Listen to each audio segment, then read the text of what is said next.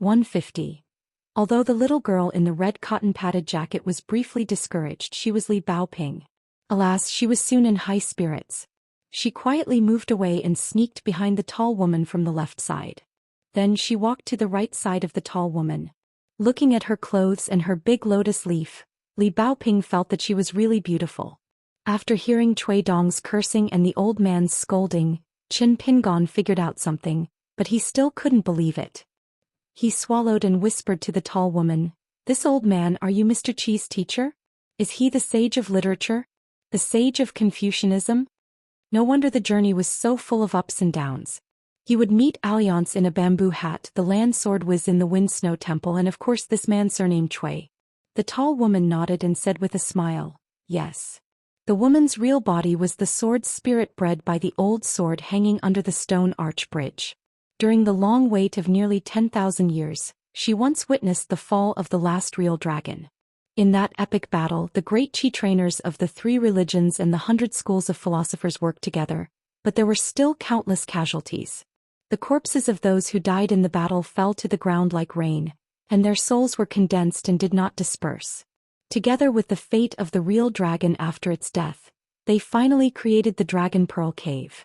However, she regarded it as a child's play. This sword spirit watched coldly from the beginning to the end. Occasionally, her eyes lit up, and she secretly picked up a few beautiful objects without anyone noticing. She originally thought that she would spend the rest of her life either sleeping or yawning, visualizing those magnificent ancient ruins and drifting around them. She was even worse than a wandering ghost, drifting with the waves in the river of time bit by bit, waiting for the day when the spiritual energy would disperse completely. However, when the Dragon Pearl Cave was broken, she chose Qin Pingon as her second master, not Ningyao, who was born to be a great sword whiz, not Ma Kushuan, who had a good background, not Xie or Chao Shi, who were born and raised in a small town. Qi Jingchun had contributed greatly to all of this. First, it was that night when Qi Jingchun sat alone on the covered bridge until dawn, right under the inscribed board. His purpose was to persuade her to open her eyes and take a look at the boy from Mud Bottle Alley, even if it was just a glance. Actually, the sword spirit did not feel anything at first glance. She had seen too many surprises in her life. Therefore she was indifferent. To her, whether the Black Pearl Grotto heaven collapsed or the heavenly Tao retaliated and the people suffered, it did not affect her at all. However, she was indeed a little curious. Why did Qi Jingchun, a scholar who was said to have the potential to establish a sect, choose a child who had not even studied before? So after that day she looked at the young man a few more times, but she still didn't feel anything. Later, when she was really bored, she finally remembered that before Qi Jingchun left, he used his identity as the sage of the small town to intercept the Yi Shui in the river of time for the last 10 years in the Black Pearl Grotto heaven. It was fished up by Qi Jingchun with great magic and placed under the covered bridge. Therefore one day when she had nothing to do, she had to find something to do, right? She began to show her real body hovering above the water under the covered bridge. She combed her hair while watching the water. It was all bits and pieces of the boy from Mud Bottle Alley. There were hidden plots behind the scenes, trivial matters in the streets, good deeds with hidden evil intentions, and disasters caused by unintentional actions. There were family affairs, joys and sorrows, sadness and sincerity, life and death. She thought it was quite interesting, much more interesting than watching a group of children fighting and beating up a small worm. For example, there was a child who carried a basket that was almost half his height, saying that he was going to the mountain to pick herbs. But before he went up the mountain, he cried earth-shatteringly. Another example was a child standing on a small stool, holding a spatula in his hand and muttering that he must cook a delicious meal tonight. It was neither salty nor bland, just right. Another example was a child who ran away from the Tonghulu stall, drooling as he ran. He could only imagine how it tasted when he was young. Finally, another example was a child who, in order to survive, fished in the depths of the stream at noon. He didn't know that it was difficult for immortals to catch fish at noon, and his skin was darker than charcoal. The sword spirit knew that these were all hardships, but she never felt that they were unbearable. Because the sword spirit had followed her master on expeditions everywhere, mountains of corpses and seas of blood, and the remains of gods could be piled up into mountains. The monster cores of those big monsters could be strung into Tonghulu, which was crispy and crunchy. Those figures that turned into extraterrestrial demons covered the sky and the sun, and could be destroyed with a sword. So when Qi Jingchun found her again, she was still unwilling to agree. But when Qi Jingchun, a sage who was good at reasoning, was at his wits' end, Qi Jingchun took back the handful of water of time and gently poured it into Dragon's Whisker stream on the covered bridge. Those scenes flowed slowly from the youth Chen Pingon, who was in a hurry to deliver the letter, to the child Chen Pingon, who was in the Immortal's tomb, praying for his mother's health. The moment Qi Jingchun poured the water, he decided not to insist on persuading the sword spirit. He began to walk to the end of the covered bridge, and at the last moment of his great disappointment, an unintentional sentence finally moved the stone-hearted sword spirit. "We are all very disappointed in this world." The sword spirit remained calm and collected. The last scene was of the child bidding farewell to his father in Mud Bottle Alley. "Father, I'm 5 years old, I'm an adult." The sword spirit looked at the figure and said, "Let him walk on the covered bridge. If he can persist, I'll consider it." Qi Jingchun turned around in shock, then laughed heartily and nodded vigorously. "I believe in Chen Pingon, please believe in Qi Jingchun." The man strode down the steps of the covered bridge, his 2 big sleeves swaying violently as if they were filled with Qi Jingchun's youth. The sword spirit's thoughts were interrupted by the youth's question. The youth asked cautiously, "Since she's Mr. Qi's teacher, can we not fight?" The sword spirit let go of the snow-white lotus leaf in her hand. It first floated into the sky, then suddenly became huge, holding up the vast sky with a radius of 10 miles. She shook her head and said, "For Mr. Qi you have to fight." Chen Pingon scratched his head and said, "Although I don't know why, since it has something to do with Mr. Qi and you said so, I believe you." The youth paused for a moment, his eyes firm. He stared at the tall woman and grinned. "Let's fight." She smiled knowingly and shifted her gaze to the old man who was still delaying. He had spent half a day to untie the knot on the binding scroll, but he was still muttering. "I used to only know how to hide in the study room and missed a lot. After leaving the Forest of Merits, I wanted to try a life I didn't dare to imagine before, such as drinking to my heart's content, quarreling with people with thick necks, eating spicy food, swimming in the water shirtless, and so on. I've been to many places and seen many famous mountains and rivers." She joked. "Master Wenxing, it's not over yet. Your neck will be cut by a knife, yes, a sword. It's meaningless to drag it out like this." The old man said angrily, "I'm waiting for you two to change your mind."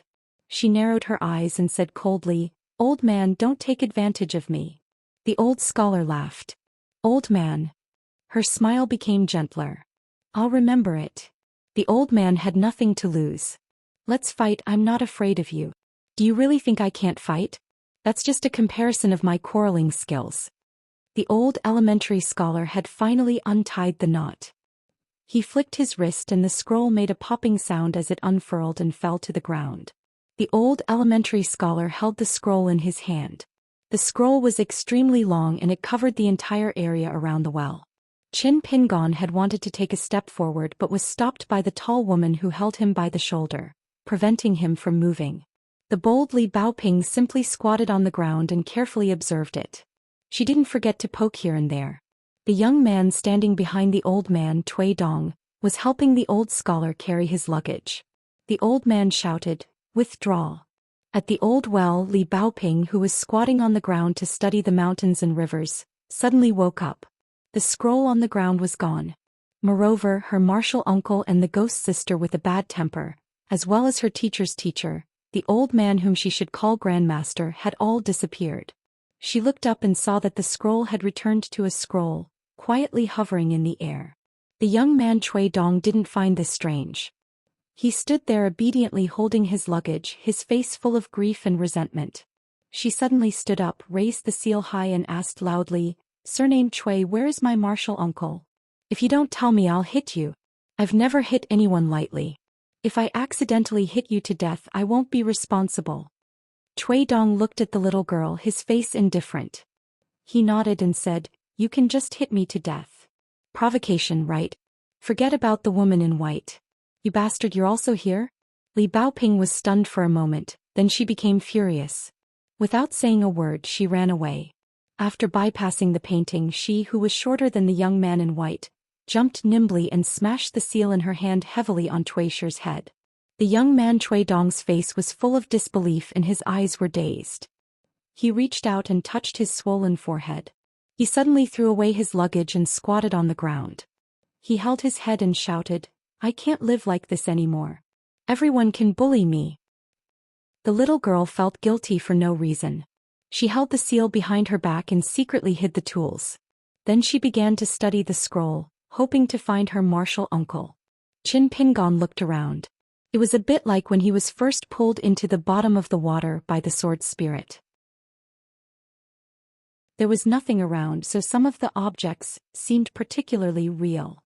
For example, there was a high wall in the distance. No matter how Qin Pingon stretched his neck, he couldn't see the end of the wall. The woman in white standing beside him reached out and held the black hair tied together by a golden knot. She smiled and said, "This is in the Book of Mountains and Rivers, and also in the consciousness of the Sage of Literature. It's complicated and troublesome to talk about it. You only need to know that you can use your sword here. This is also one of the reasons why I agreed to the old man's request. Otherwise we would have fought on the cliff by the river." Her other hand suddenly pressed on Qin Pingon's shoulder. "It's too close now so you can't see the real appearance. I'll take you back a little. Let's go back 800 miles first." Qin Pingon felt that his whole body was moving as fast as lightning. He didn't know how far they had retreated. When he finally stood still, the teenager couldn't care less about the discomfort in his body and the boiling in his mansion of qi. He opened his mouth and looked at that mountain.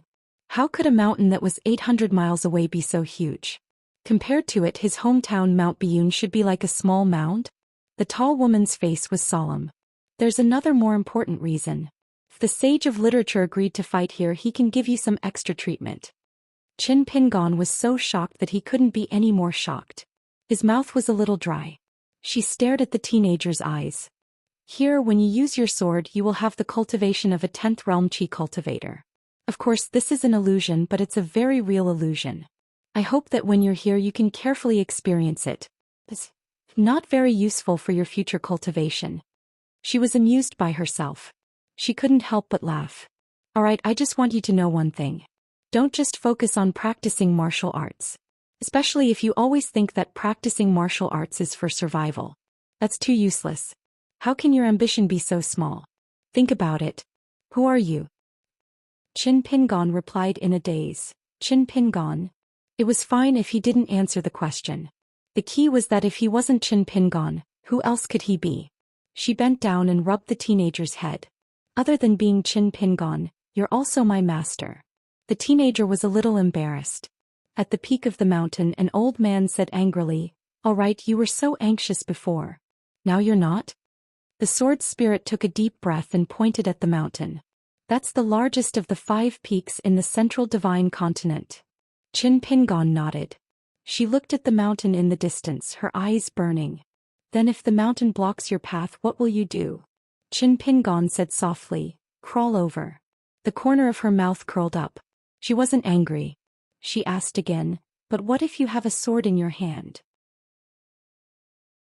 Qin Pingon recalled the scene of himself opening a path with a hatchet in his hand. He asked, "Cutting through the mountain?" She laughed loudly. "Yes."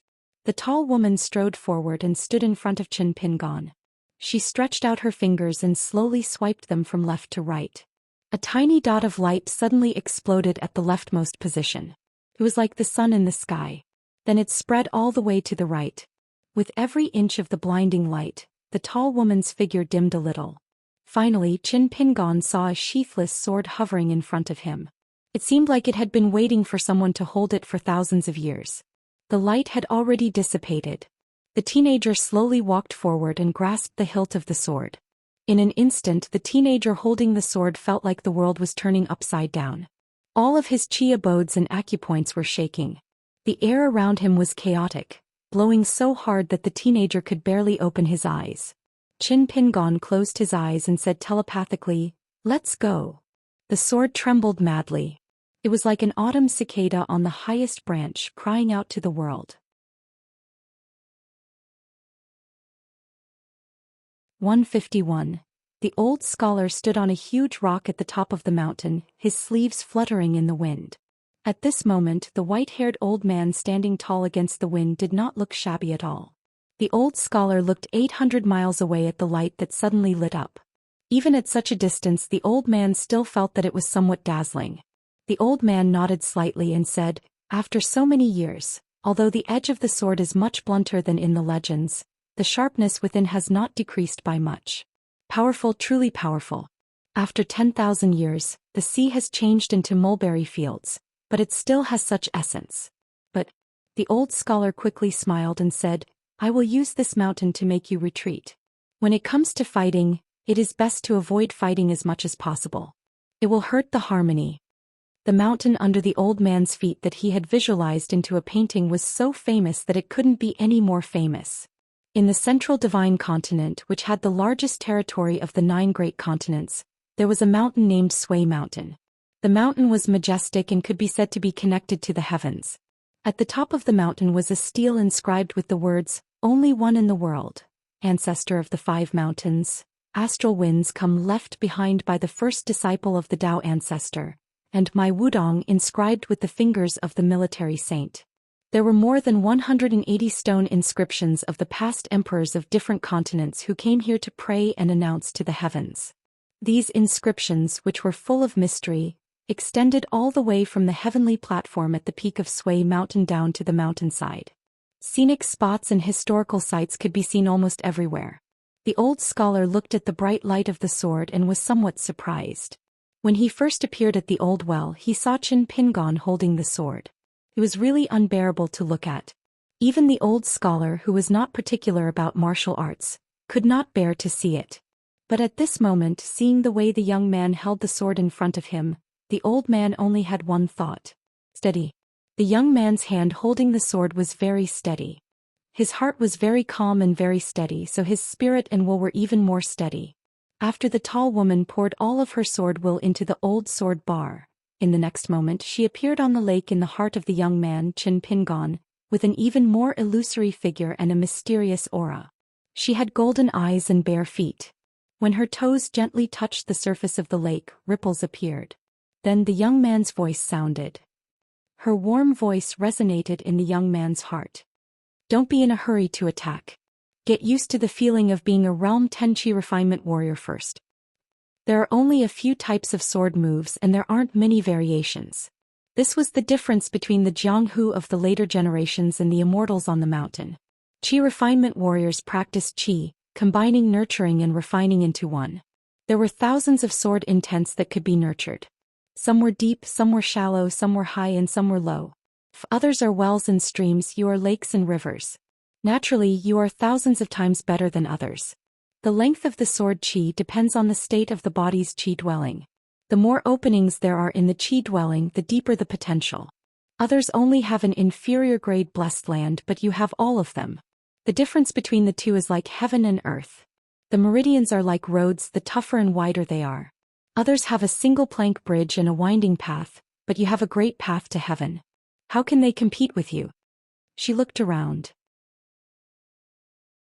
After seeing the young man's mental state, she was full of smiles and said softly, "Do you understand?" The young man was struggling to get used to the feeling of being a Realm Tenchi refinement warrior. In addition, the airflow around his body was extremely chaotic. He could not even open his eyes, let alone speak. Fortunately, she told him that he only needed to think in his heart. The young man told her honestly, "I understand, but I don't know how to do it." She was not surprised at all and laughed out loud. Qin Pingon did not understand. He continued to try his best to get used to being a Realm Tenchi refinement warrior. That strange feeling was indescribable. It was like a starving person who suddenly had his stomach stuffed with fish and meat. There was not a single gap left and all of his qi dwellings were opened up. That vital qi that had originally been like a roaming fire dragon suddenly changed from the size of a needle to the size of an exaggerated loach. It swam rapidly in all of his meridians, rampaging and unobstructed. Along the way, it continuously engulfed the vital qi in all of his qi dwellings and acupoints. It was like a rolling snowball. It looked like it would not stop until it became a real flood dragon. His body was as clear as glass. The meridians of his torso stretched like golden branches and jade leaves. Pure vital qi, returning to one's natural state, seeing and living for a long time. The sayings that Lin Shui had mentioned before appeared in Qin Pingan's mind one after another. Above the Heart Lake, she said softly, it's still a little short. Swordsmen are not ordinary qi refinement warriors after all. Then she raised her head and looked into the distance. Through Qin Pingan's elixir chamber, she looked directly at the huge rock on the peak of the mountain. She smiled and asked, what do you think? Otherwise, if you shamelessly use this sway mountain to defend against the enemy, it would be too unfair. I want you to lose wholeheartedly. The old elementary scholar understood and laughed heartily. After a slight hesitation, he retracted his gaze and looked around the entire mountain. Finally, his gaze focused on a cliff. On it, there was a strange calligraphy written by an ancient sword immortal with abundant sword qi. It was the flying sword calligraphy that attracted countless sword cultivators in the Central Plains. Some even built huts at the bottom of the cliff to comprehend the way of the sword. Just take it. How much you can take depends on your ability. Back then, little Zhou was like you. Before he officially learned the way of the sword, he inadvertently climbed the mountain to look at the calligraphy. Just by looking, he took 6 words. One's talent in swordsmanship can be seen immediately. Among sword cultivators there are many geniuses, but there are also big and small geniuses. These 5 words will definitely make you a sword immortal. Qin Pingan, let's see how good your foundation is. The old elementary scholar waved his sleeve and the 7 ancient characters on the cliff flew out of the cliff and swept towards Qin Pingan, who was 800 miles away. In the blink of an eye, they reached Qin Pingan's side. They had already become palm-sized ancient characters, shining with golden light and shining brightly. One by one, the characters revolved around Qin Pingan rapidly. But in the end, not a single word was willing to come close to Qin Pingan. The distance between them grew wider and wider. Finally, they turned around and flew back. After seeing this scene, the old elementary scholar was embarrassed and guilty. He muttered, I overreached myself. Little Pingan, I'm sorry. Who would have thought that these characters would be so disrespectful? The woman who stepped on Qin Pingan's heart lake snorted coldly. The old elementary scholar smiled awkwardly. Tricky, really tricky. What should I do? Don't worry, I'll just change to a more convenient method. It won't be a problem for me. I'm old friends with Mount Sway's mountain god. I'm well aware of his background. If it doesn't work, I'm not surprised that those 7 words don't like me. At this moment, Qin Pingan opened his eyes a little. He stopped talking to the tall woman through his mind and directly said, and in fact I don't want them really. He was shocked. The young man increased his strength and held the long sword in his hand. He slowly said, when I was practicing boxing, I always had a feeling that at the end of the practice my fist would be very fast. I even felt that it would be the fastest. Now that I have you by my side, I feel that it's enough. I don't need any words at all. The next sword will be very fast. Believe me, it will be very fast. The woman nodded. The old elementary scholar was also stunned. He clicked his tongue and said, your tone is really like Shao Qi's when he was young. There was a smile in the old elementary scholar's eyes, but he deliberately raised his voice and snorted coldly. I'd like to see if this sword can make you, a kid at the 10th level, exert the strength of the 11th or 12th level. Qin Pingan, don't drag me down. In the end, you'll only show the strength of the 7th or 8th level. Come. If you don't show me this sword, it'll be too late.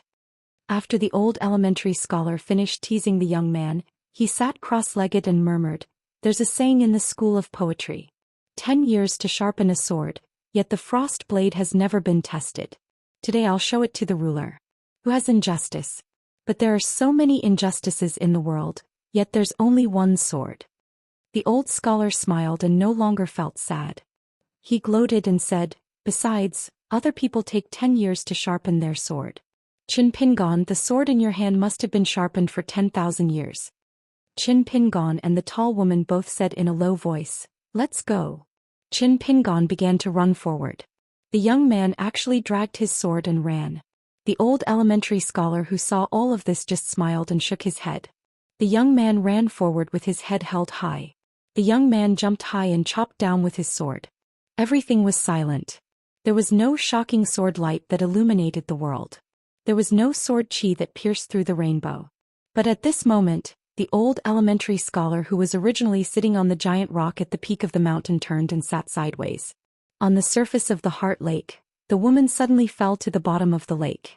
She closed her eyes and said slowly, "It's been 10,000 years." At the same time, beside the well of the Autumn Reed Inn, Li Baoping, who had been studying the scroll, suddenly opened her eyes wide.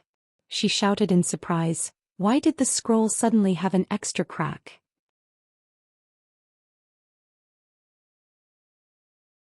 152. Cui Dong, who had been sitting on the ground in a daze, glanced at the little girl and the painting scroll. He said angrily, "Even if the sky falls down, this painting scroll won't be damaged at all." On the phone, "Do you know what it means when the sky falls down? There was once a nameless person in the Earth Divine continent who pierced through the celestial river with his sword and directly drew down the endless water from a yellow river cave. From afar, it looked like a huge hole had been torn open in the sky and water was pouring down. This created the second of the 10 sceneries in the world, the Yellow River Heavens, as well as the White Emperor City in the colorful clouds. The city lord of White Emperor City was incredible. He was one of the few people who dared to call himself the devil cult's orthodoxy. He was very dissolute. I once had the fortune to have a talk with him. At the Colorful Clouds River outside White Emperor City, it was known as the 10 Colorful Clouds Games. He lost more than he won, but even though he lost, it was still a glorious defeat. After all, the flag with the words "Honoring Heaven to Play Chess First" had been erected on the city wall of White Emperor City for more than 600 years. The number of chess players who were qualified to play chess with the city lord could be counted with one's fingers. The little girl didn't like to listen to such nonsense. She said angrily, "What are you showing off for?" I said, "The painting scroll is broken, so it is broken. If I win, do you want me to stamp my seal on your forehead? Do you dare to bet?" Bet. Cui Dong immediately became interested. His dejected expression was swept away. He suddenly stood up, patted his butt and asked with a smile, "What if I win?" Li Baoping said generously, "If young martial uncle comes out of the painting scroll and still insists on killing you, then I'll go back and collect your corpse. Tell me, where do you want to be buried? How about the Immortal graveyard in our town? I go there often and I'm more familiar with the road there. Can save me a lot of trouble." Cui Dong grimaced and stretched out his hand. Stop. If I win, help me persuade Chen Pingon. Not only can he not kill me, but he also wants to take me as his disciple." The moment he left the old well, he was heavily hit on the forehead by Qi Jingchuan's complacent meditation seal, which completely destroyed the last bit of great spirit in this body. He really fell from the 5 states cultivator to an ordinary person. As Qi Jingchun said at the Yuan family's old house, if he didn't repent, he would make Cui Dong suffer. However, the general trend of the eastern Aquarius continent was like this. Dolly went down south and the arrow on the bow had to be released. Moreover, Cui Dong himself walked on the road of Dao and there was no turning back. He couldn't retreat even half a step. Therefore, even if he was sure that Qi Jingchun had a backup plan, Cui Dong still did what he should do. At most, he would be more careful in his actions and words. But no matter what, whether it was the young Cui Dong or the imperial tutor Cui Dong in the capital city, no matter how treacherous, bloodthirsty, or shrewd he was, he never lacked the magnanimity to admit defeat. This was something that Cui Shi had never given up on ever since he became a disciple, from the start of his life as a student, to the state teacher of the small northern Aquarius continent. Li Baoping shook her head and said, "Even if I win, I won't agree to this kind of thing." Cui Dong blinked. "If you don't do this kind of business, how can you become a little teacher of Cliff Academy, a female teacher?" Li Baoping looked at this martial uncle of the past with disdain. The little girl had said her own words, and it was as if she had killed a tiger that was entrenched in her heart. She never cared about collecting corpses. With a leap, she ran to an unknown distance to find her next opponent. Even teacher Qi Jingchun was once helpless against this. The little girl raised her arm and waved the white seal in her hand. "Are you afraid?" Cui Dong chuckled and said, "A little girl who grew up in the mountains, I won't lower myself to your level." Li Baoping slowly retracted her arm and lightly exhaled at the seal. It was as if she was preparing to find a place to stamp it. Cui Dong swallowed his saliva. "Li Baoping, don't be like this. If you have something to say, let's talk it over. We are all Confucian students. A gentleman uses his mouth, not his fists. After all, we are fellow disciples of the same sect. Besides, Aren't you afraid that Martial Uncle won't like you in the future after seeing how arrogant you are? Aren't you afraid? Li Baoping laughed happily. Martial Uncle won't like me? The person Martial Uncle likes the most in the world is me. Cui Dong sighed. But one day your Martial Uncle will have a girl he likes the most. The little girl said without hesitation, then the second person will like me. That's something to be happy about. Cui Dong looked at her as if she were a fairy or a ghost. Is that even possible? The little girl suddenly revealed the exact same expression and looked behind Cui Dong. Cui Dong turned his head, thinking that some accident had happened. His body couldn't withstand the slightest bit of torment, but in an instant Cui Dong knew that something was wrong. There was nothing behind him, nothing out of the ordinary. A seal hit his forehead at lightning speed, causing Cui Dong to fall backward on the spot. During the process of falling to the ground, the young Cui Dong was inconsolable. This was the third time. Lying on the ground with his face up, Cui Dong said angrily, Li Baoping, if you dare to use the seal to attack me again, you will drop from the second favorite to the third favorite and so on. Think about it yourself. Cui Dong was once the scholarly sage. No matter what, my words should have some weight. Don't say that I didn't warn you. Of course, these were deceptive words. The scholarly sage did have the supernatural power to speak the heavenly law, but the requirements for the inherited fate and the nourishment of one's own great spirit were extremely strict. Now Cui Shi was empty-handed except for the external belongings stored in the Fengxuan treasure and a bag of golden branches and jade leaves. To make matters worse, the Fengxuan treasure was like the narrowest cave in the world. Even if the owner of the Fengxuan treasure was connected with the Fengxuan treasure, there were requirements for the realm of the Qi cultivator. Cui Shi's Fengxuan treasure required the owner to be at least at the 5th state of cultivation. For others to forcefully break through, they had to be at least at the 10th state, such as the sword cultivator of the military school. As for the 11th state, it was easy to open. The reason was simple. The treasure was one's home, but the door was locked. The 5th level of cultivation was the key in the owner's hand, and the owner had to open the door to enter. If a bandit wanted to break in, it was not impossible, but it was very difficult. At the moment, Cui Dong's physique was extremely weak, including his soul and body. He was even weaker than an ordinary weak teenager. If he was properly nourished in the future, it was possible for him to recover the strength of a normal person. As for cultivation, it was really up to the heavens. It depended on great opportunities and great luck. However, Cui Dong felt that with what he had encountered along the way, he was already very satisfied to be able to live and be Qin Pingan's disciple. The 12th level of the scholarly sage fell to the 10th level of cultivation, then to the 5th level, and finally to Immortal, who could not fall any further. Cui Dong felt that his life was really full of ups and downs. How dare you threaten me? This guy doesn't learn from his beatings. He's even worse than Li Huai. Li Baoping was so angry that she rushed over, squatted behind him and quickly stamped the young Cui Dong's head. She was swift and fierce like a storm. Caught him off guard. Even a person with a strong heart like Cui Dong felt that there was nothing left to live for at this moment. After all, his opponent was just a little girl, not the old scholar or Qi Jingchun. In the mountain river painting, the young man who swung his arm and slashed down lost consciousness when he fell to the ground. He was held in the arms of the tall woman who had recovered her true body. She carefully supported Qin Pingan to sit on the ground with her hands gently hugging the thin young man.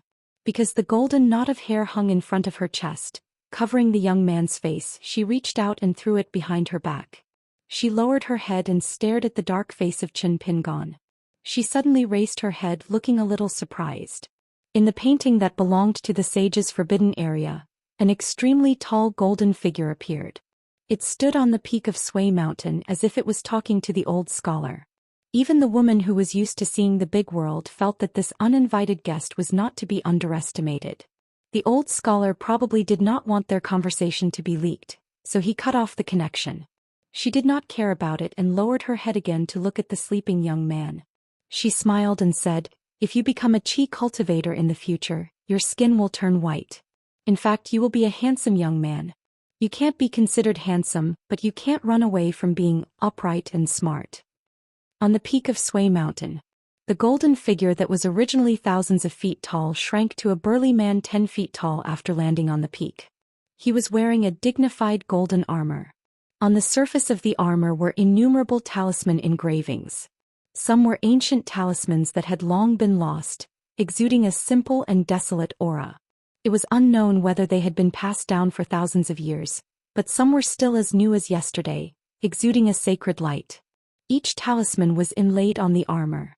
Between the lines, the words were like golden rivers and the words were like golden mountains. The old scholar felt a little guilty. He shrunk his neck and deliberately looked around.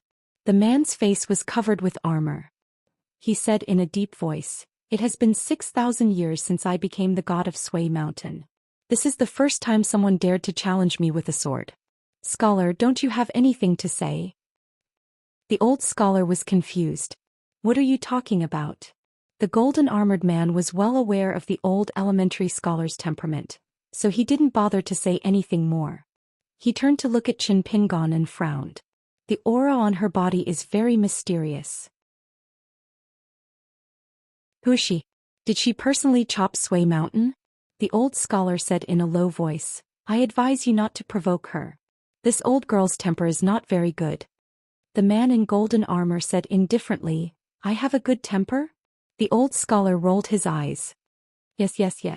You all have bad tempers. I have a good temper, okay? You all like to be unreasonable with people who are reasonable. I'm so angry." The man in golden armor seemed to have thought of something. The originally hostile atmosphere suddenly disappeared.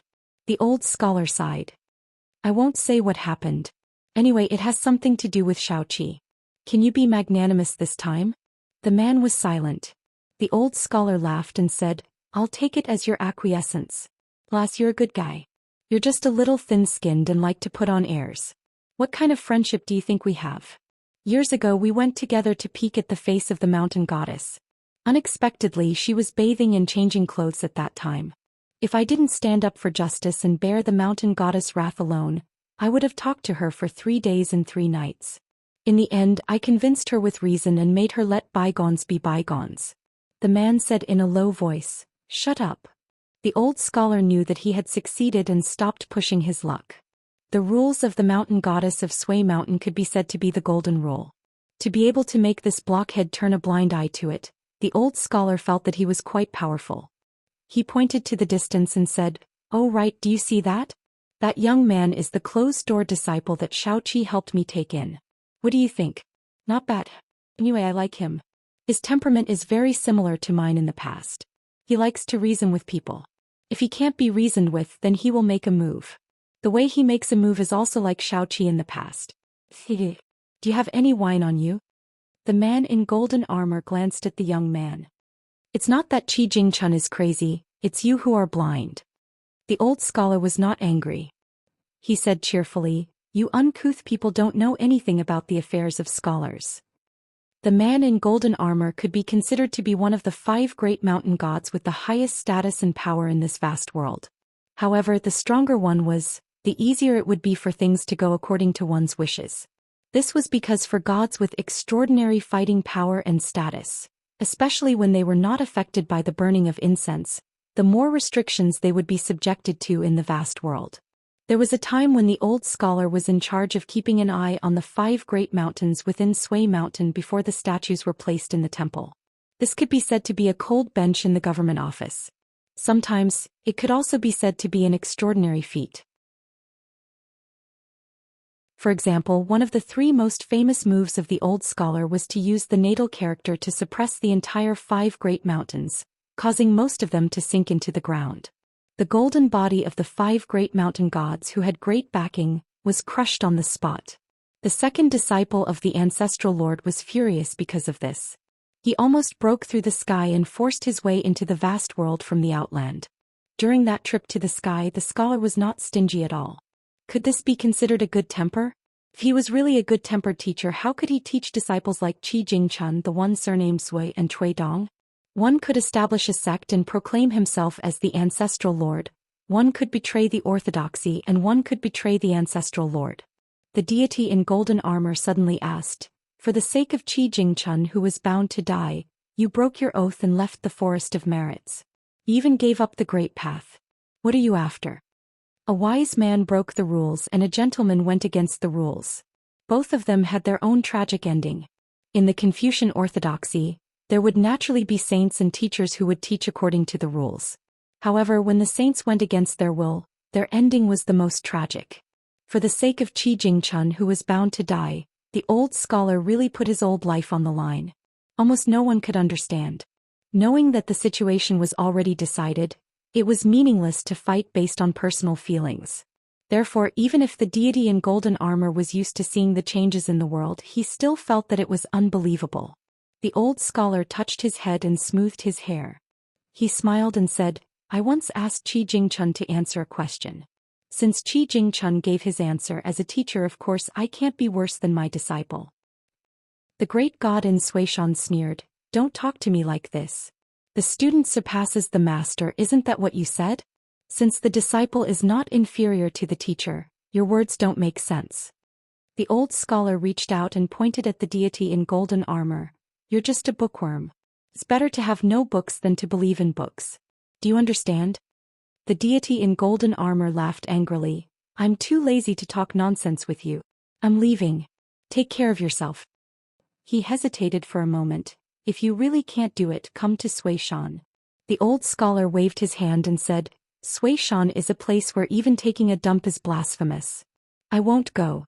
Besides, now that I've lost the opportunity to prove my Tao, I don't have the ability I had before. But if anyone wants to deal with me, just bring it on. It's a pity.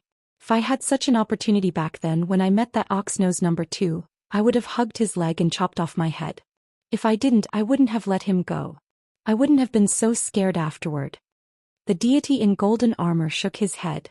He really didn't have the mood to talk. He didn't want to talk about the past with this scholar. Anyway, since he knew the old scholar, he felt that every time he met this guy he would be disappointed. But after every disappointment he couldn't help but look forward to the next meeting. How strange. The old scholar suddenly shouted, "Don't go, don't go. I have something to ask of you. It's just a small matter. Don't be afraid." The deity in golden armor didn't say anything. A golden light rose from the ground and was about to leave this place. But in the next moment he returned to his original form and hovered in the air. It turned out that the old scholar had shamelessly reached out and grabbed his ankle, hanging in the air with him. He had no choice but to land back on the ground. He looked at the old scholar, who was laughing and clapping his hands, and said angrily, "How humiliating. If you have something to say, say it." The old scholar rubbed his hands. "Didn't I just take in a closed-door disciple? The first impression I gave him was probably not too good. I wanted to make up for it, so I gave him a gift. After all, it's going to be goodbye soon. I really didn't have the chance to teach him. I feel guilty." The deity in golden armor sneered, "Help you prepare a gift? Sure, that's easy. I have a Xingyu sword that has lost its sword spirit. Do you want to give it to your disciple? Is it enough?" The old scholar blushed with an insincere look. "How can I do that?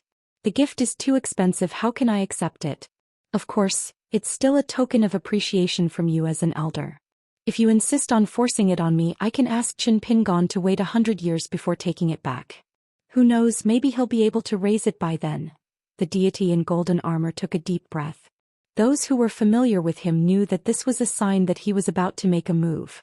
The old scholar immediately said in a serious tone, "How can you spoil it through excessive enthusiasm? You really have the heart. Don't you know that more haste makes less speed? This little disciple of mine is going to travel and study with a sword.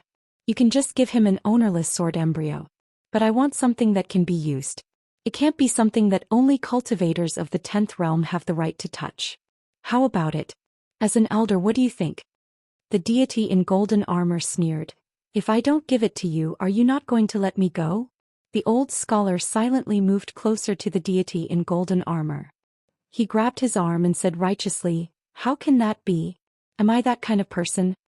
Zhou Xian Guru shook his head helplessly. "For these disciples, you really don't care about your life or your face. Fine, fine, fine. I'll take it." With a flick of his wrist, a fist-sized silver object floated in front of the two of them. The old scholar's face turned serious. He didn't rush to take it and asked, "Do you have a motive for coming here? Otherwise, why would you casually bring this thing with you? Although it's not an exaggerated treasure, it means a lot to you. If you don't tell me clearly, I won't accept it." The deity in golden armor crossed his arms and looked to the south. How do you think I followed the clues here? The old scholar frowned. Wasn't it because your cultivation is high and you're connected to Zhou Xian's fate? That's why I made a big commotion here and revealed a flaw that you could take advantage of? The deity in golden armor turned his head and asked, "Do you really not know, or are you playing dumb?" The old scholar was puzzled. Since when did you learn to keep people in suspense? Although my fake Zhou Xian was split open by a sword, it won't have any substantial effect on your side. The ferocious deity in golden armor finally couldn't help but curse. Motherf asterisk cur. That sword directly chopped down on my Zhou Xian. Now you're pretending that nothing happened. Although to outsiders when that sword appeared it was already at the end of its flight, but my Zhou Xian has a mountain protecting formation. How many people in the world can break into the formation with just one sword? Right now the entire Earth Divine continent is abuzz with discussion, guessing whether it's your so-called ox-nose number 2 side hinting at something, or whether those old bastards from the Great Wall of Sword Chi have come to seek justice. The old scholar was dumbfounded, so fierce. These words poured salt on the wound of the deity in golden armor. He was so angry that he swept his arm and directly smashed the body of the old scholar hundreds of miles away, landing heavily in the river behind Zhou Xian. He snorted coldly and slapped the inconspicuous piece of silver with his palm, flying towards the place where the old scholar fell into the water. Then, a golden light as thick as a mountain broke through the sky of the mountain and river painting, returning to Zhou Xian in the Earth Divine continent. In the river behind Zhou Xian, the old scholar leisurely dog-paddled his way back to the shore. With a shake of his shoulders, the soaked scholar's robe instantly dried and refreshed. He opened his palm and looked at the silver ingot, frowning. It's hot. When it came to opportunities, whether it was given by a teacher to a student or a master to a disciple, it was all about progressing step by step. It was never better to give something as big as possible, but it was better to give something that one could hold, carry, and eat. Otherwise, those 1,000-year-old tycoons of the mountain immortals, who had accumulated so much wealth and passed it down from generation to generation, would throw an unparalleled divine weapon to their son who had just become a chi cultivator today. Tomorrow their grandson who had a good foundation, would give him a magical weapon that could easily break mountains and massacre cities. In this way they would have long rebelled. Why should the vast world listen to the rules of the academies? Furthermore, karma was the most annoying. It was very troublesome. That was why the old scholar had secretly taken away the jade hairpin. In fact, Alliance had not seen through its true nature. Naturally, the old scholar had given it to Qi Jingchun with a deep meaning. It was to deal with the worst outcome. If Qi Jingchun really made enemies from all sides one day, at least he would have a place to stay. It was a pity that Qi Jingchun had chosen not to use it in the end. Besides not wanting to implicate his teacher, the old scholar, in the meritorious forest, it was probably also one of the backup plans to protect Qin Pingan. It forced the old scholar to personally make a trip to the Aquarius continent to meet the little junior that Qi Jingchun had helped his teacher to accept. At that time Qi Jingchun had already died. Even if his teacher had come from afar and was not satisfied with this closed-door disciple, for the sake of Qi Jingchun's face, with the old scholar's temperament, most likely he would have pinched his nose and accepted it. In the future, if Qin Pingan really met a hurdle that he could not cross, even if the old scholar had to imprison himself in the meritorious forest, he would still be able to leave with a few words. However, Qi Jingchun had miscalculated one thing. He did not expect his teacher to leave the meritorious forest so quickly. It was for him. Just like how he had done it for Qin Pingan. Perhaps this was the true meaning of a kindred spirit. The old scholar took a step forward and came to the top of the mountain. He sighed, "Little Qi, when it comes to protecting people, you are much better than me. Yes, I am very satisfied with this closed-door disciple of Qin Pingan. After thinking about it, I also thought of something in the meritorious forest. I was lacking such a student." The old scholar's eyes suddenly widened. Where is he? The old scholar was so anxious that he stamped his feet. Suddenly he calmed down and said with a smirk, "Oh really, this disciple of mine is still young. Oh, he seems to be 14 or 15 years old. He is not young anymore. In many places outside he is already married and has children." Somewhere in the sky a woman smiled and said, "Twice." The old scholar pretended to tilt his head and pricked up his ears. What did you say? I can't hear you clearly." Not only am I hard of hearing but I also can't speak clearly. My words are always misunderstood. No wonder he was able to teach such a big disciple like Cui Dong. After the voice disappeared, the old man turned his head and looked at a huge rock. On top of it were the words, "Directly to the heavenly court." The old man retracted his gaze and looked down the mountain. "I still want to see the great rivers and mountains. 1,000 years is too short, 10,000 years is not long." When Qin Pingon woke up, he found himself once again sitting on the railing of the Golden Arch Bridge. The bridge was still as long as before. He could not see the end and could not see the end. All around him was a sea of clouds, making him feel at a loss. He could not imagine what would happen if he slipped and fell. Would he be smashed to pieces? Would he fall all the way to the endless abyss? Would it be because the journey to the surface was too far? If he did not starve to death, would he have been 15 years old when he fell to his death? In fact, Qin Pingon had always been thinking about some strange things. It was just that he had never been to school, so he was very unsophisticated. The woman in white sat side by side with Qin Pingon and said softly, "This used to be a battlefield. When the war ended, only this arch bridge was left. Look over there, there used to be a East Heavenly Gate standing there. It was quite big. At that time the guy in charge of guarding the gate was a perverted man. He wore a silver armor named De Shuang. He was not a bad person, but his mouth was a little cheap. My first master fought with his superior and won. At that time the latter had a few helpers watching from afar. However, no one dared to show up to help." Qin Pingon followed the direction of her finger and saw an empty space. Occasionally there would be a flash of colorful light. She said softly, "Now there is nothing left." Qin Pingon was a little fascinated and said, "I see." She swayed her feet gently and put her hands on the railing. She smiled and said, "Cultivation, cultivation," and painstakingly built the longevity bridge. It is to build a bridge to stay and not become a speck of dust in the river of time. That is why everyone likes to call themselves upstream. Qin Pingon nodded. He could understand this sentence. Who would not like to live well? She turned her head and asked with a smile, "Are you tired after such a long journey?" Qin Pingon thought seriously, "I'm not tired. Compared to when I was young, it was actually easier to collect herbs and burn charcoal in the mountains. It's just that I can't sleep well when I meet too many strange people and things." Qin Pingon turned his head and smiled happily, "But I slept very well just now. Although I was poor in the small town, I could sleep every day. Now that I am traveling with Bao Ping and the rest, I dare not do so. I am afraid of accidents." She continued to ask, "No complaints?" Qin Pingon thought about it and imitated the fairy sister beside him. He held the railing with both hands and swayed his feet. He looked into the distance and said softly, "Yes. For example, how can a girl named Zhu Lu be so unkind? A female ghost in a wedding dress killed many passing scholars just because she felt that the man she loved no longer loved her. If Bao Ping and the rest were not by my side, I would have used a wisp of sword aura to kill her. As for other matters, it's hard to say that I'm complaining. I can't talk about them, but I'm still a little annoyed. For example, Li Huai always doesn't study hard. No matter how I persuade him, he won't listen. I really don't know how Mr. Qi could endure not beating him back then. Also, after eating all the delicious delicacies, these guys don't like the food I cook. I'm actually quite depressed. Oil and salt are very expensive. Also, when I go fishing by the river, I can't pick the right time and often can't catch many fish. Every time I go back and see their faces full of disappointment, I feel very wronged. If it wasn't for the fact that I don't want to delay your journey, give me a day or two to build a nest and stay up at night to catch fish. I can catch any fish no matter how big it is. The most recent one was when Lin Shi was angry. Actually, I felt very guilty. Although I mainly did it for his sake, I also had selfish motives.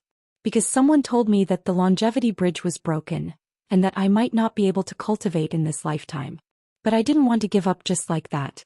Firstly, I promised you that I would become an immortal who could fly around in the future.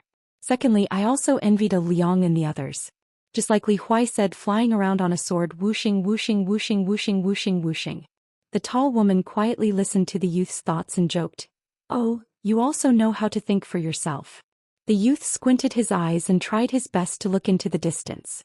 He smiled and said, "Of course. After my parents passed away, I have always been thinking for myself. It's difficult to think for others. Actually, after meeting you guys, I became like this. I fought with people, bought mountains and shops, learned how to read and write, made small bookcases, practiced martial arts, spent money to buy books, chose routes, sharpened knives and fed horses. I am very busy every day, but I don't regret it. I am very happy. Qin Pingon muttered, I do miss them. I wonder if they are doing well. She also sighed with emotion at the youth's words. I see. Qin Pingon suddenly turned his head and said in a low voice, Fairy sister, I am rich now. Very rich. She couldn't help but laugh. But when she remembered the youth's growth, she quickly felt relieved. Just putting up the Spring Festival couplets on New Year's Eve was such a big matter. If the youth could talk about it for so many years, then having money was of course a happy thing. The youth's eyes suddenly became firm and said, Fairy sister, don't worry. I will do my best to do what I promised you. She turned her body sideways and reached out her hand to place it on the youth's head. She said gently, I am already very happy to be able to meet you. She seemed to feel that it was not enough. She simply bent over and pressed her forehead against the youth's forehead. The simple youth was just naturally shy. He wanted to scratch his head but didn't dare to. She smiled and stopped her posture. In the end, the sword spirit and the youth were barefooted and the other was wearing straw sandals. They looked into the distance together and shook their legs. Time passed, but they were unaware of it. If today was a crossing point in the river of time and went against the flow for 20,000 years, the sword spirit's killing power and murderous aura would be unrivaled.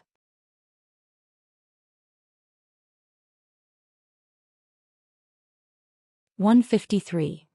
With a tap of his toes, the old scholar traversed 800 miles of mountains and rivers in a single step and landed at the place where Qin Pingon had handed over the sword. He began to walk slowly, raising his arm and bending his fingers. He seemed to be knocking on a door, but there was no response. The old scholar retracted his hand and said helplessly, You're not particular. This kind of behavior is no different from setting up a tent in someone's house. Forget it, I'll just wait.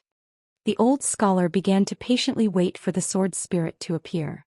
After a long wait, the old man stood in the same place, thinking about a difficult problem. He didn't seem anxious at all. A slight ripple appeared in the air. The tall woman grabbed Qin Pingon's shoulder and stepped out of the ethereal void. The old scholar came to his senses and his first words were, I admit defeat. I don't want to fight anymore. Anyway, it doesn't matter whether the other two swords are used or not, right? The sword spirit smiled faintly. Then what about your two provocations? The old man laughed. You can't do the same thing 3 times. She raised her eyes and looked in the direction of Sui Mountain. Is it the new great god of Sui Mountain? How long has he held this position? The old scholar replied, 6,000 years exactly. More than 3,000 years ago, when you sang and I appeared on the scene, chaos ensued and the East Peak Mount Sui went through 3 masters. During the most chaotic time, what was once regarded as the orthodoxy of the devil sect was directly taken over. It was truly a chaotic situation where etiquette collapsed. The current great god of Sui Mountain was able to hold his position for 6,000 years. Although luck played a part, it was more because of his terrifying combat power. His fists were hard enough and he had nothing to lose. Who wouldn't be afraid of him? The sword spirit sneered.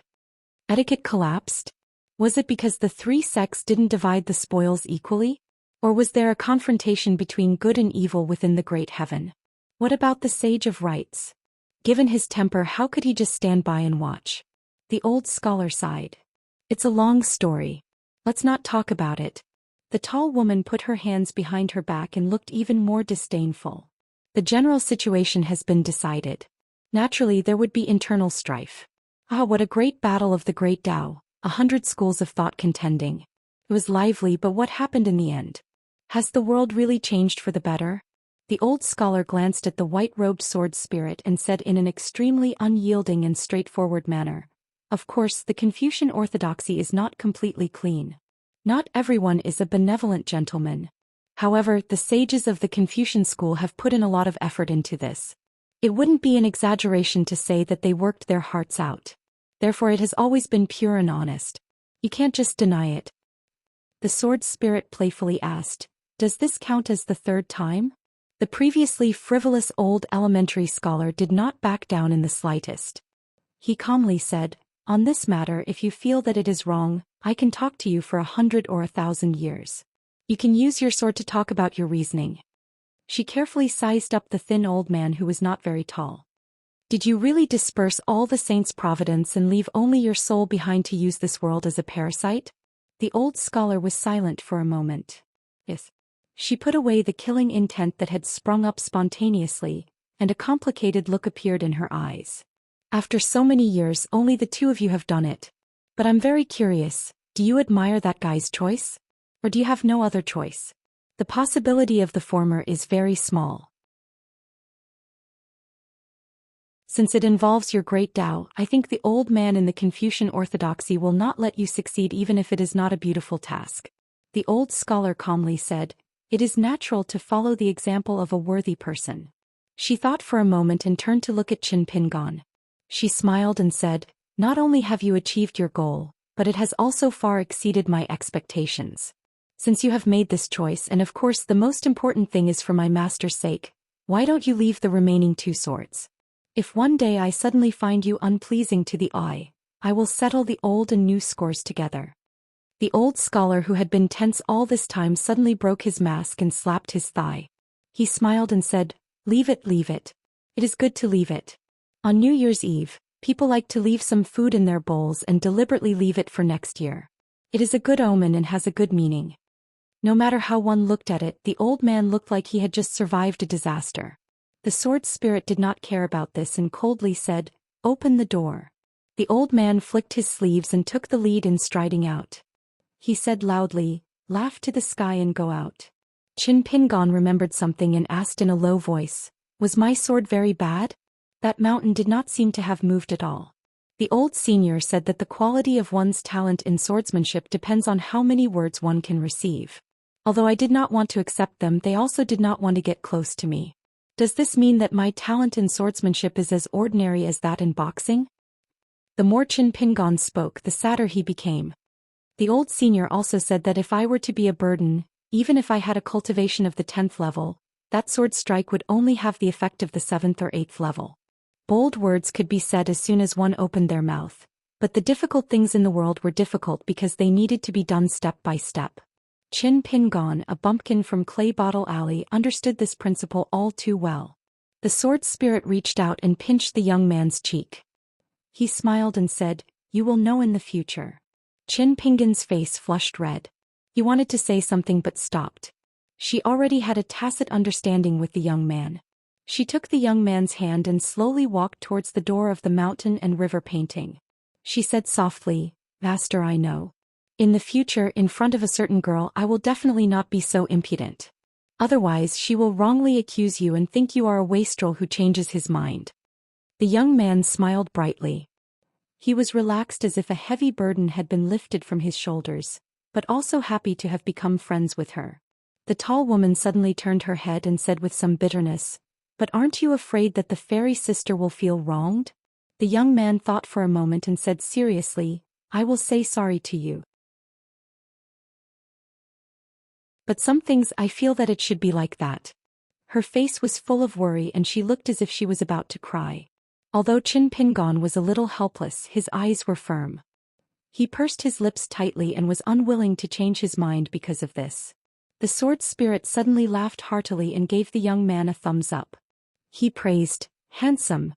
Qin Pingon asked shyly, "Are you really not angry?" She held the young man's hand and stopped walking. Standing at the door, she suddenly bent down and hugged the young man. Her face was filled with a warm smile like a guy who liked to sleep in. Hiding in a warm bed in the middle of winter and sleeping soundly, that kind of blissful feeling was really indescribable. She didn't care about how Qin Pingon felt. She said cheerfully, "Oh, my little Pingon, you are so cute." The young man instantly felt as if he had been struck by lightning. He was motionless and his mind was blank. He didn't think of anything. Fairy sister. Fairy was just his first impression. In fact, sister was what Qin Pingon felt at the bottom of his heart. She finally let go of Qin Pingon. She stood up straight and turned her head to look. There was an old man who appeared and disappeared mysteriously.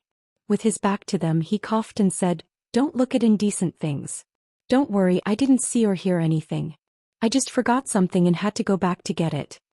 The tall woman who was in a good mood was too lazy to care about this. Etiquette, morality, karma?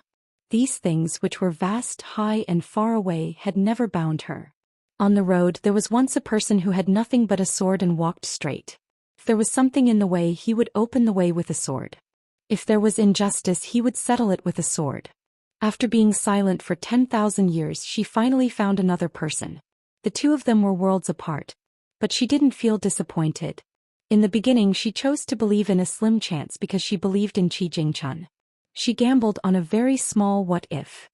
But now, even if Qi Jingchun came back to life and said that he was wrong and that she shouldn't have chosen that young man, she wouldn't listen to him no matter what he said. She let go of her hand and motioned for Qin Pingon to go first. The young man took the lead and walked out of the door. The sword spirit looked at the young man's weak shoulder and followed closely behind. Everyone had a state of mind. Qi cultivators called it the elixir chamber and the secular world called it the heart. The heart lake was just one of them. At that time she stood on the young man's heart lake and looked around. It was a vast expanse of white and clean. Then she saw a scene that wasn't so monotonous. She found the heart mirror that the young man himself didn't realize. It was a lonely child of 4 or 5 years old. He was curled up on the ground with his hands hugging his knees. He was alone with a pair of small straw sandals by his feet.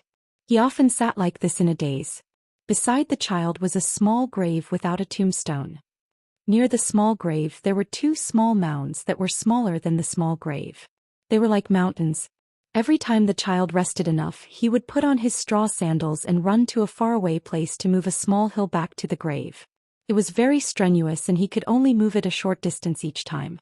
When he ran to move the hill, the child tied a small seal around his waist and wore a small bamboo hat. The small seal would sway with the child's footsteps. The strange thing was that it didn't look like the heart mirror of the ancestral house in Mud Bottle Alley. Perhaps in the child's heart, his home was gone after his parents died, so he insisted on guarding that small grave. The child's face was stubborn. He habitually frowned and pursed his lips. But occasionally the child would smile. It should be something really worth being happy about. For example, he quietly told the small grave. His lips moved slightly but no voice sounded in his mind. But the sword spirit who was connected to his heart naturally knew the content of the soundless words. Mother, I know a fairy sister. When she smiles she looks like you. Other than moving the mountain to go home, the child would almost never leave the vicinity of the small grave. From time to time he would hold hands and walk a distance to the south, as if he was holding the little hand of a little girl. However, after walking a distance, the child would still secretly look at the grave, seemingly reluctant to part with it. But there was only one situation where the child would run far away. He kept his small head high and looked at the sky attentively as if he was chasing someone in the sky. In the landscape painting, the old scholar looked solemn. The student surpasses the master. There may be a chance. The old man nodded and said, Good. The old man was silent for a long time. He found that the whole world began to tremble slightly. He said helplessly, You are so patient with that kid. Can't you be a little more patient with me? Oh right. You actually know how to smile now. If the rumors passed down from ancient sword immortals are true, wouldn't the eyes of those big shots who were chopped half to death by you back then pop out if they saw you with their own eyes? The old scholar looked at the sky of this small world, as if his line of sight had passed through the layers of the sky. He suddenly said self-deprecatingly, Heaven is vigorous, and a gentleman must constantly strive for self-improvement. What you said is so good that it won't be wrong even if thousands of years pass. No wonder our ancestor of the Confucian school wanted to ask you for advice. It seems that we scholars not only learned a little late, but also have a long way to go.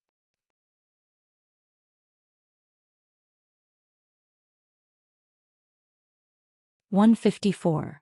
When the old scholar walked out of the painting again, he saw Cui Dong still lying on the ground, pretending to be dead. He snorted coldly. What a scandal. Cui Dong stared blankly at the sky. There's nothing to look forward to when I'm alive. So be it if I'm dead. The old scholar walked over and kicked him. Stop pretending to be pitiful. Don't you want to know why little Qi only wanted you to fall in level and not get rid of you? Cui Dong's eyes were absent-minded. He muttered, When you were kicked out of the Confucian temple, Qi Jingchun was not implicated by you. Instead, his level continued to rise. This explains a lot. Qi Jingchun has long been qualified to establish his own school. He has long been separated from your school. Therefore he feels that he has no right to kill me. He hopes that you will be the one to clean up the school in the future. The old scholar was angry and kicked him again. Measuring the heart of a gentleman with the yardstick of a villain is exactly the kind of person you are. I'll count to 3. If you don't get up, you can just lie there and wait for death. Don't expect too much. 3, 2, 2. Cui Dong made up his mind not to get up. The old scholar was so embarrassed that he could only turn around and give Qin Pingon a look to help him out.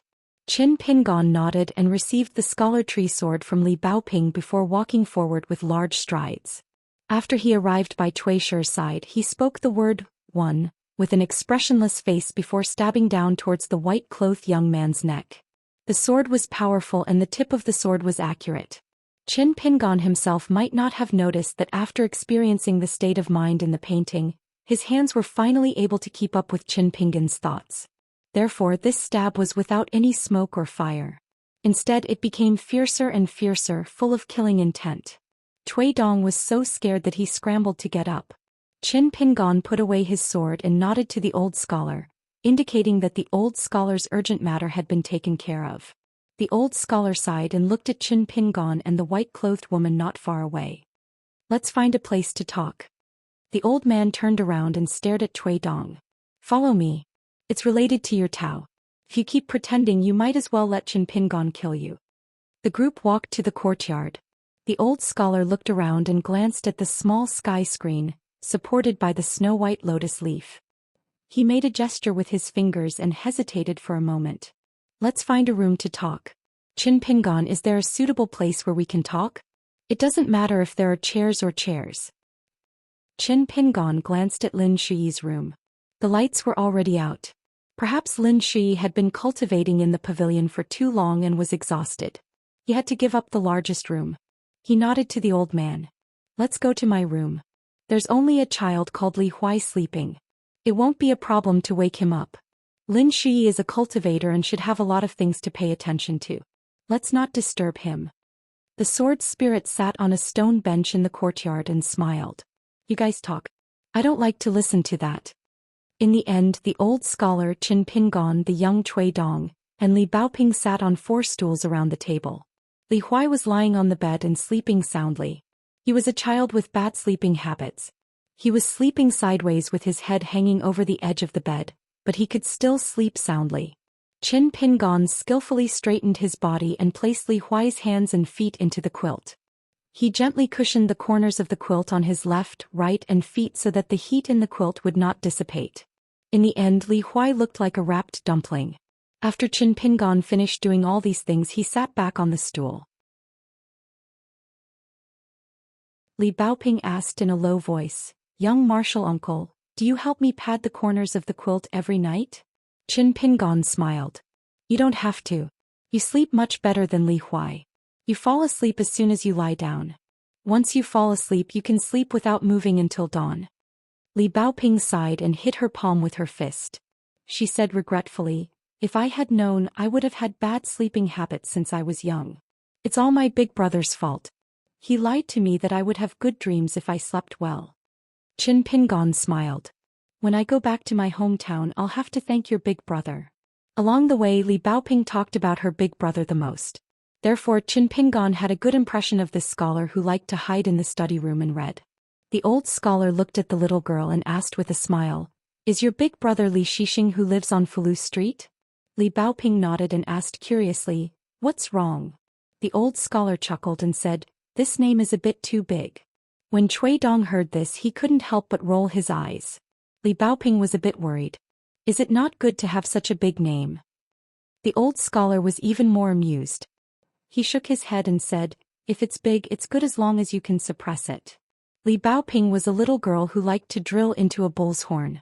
"Sir, how can it be considered as suppressing it?" Cui Dong rolled his eyes again. "It's over." This was exactly what he wanted. The old man who liked to teach others would definitely start to teach them. Sure enough, the old man looked around and didn't see any snacks that could go with the wine. He was a bit regretful and slowly said, His nature is pure and kind, his knowledge is great, and his morals are high. Even if he travels thousands of miles, he can still suppress it. The little girl put the seal on the table. She shook her body and kicked off her straw shoes. She sat cross-legged on the chair and crossed her arms. She frowned and said, "But my big brother is not as great as you say. Why don't I send a letter home and ask him to change his name?" Cui Dong couldn't help but remind her, "Old man, can we talk about business?" Dao Dao. Li Baoping silently picked up the seal and blew at the 4 seal characters on the bottom of the seal. Cui Dong quickly shut his mouth. Even if the old man's cultivation was exceedingly high, he was still someone who liked to reason. Being thick-skinned and shameless would work. However, Qin Pingon and Li Baoping were the 2 people Qi Jingchun had chosen. One was a bumpkin who had never read a book, while the other was a scholar who had gone astray. Cui Dong was now like a dragon in shallow water being played by a fish. Facing these 2 people, no matter how heroic Cui Dong was, it was useless. There was no other result other than being beaten and humiliated. The more stubborn one was, the more suffering he would suffer. The old man produced a pot of wine and raised his head to take a sip. He glanced at the seal that the little girl put back on the table and felt a bit sad. Cui Dong was actually very strange tonight. Although there were times when the old man revealed his true feelings, most of the time he was an old-fashioned and pedantic guy. No matter where he sat, he was like a golden statue sitting on the altar. Especially during the time when learning was most respected by the court and the public. Every time the old man gave a lecture on the difficult classics, there would be more than 1,000 students, sitting below and listening attentively. Emperors, kings, generals, ministers, immortals on the mountain, gentlemen and sages. Even Cui Dong, who had betrayed his teacher, would not deny that the old man at that time was really dazzling. He was like the sun and the moon hanging in the sky, his brilliance not distinguishing between day and night, making the whole galaxy lose its color. But now he even kicked him twice. When talking about Dao, he even drank wine. Cui Dong seemed to be indifferent, but in fact his heart was heavy. After all, Cui Dong's feelings toward the old man beside him were very complicated. He admired and hated him, feared and cherished him. Cui Dong was the first disciple of the sage of literature in the past. How could he not feel angry and sad about his teacher's misfortune? On the other side of the bed, Li Huai was talking in his sleep. Alliance, I want to eat meat. Stingy Alliance, just let me have a sip of the wine in your little gourd. Li Baoping's eyes lit up. Li Huai's embarrassing incident could be the topic of conversation for several days. Cui Dong heard Alliance call him and secretly glanced at the old man. The old scholar coughed and looked at the 3 people sitting in the room. "Okay, let's get to the point. Qin Pingon, Li Baoping, you should already know that I am Qi Jingchun's teacher. Cui Dong was my first disciple and Qi Jingchun's senior martial brother. At that time I was busy with my studies, so Qi Jingchun's reading and playing chess were indeed taught by my first disciple, Cui Dong. In the end, Cui Dong betrayed his teacher and committed all kinds of shady deeds. When Qi Jingchun died in Liju Cave Heaven, Cui Dong could be considered as the player in the chess game. It would not be excessive to say that Cui Dong was the murderer of his junior martial brother Qi Jingchun. As one of my in-name disciples, Ma Zhan was also the same. However, Ma Zhan was not the player, but he was the mastermind behind the scenes. In the chess game he was the first to make a move. Before I came to your hometown, this body was just Cui Dong's temporary residence. The real Cui Dong was the imperial tutor of your Dali dynasty. He was an old guy who did not look younger than me." Li Baoping's face was full of anger and her eyes were red. She stared at Cui Dong. On the other hand, Qin Pingon made Cui Dong tremble with fear. His eyes were lowered and his expression could not be seen clearly. A wild dog that bites does not show its teeth. Cui Dong was too familiar with Qin Pingon's character. After all, he paid more attention to the growth of the boy in Mud Bottle Alley than old Yang. Cui Dong tried to keep calm, but in his heart he said, I'm dead. Old man, you've done me a lot of harm." The old scholar changed the topic and looked at Qin Pingon. "There's something I want to tell you first. If you agree, I'll do it. I want to take a part of the time stream from you. Don't worry, it won't involve too much of your privacy. It will be the beginning of tonight's chat. Are you willing?" Qin Pingon nodded and said, "Yes." The old scholar stretched out a palm and pointed it at Qin Pingon, who was sitting opposite him. He shook his wrist and rolled up his sleeves. Soon strands of water mist appeared around Qin Pingon and slowly flowed into the old man's palm. Finally, it turned into a crystal-clear green water ball. The old man turned his palm over and gently touched the water ball with his palm facing down. The water flowed down to the table and a lively picture appeared on the table. Li Baoping's eyes widened and her face was full of shock. She quickly leaned on the table and said, "Wow, junior uncle, this is the mountain road where we met the wedding dress ghost. I'm here too. Ah, my little box is the most beautiful. It's better than Lin Shi's and Li Huai's. They look so stupid when they carry their boxes." The wedding dress ghost appeared on the muddy road with an oil paper umbrella. The lanterns lit up one after another and a magnificent fire dragon appeared in the mountains. When Lin Shi took out the talisman, they still went around in circles. Not only did they not leave the territory of the female ghost, but they were also abducted to the mansion where the words Xiu Shui Gao Feng were hung. In the end, Wei Jin, the sword whiz of the Wind Snow Temple, broke all the rules with a single sword. He broke the deadlock and successfully took the group out of there. The old scholar grabbed the table and the stream of time gathered into a ball again. He pushed it toward Qin Pingon and it dissipated back into the world. This was a supreme heavenly magic that involved the origin of the Great Tao. It did not rely on the small world of the saints or the mysterious magic weapons. Li Baoping only felt that it was magical and interesting. Cui Dong, on the other hand, knew what was going on. He was even more surprised. What was going on with the old man? His cultivation as a sage was obviously gone. How could he still be so powerful? The old scholar said softly, "Is this female ghost hateful?" "Of course she is hateful. She killed innocent people and committed many crimes. Is she pitiful? But she is also somewhat pitiful. As a ghost, she was originally kind in nature. In the imperial court, she not only stabilized the fate, but also did a lot of good deeds in other places. She was also in love with the scholars. It should have been a beautiful story. But in the end, both of them were reduced to such a situation. They were hated by gods and hated by ghosts. Both of them were ostracized by the Great Tao. They were entangled with karma and dragged through mud and water." The old scholar sighed. "So, a hateful person must have a pitiful side. Is that right?" Cui Dong felt like he was facing a formidable enemy. He did not dare to nod or shake his head. Li Baoping quickly entered the mode of going up the mountain to kill the tiger blocking the road. After thinking carefully for a moment, she said, "Hateful is more." The old scholar nodded and smiled at the little girl. "So hateful and pitiful. How much more hateful is it? How much more is pitiful?" The little girl thought carefully again. "It's reasonable and legal. Let's go back and calculate it carefully." The old scholar smiled and asked again, "Li Baoping, it's legal and legal. Of course it's not bad. But here comes the question. How do you determine whether the laws in the world are good or evil?" The little girl was stunned. It seemed that she had never faced this question before. She was not afraid and said to the old scholar, "Sir, please wait for a moment.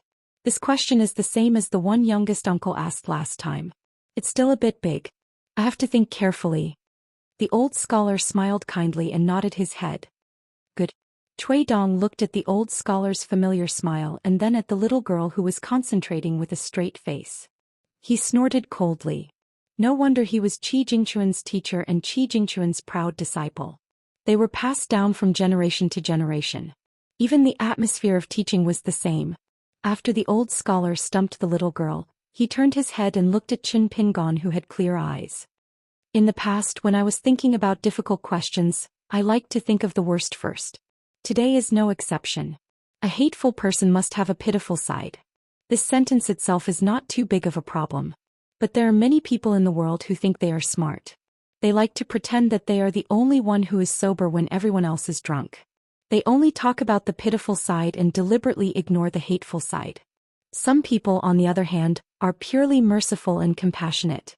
Plus, they don't do anything to themselves, so they don't feel so much pain. Instead, they like to point fingers and watch with folded arms, asking people to be tolerant. Qin Pingon, where do you think the root of the problem lies? You should know that many of the people I'm talking about have read books and are quite knowledgeable. Maybe some of them are good at talking. Qin Pingon, do you have any ideas?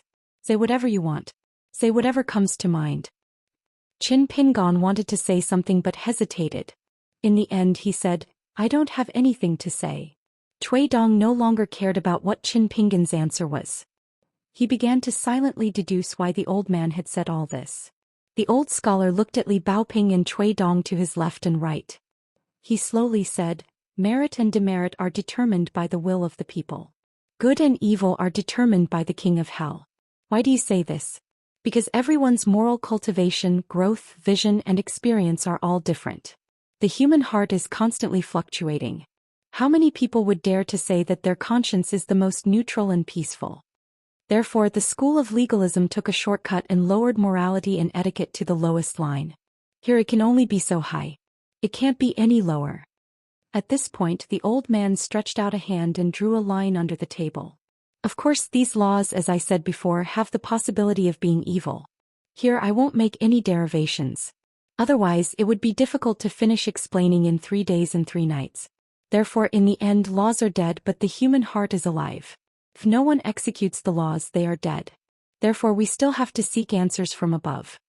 At this point, the old scholar stretched out his hand and pointed at the roof. The old man turned to look at Cui Dong. Do you know why I answered your question so quickly? He touched on a sore spot. Cui Shi said angrily, because you like and think highly of Qi Jingchun more. You think that my knowledge is all waste paper in the garbage bin. Even if you, the sage of literature, find it dirty your hands when you spread it out. The old man shook his head. Because before you, I had already pondered over your question for many years. At the time, no matter how much I deduced, there was only one conclusion. 1,000-mile dike can be destroyed by an ant's nest. In the end, there was no way to stop it. Because not only did you treat the symptoms, but you didn't solve the root of the problem. Moreover, if your foundation wasn't solid enough, this kind of knowledge with good intentions would have a big problem. It's like a skyscraper. The taller you build it, the more beautiful it is. Once the foundation is unstable, it will collapse with a gust of wind, causing more harm than good. Cui Dong was stunned, but he was still somewhat unconvinced. The old man sighed and said helplessly, you must know that our Confucian orthodoxy is not perfect. There are so many rules, and as the world moves on, they can't be fixed once and for all. This is normal.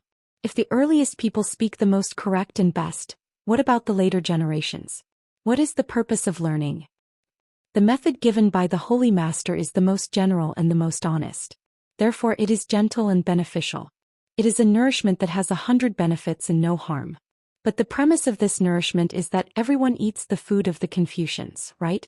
But sometimes, just like a person with the decline of the body's functions or because of the wind and sun, there will be times when one gets sick. The tonic won't have an immediate effect and it can't save one's life. This requires a tonic. But the use of medicine is 30% poisonous, so you have to be very careful. The ancient saints only dared to say which plants were medicine and which were poison after tasting hundreds of herbs. Cui Dong is so impatient. Are you really willing to spend so much effort? Your younger brother Qi Jingchun has already reminded you many times that Cui Dong is too smart. His heart is higher than the sky and he never likes to do martial arts at a low place. How can this be? If you only want to be the mountain lord of the academy and the great chancellor of the academy, then even if the dam is full of holes, when the dam bursts, someone will be able to save you. But once your knowledge becomes mainstream in the Confucian orthodoxy, who will save you if something goes wrong? Me? Or the sage of rites? Or the holy master? Even if these people save you, Cui Dong, how can you be sure that the saints of Buddhism and Taoism won't cause trouble? Won't they turn this vast world into a world where the teachings of their two sects are promoted? Cui Dong was still unwilling to admit defeat. The old scholar was somewhat tired. Although I thought of this earlier than you put your heart and soul into it and thought further than I did. In the end, I was also tempted and thought that I could give it a try. That was why the real battle between the 3rd and 4th places was between the 2 dynasties of the Central Plains. They each promoted rites, music and rites, and after 60 years they would see who won and who lost. Of course, the world knows what the outcome was. I lost, so I had no choice but to imprison myself in the forest of merits. Cui Dong's face was full of disbelief. He suddenly stood up. You liar. The old man said indifferently, forgot again? When debating with others, you have to have a neutral attitude. Don't let your emotions affect your decisions. Cui Shi slumped back onto the stool in a daze and muttered, How could you bet on this? How could I lose?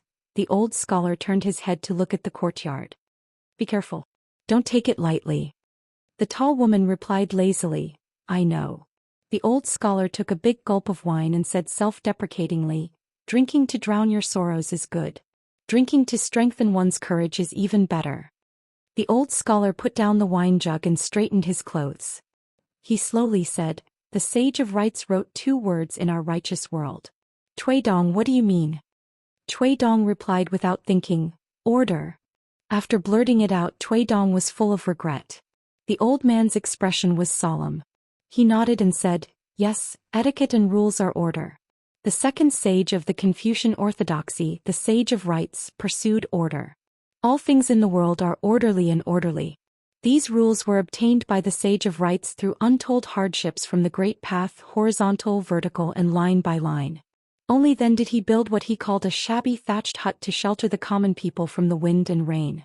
The hut is so big that almost everyone, even if they spend their entire life studying it, can't reach the walls. It is so big that no matter how high a cultivator's cultivation is, they can't even touch the roof. So this is the freedom and stability of all living beings. Cui Dong sneered, then what about Qi Jingchun?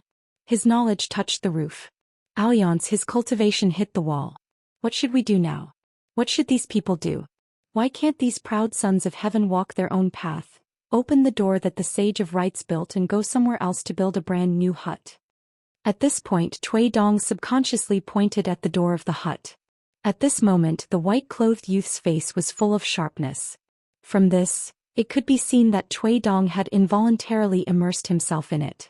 It was even possible that it was not just the young Cui Dong's thoughts, but also the most complete subconscious of Cui Dong in the depths of his soul.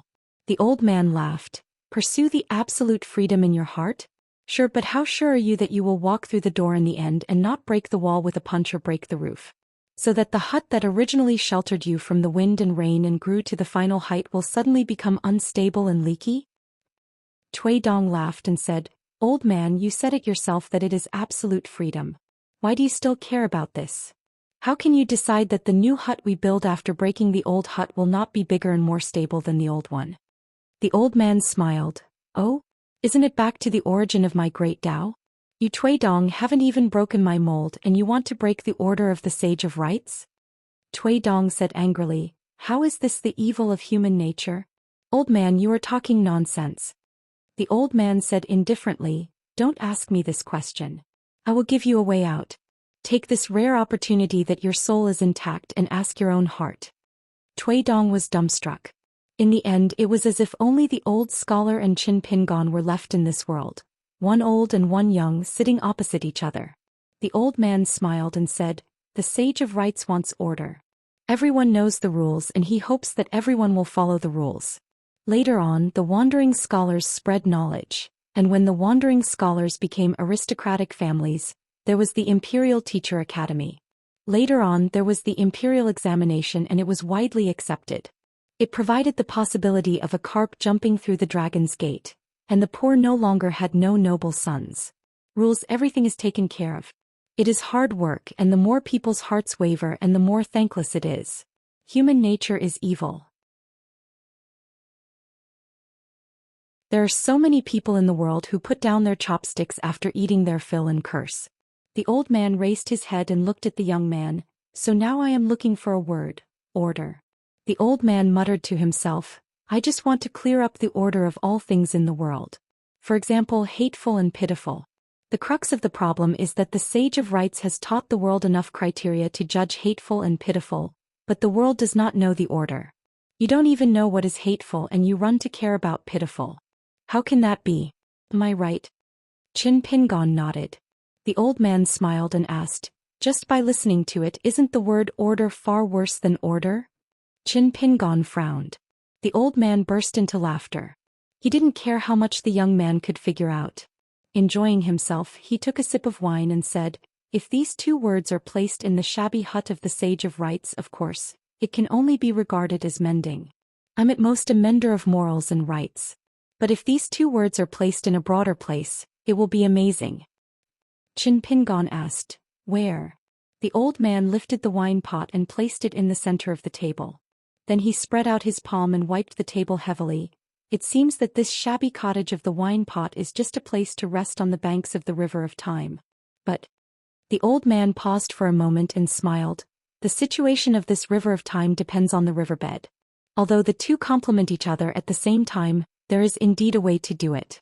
There are many sayings in the world. Go with the flow, so I want to give it a try. Qin Pingon asked. The Sage of Rights wants people to live safely and steadily within the rules. Sometimes he has to sacrifice a small number of people's absolute freedom. And old sir, you want everyone to follow your order and walk forward on the great path you have drawn? The old man smiled and added, don't think that I am pointing fingers. My order will not go too far. It is just to put in effort at the source of the great path. After that, the water will diverge and enter the sea, or converge midway to become a lake or continue to flow. It is your own freedom. The old man leaned forward, took out the wine pot, drank a mouthful of wine and asked with a smile, Qin Pingon, what do you think? Are you willing to follow Qi Jingchun's arrangement and be my disciple? For the second time, Qin Pingon looked like he wanted to say something but stopped himself. The old man smiled and was amiable. He repeated again, just say what you think. Don't care if it is right or wrong. There are no outsiders here. The young man took a deep breath, straightened his back and put his fists on his knees. He said seriously, because I have not really read books, I don't know what the order of the Sage of Rights is. I can't understand the essence of the order of the old sir. The old man smiled and said, go on, just say it boldly. I have seen very bad people and terrible things in my life. My temper has been tempered very well. Qin Pingon's eyes became brighter and brighter. In the small town I killed Kai Xianxian for myself. I fought with the mountain-moving ape for my friend Lu Xianying. Later I promised Mr. Qi to escort Li Baoping and the others to school. Later I promised the fairy sister that I would become a Qi trainer. I did these things with peace of mind. I just did it without thinking too much. Qin Pingon continued. You said a lot before and I have been listening carefully. After thinking about some of them, I think they are very reasonable. For example, I think the hateful and pitiful part is right. The order can't be wrong. So at that time I wanted to say that I wanted to kill the wedding dress ghost very much. Now I want to kill her and I will kill her in the future. I want to tell her that no matter how wrong she is, it is not a reason for her to pass the pain to the innocent. I want to tell her that she has her pitiful parts, but she deserves to die. This young man from Clay Bottle Alley, who had always been gentle, was very sharp at this moment. Qin Pingon's tone became more and more firm. He said slowly, but for those things that I can't understand or even that far away in my life, I will not take them into my own hands. Because if I feel that I can't do it, why should I promise others? Just because I am embarrassed? Because I don't want to disappoint others? But the answer is very simple. If you promise but don't have the confidence to do it, won't others be even more disappointed if you can't do it in the future? The old scholar stopped smiling and looked serious. After thinking for a moment, he was a little absent-minded. He habitually stretched out two fingers as if he was picking up a peanut from a dish. In the small yard, the tall woman smiled with narrowed eyes. Earlier, she deliberately pretended to be sad. Didn't the young man refuse her with righteous words? If it were Ma Kuxuan, Xiesher or Chaoshi. For a girl who was far away and whom he had known for less than a month, he risked defending a sword spirit who had lived for 10,000 years and whom he would need to rely on in the future? Was this a small matter? It was a small matter. But it was definitely not a small matter. The struggle for the great Tao was endless. There were some details that were too terrifying. This was the most unpredictable and dangerous place. Every time a Qi trainer's cultivation was higher and he was closer to the heavenly screen, the flaw in his state of mind would be infinitely magnified. For example, if the flaw of the Tao ancestor was only the size of a mustard seed, once it became real, it would be bigger than the hole pierced by a sword in the Yellow River heaven. For example, in the seemingly trivial long river of time, if the child in the mud bottle alley chose the free tonghulu under the kind invitation of the stall owner, he took it and ate it happily. Then he jumped back to his ancestral house in the mud bottle alley, ate the tonghulu and threw the bamboo stick away casually. It seemed that nothing had happened. But did nothing really happen? Could the young Qin Pingon still have today's opportunity? In the room, Qin Pingon looked at the old man. Even if Mr. Qi wants me to do something, as long as I don't think I can do it, I still won't agree. For example, if I think about something seriously and still feel that it is wrong, even if someone holds a knife to my neck, I will still tell him that no matter who he is, it is wrong. The young man's tone was very calm. Qin Pingon said in the end, I am not the kind of person who can go far in a field of knowledge. Learning to read and write is a very simple thing for me. It is so that I can write spring festival couplets and post them at the door of my house. In the future I can write tombstones for my parents. At most, I can read some principles of being a person, but I don't have too many ideas. So, old mister, I will not be your disciple. Cui Dong's face turned pale and he was sweating profusely. Even Li Baoping felt that something was wrong. She sneakily picked up the seal from the table and was about to use it to hit someone. As for whether it was the bad guy Cui Dong or her teacher's teacher, she didn't care. Her youngest uncle was the most important person in the world. The old man only asked pleasantly, This is what you think now, right? If in the future you feel that you were wrong in the past, will you change your mind and beg me to take you as my disciple? Qin Pingon said without hesitation, Of course. But if you don't want to take me as your disciple, I won't force you. I will probably regret it, but it won't be much. The old man had a strange look on his face. I am the sage of literature and I used to be one of the top sages in the Confucian temple. It is a great blessing for me to take you as my closed-door disciple. It is a great opportunity and a great opportunity. If it suddenly falls on your head, shouldn't you hurry up and put it away? If there is a problem, you have your teacher to protect you. What are you afraid of? No matter how you look at it, it is a good thing with no harm. Qin Pingon suddenly said, There are some things that go against your heart. Don't take a single step out. The old man sighed. Since the time is not right, I won't force you. The old man smiled. I am very disappointed that we can't be master and disciple, but I think Qi Jingchun is not disappointed at all. This Qin Pingon is very stubborn, just like Qi Jingchun when he was young. I am afraid this is the reason why he was willing to bow to you in the alley. Qin Pingon was puzzled. The old scholar slowly stood up and looked at the three children. Sitting down and discussing the Tao is a very good thing. The old scholar smiled. But don't forget, it is even more important to start and act. Otherwise there will be no place for all moral essays. The old elementary scholar suddenly began to enjoy himself and his face lit up with a smile. He put his hands behind his back and walked out of the house while shaking his head. He clicked his tongue and said, Old Mr. sat down and discussed the Tao while the young man walked. Good. Li Baoping angrily said, Only young people, what about me? The old man opened the door and laughed. Yes, there is also the little girl from the Aquarius continent, Li Baoping. Qin Pingon thought, sitting down and discussing the Tao, start and act. This principle is very good, I have to remember it. The young man Cui Dong sat in the same place in a daze. Suddenly he quivered. After coming back to his senses, he suddenly stood up and bowed to Qin Pingon. Mr. Qin Pingon helplessly said, Why are you still here? Cui Dong smiled and joked. Mr. wanted to kill me before, was it because you didn't want to pay me back? It was a few thousand taels of silver. Qin Pingon calmly said, If you were killed by me tonight, as long as I, Qin Pingon, have money in the future, I will definitely build you a tomb worth 2,000 taels of silver. Cui Dong's face was awkward. In the end he could only squeeze out a sentence. Thank you.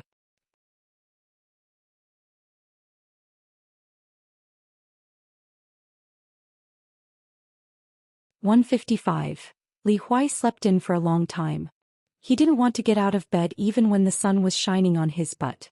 The bed was too comfortable, like sleeping in a ball of cotton. The child opened his eyes in a daze and sat up. He looked around and didn't realize what was going on. It took him a while to remember that this wasn't the hard bed at home, nor was it the wilderness. The child's first thought was that it was good to be rich. The second thought was that it was no wonder Qin Pingon was a money grubber. Li Huai actually wanted to go back to sleep, but seeing that Qin Pingon wasn't by his side and didn't appear in his sight, Li Huai panicked. He nimbly put on his clothes and boots, took the painted puppet from the green bamboo box and rushed out of the house. He saw Lin Shui playing chess with a poor old man. Even Li Baoping, who was born without a butt, was sitting on the stone bench, carefully watching the game. Yu Lu and Xianxia were standing beside Lin Shui, helping to make plans. Qin Pingon sat opposite Li Baoping. When he saw Li Huai, he waved his hand. When the child ran to his side, he gave his seat to Li Huai. Li Huai was just about to sit down when he saw the white-clothed youth standing behind Qin Pingon staring at him with a fake smile. Li Huai thought for a while and silently put the painted puppet on the stone bench. He didn't dare to sit and only dared to lie on the table with his butt sticking out. The youth with the red mole between his eyebrows, Tui Dong, turned his head to look at Yu Lu and Xianxia. His gloomy eyes were like a stream moving between their faces. The young girl was keenly aware of Tui Dong's gaze. She didn't raise her head to look at him, but she was puzzled. Usually, when this dolly imperial tutor's gloomy gaze fell on her, her skin would have goosebumps. But today was different. It was just the gaze of an ordinary teacher. It didn't have the oppressive feeling from before. Was it because of the warm autumn sun? Yu Lu calmly raised his head and smiled at this young master. Tui Dong stretched out his finger and beckoned, "Yu Lu, Xianxia, you two come here." Then he smiled at Qin Pingon and said, "Can we talk at the pavilion? There are some things that need to be discussed openly." Qin Pingon nodded. The four of them went to the pavilion. Before leaving, Qin Pingon patted the cowardly Huai's head and joked, "Now we can sit without worry." When they reached the pavilion, Tui Dong glanced at Iron Horse Winchim and said to Yu Lu and Xianxia, "Introduce yourselves. There's no need to hide. Don't worry, there's no conspiracy. Even if you don't believe me, you should believe in Qin Pingon, right?" Yu Lu and Xianxia looked at each other. No one was in a hurry to speak. The tall youth dressed simply, Yu Lu, had been the coachman since he came out of seclusion. He was the one who helped Qin Pingon the most in the group. Even sewing could be done by the youth with exceptional dexterity. The youth was obsessed with cleanliness. He was passionate about washing clothes and straw sandals. Whenever he saw someone's clothes and straw sandals stained with mud or holes in them while walking on the mountain road, the tall youth would feel uncomfortable. Even when he saw the crooked arrangement of Li Huai's book box, Yu Lu, who happened to be at the side, would have a worried expression. As long as they stopped by a water source, the carriage would be washed clean by the tall youth. To this, even Qin Pingon felt inferior. How could there be such a restless person in the world? As for the dark-skinned, old-fashioned and slender girl, Li Baoping for the first time had a childish temperament. She hated her bitterly and viewed her as an enemy. Lin Shuyi's impression of her was average. Could not be considered good or bad. At most, they were friends who played a few games in their spare time. Li Huai, on the other hand, was very close to her. The two of them were passionate about arranging troops. Tui Dong said unhappily, "You guys can talk freely. I'll clean up later." The handsome youth strode out of the pavilion and walked around. He bent down to pick up small stones on the ground. After picking up a large handful, he sat by the old well in boredom, throwing stones down to listen to the sound of the water. Thinking that he was actually so bored, Tui Dong's eyes blurred. It was as if a lifetime had passed. He looked at the dark well. Now he could no longer see the scene below with his naked eyes. At this moment, Tui Dong almost wanted to jump into the well and commit suicide. In the pavilion, Yu Lu was the first to speak. "I'm the crown prince of the former Lu dynasty." Yu Lu used to hide in the mountain opening team of the remnants of the Lu family. Actually, I have another alias, Yu Shirlu. If you read it the other way around, it means that I'm a remnant of the Lu family. Every time someone calls me, it can help me reflect once. What's past is past. The girl was furious. She stood up suddenly and pointed at the tall youth's nose. She scolded angrily, "Past? Your Highness the Crown Prince, it's easy for you to say, as if it's as light as the clouds and as light as the wind. You're even more pure of heart and few desires than the cultivators on our mountain. But the hundreds of lives in my sect from top to bottom have been sacrificed for your Lu family and died for the country. How can it be past?" The girl's face was full of tears. She said in a trembling voice, "Touch your conscience. How many Qi cultivators in the world are willing to die for the country? Only us. Since there were states and dynasties in the Eastern Treasure Bottle continent, we're the only ones in history who didn't retreat or surrender. We risked our lives to prove that the Lu family's dynasty is legitimate." Yu Lu looked calm. "Then what do you want me to do? It's true that I'm the crown prince of the Lu family. But my father has always been arbitrary. He's just afraid of those groundless prophecies and folklore. He's worried that the East Palace will be powerful and he'll drive me to the academy in the enemy country, Dolly, to study. I've never been in power and I've never had any involvement with the imperial court. I've only focused on studying the sages. Thank you. Tell me, what do you want me to do? The girl was provoked by Yulu's indifferent attitude. She lost her composure even more. She was so angry that her whole body trembled. She gritted her teeth and said, "My surname is Xia, but my name is not Xia. I'm Xianxia. I'm the youngest Qi cultivator in the Lu dynasty to break through the bottleneck of the fifth state. I'm a descendant of the Xia family of the wind god. I hate the muddle-headedness and mediocrity of the royal family of the Lu family. But I hate you, the crown prince, even more for going with the flow. You're a servant to the great enemy, the imperial tutor of Dolly. Yet you still have the cheek to be content. If the ancestors of the Lu family know of this in the netherworld." Yulu's expression was as usual. He still spoke in a calm tone and interrupted the girl's accusation. "If you, Xia Lingyue, have the backbone of a descendant of the Xia family of the wind god, why don't you go and die? If you feel that suicide is not heroic enough, you can openly assassinate the imperial tutor Tuidong and die a heroic death. How good would that be?" Yulu turned to look at the youth in straw sandals who was watching coldly from afar. He smiled and asked, "Qin Pingon, can I borrow 100 taels of silver from you? So that I can build a big tomb for heroine Xia, Fairy Xia, to express my admiration in my heart." Qin Pingon looked at the tall youth and then at the slender girl. "If you still want to live well, why don't you live well?" Qin Pingon thought for a moment and continued, "I'm just casually talking about my own feelings. It may not make sense. You just listen to me. If there are some debts that can't be settled for the time being, then let's put it aside first. As long as you don't forget it, there will be a day in the future when you can make it clear and make it clear." Qin Pingon looked at the two noble descendants of the Lu family. One was the crown prince who almost sat on the dragon throne, and the other was the most talented mountain immortal in the dynasty. Qin Pingon knew that his reasons for persuasion might not enter their ears at all. This was not strange. Why should they listen to a country bumpkin who grew up in the mud bottle alley? But at this moment, Qin Pingon looked at the two people who were revealing their true feelings. Xia Lingyue was no longer so cold and distant and would cry in anger. Yulu was no longer so amiable and would use words to stab people. Although Qin Pingon was not gloating, he did know that at this time he felt that the two people standing in front of him had some familiar popularity. Therefore Qin Pingon, who felt that he was the worst at reasoning, racked his brains and reluctantly added, "You guys are much more knowledgeable than I am. I don't know how you guys think about things. Take me for example. The thing I'm most afraid of is when I have a little bit of ability and can decide the fate of others.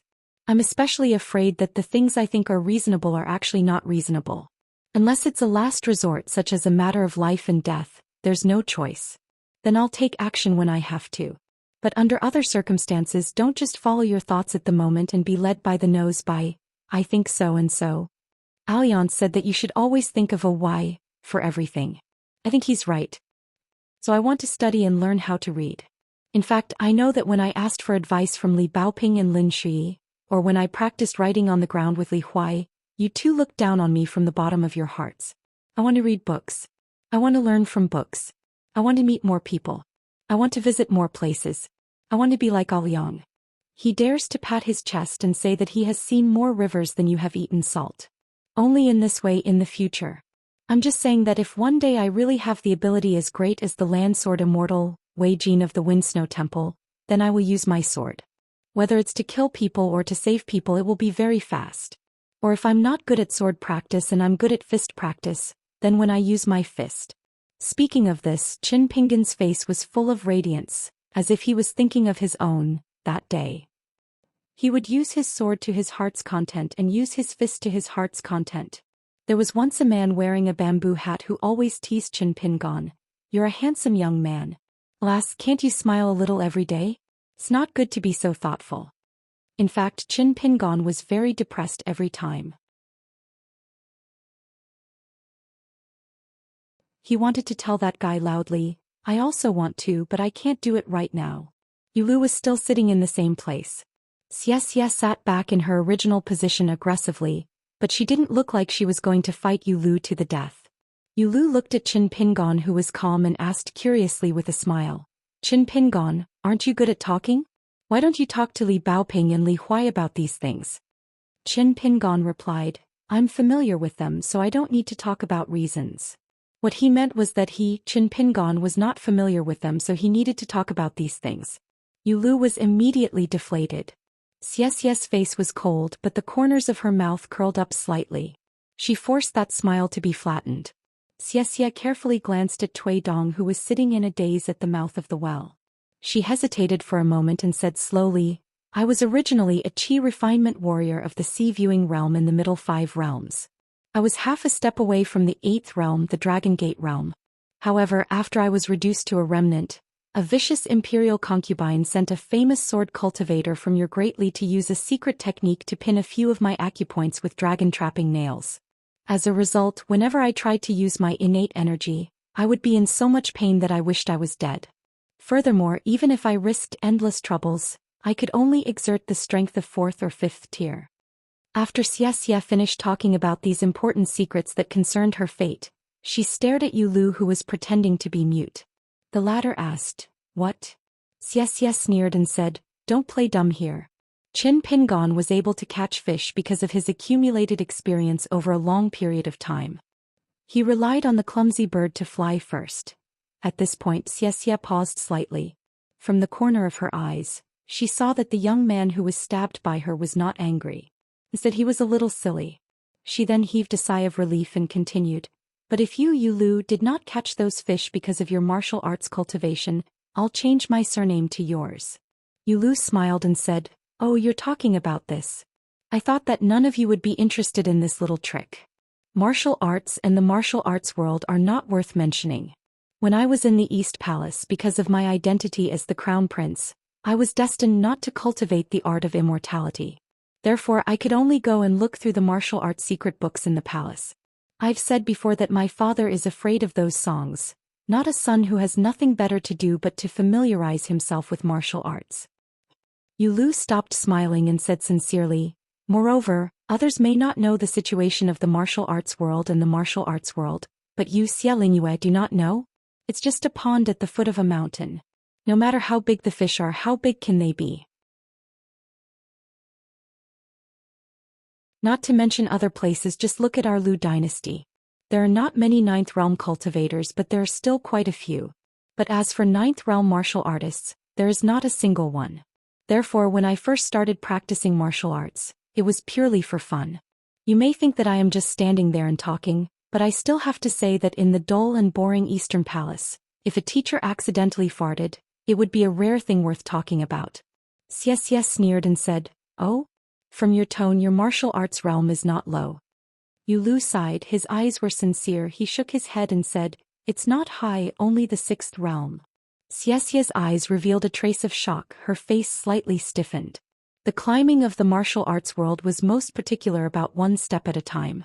Usually it was done with a lot of preparation. Most of them were late bloomers. For example, Dali's vassal Song Zhangqiang was a freak.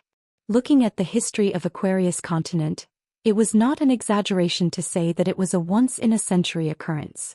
So for young high-realm cultivators, others would be envious of their talents, opportunities and so on. They would call them geniuses and then feel that it was right and proper. Because the word genius could explain everything. But martial arts was different. A 14 or 15-year-old 6th realm martial artist. He was a real monster. Don't forget, the Lu dynasty's crown prince Yulu lived like a prince in the East Palace. It was very likely that he had never had a life and death battle. Reading a book and seeing a 6th realm martial artist? When Yulu saw the girl's eyes and expression, he silently swallowed the words that were at the tip of his tongue back into his stomach. She was about to reach the 7th realm at most 3 to 5 years.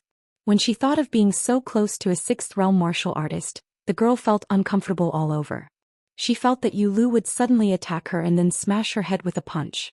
A 6th realm Qi refinement warrior could be very weak, but when faced with a pure martial artist of the world, it was best not to have such thoughts. Qin Pingon stood up and first looked at the tanned girl, saying happily, Lin Shuyi is also a Qi refinement warrior. Miss Xia, although your cultivation is limited now, but your vision is still there. In the future, please talk to him more about cultivation. Yes, Lin Shui's personality is a bit cold, you have to be more tolerant. Oh right, Lin Shui is amenable to coaxing but not coercion. He is thin-skinned and can't take good persuasion. Miss Ye, try to persuade him more. For example, using chess to chat about cultivation, I think that would be very good. Then Qin Pingon looked at the tall youth. You Lu, since you are a sixth realm expert, I don't have to worry about tiring you out for trivial things like washing clothes and brushing straw sandals in the future. Just ask and you will have enough clothes. Finally, Qin Pingon shouted to Cui Dong in the distance, I've finished talking with the two of them, you can come back. Yes, in the words of scholars, we had a good chat. Qin Pingon smiled and left the pavilion. His footsteps were light, clearly he was really happy. In the pavilion, the young boy and girl looked at each other, feeling that something was wrong, but they could not think of a reason.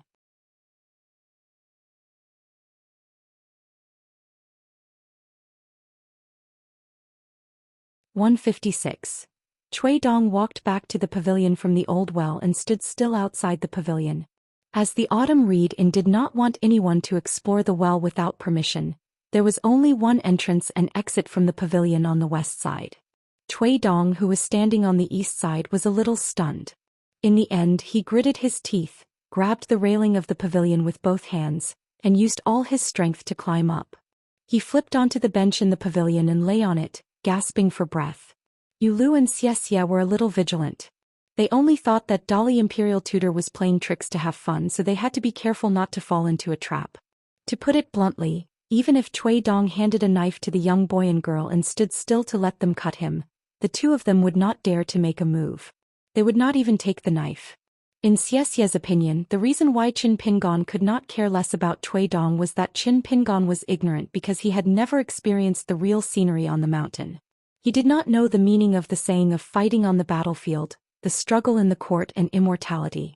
In the past, the first disciple of the sage of literature, a Qi cultivator at the peak of the 12th state, and the Dolly Imperial Tutor. Any one of his identities alone was a towering mountain that could make people breathless. Presently, Cui Shi's body was extremely weak as he lay on the bench, and he was exhausted like a dog. He stretched out his hand to wipe off the sweat on his forehead. Just as all of you've seen, not only have I suffered an unexpected calamity that caused me to lose my cultivation and become powerless, it even caused me to be unable to even use my cube space, causing me to become a defenseless pauper. So if the two of you have a grudge against me, now is a once-in-a-lifetime opportunity to take action. There won't be such a shop after this village. Speaking of this, Cui Dong turned his head to look at the Dolly territory thousands of miles away and cursed weakly, You enjoy the blessings and I take the blame. Damn you, Dolly Imperial Tutor. Oh, you are still my own master, Cui Dong muttered and cursed to himself. No matter what, along the way, although he had not succeeded in apprenticing himself to a master, he had been with Li Huai for a long time. He had indeed become much more fluent in cursing people. Now he even cursed himself. The young boy and girl were used to the Dolly Imperial Tutor's supernatural behavior. Cui Shi sat up and leaned against the fence, placing his hands on the railing. Yulu and Xiaxia happened to be on his left and right. Cui Dong sighed. You think that Qin Pingon doesn't know how high the mountains are and how deep the waters are, so you are not afraid of me at all. This is... Cui Dong paused for a moment and laughed. Yes. Cui Dong continued. However, you have only thought of half of it. The ignorant are fearless. However, you can't compare to Qin Pingon in that a straight foot is not afraid of a crooked shadow. Of the two of you, one is a sixth realm martial artist who came out of nowhere from reading books. His world is shattered and he has to endure humiliation. The other is a Qi refinement warrior who is astonishingly talented but bears a blood feud. You always feel that the future is very long. Therefore Qin Pingon dares to kill me and he will kill me. What about the two of you? You are hesitating and perturbed. Cui Dong rubbed his waist and said with a frown, Actually, my waist hurts a lot. Cui Dong looked at Yulu. You will follow me wholeheartedly in the future. How about that? Yulu smiled and said, Ever since I left the condemned felons, I've been following the Grand Preceptor. It's a good feeling. The journey of learning has been exciting. Compared to pretending to be a nerd in the Eastern Palace, listening to those gossips every day, it's much more interesting. If Lord Imperial Tutor can explain some difficult questions about the classics to me when he is free, I will feel that my life is very complete. Cui Dong stretched out a finger and pointed at the tall teenager. Qin Pingon is cautious and serious. He is a frog at the bottom of the well who suddenly jumped out of the well. He is afraid of everything that he sees. You Lu are really shrewd. You look like a scoundrel. Sometimes I really want to punch your smiling face. Yu Lu said helplessly, compared to Qin Pingon, how am I better? Aren't we both frogs at the bottom of the well? Cui Dong said casually, riches and honor burn the body, suffering and suffering cool the body. I will give you this famous saying of the saints for free. Take it and think about it. Yu Lu, who had read thousands of books, asked curiously, which saint of the Confucian temple taught you this? Cui Dong pointed at himself. Me. Yu Lu was even more helpless. Cui Dong took out a stone from his sleeve and gently threw it at the iron horse under the eaves. He missed the first time, the second time, and the third time. Cui Dong glanced at the girl and pursed his lips. If I really want to throw you out, the bell will definitely ring. The girl stood there like a bodhisattva, expressionless.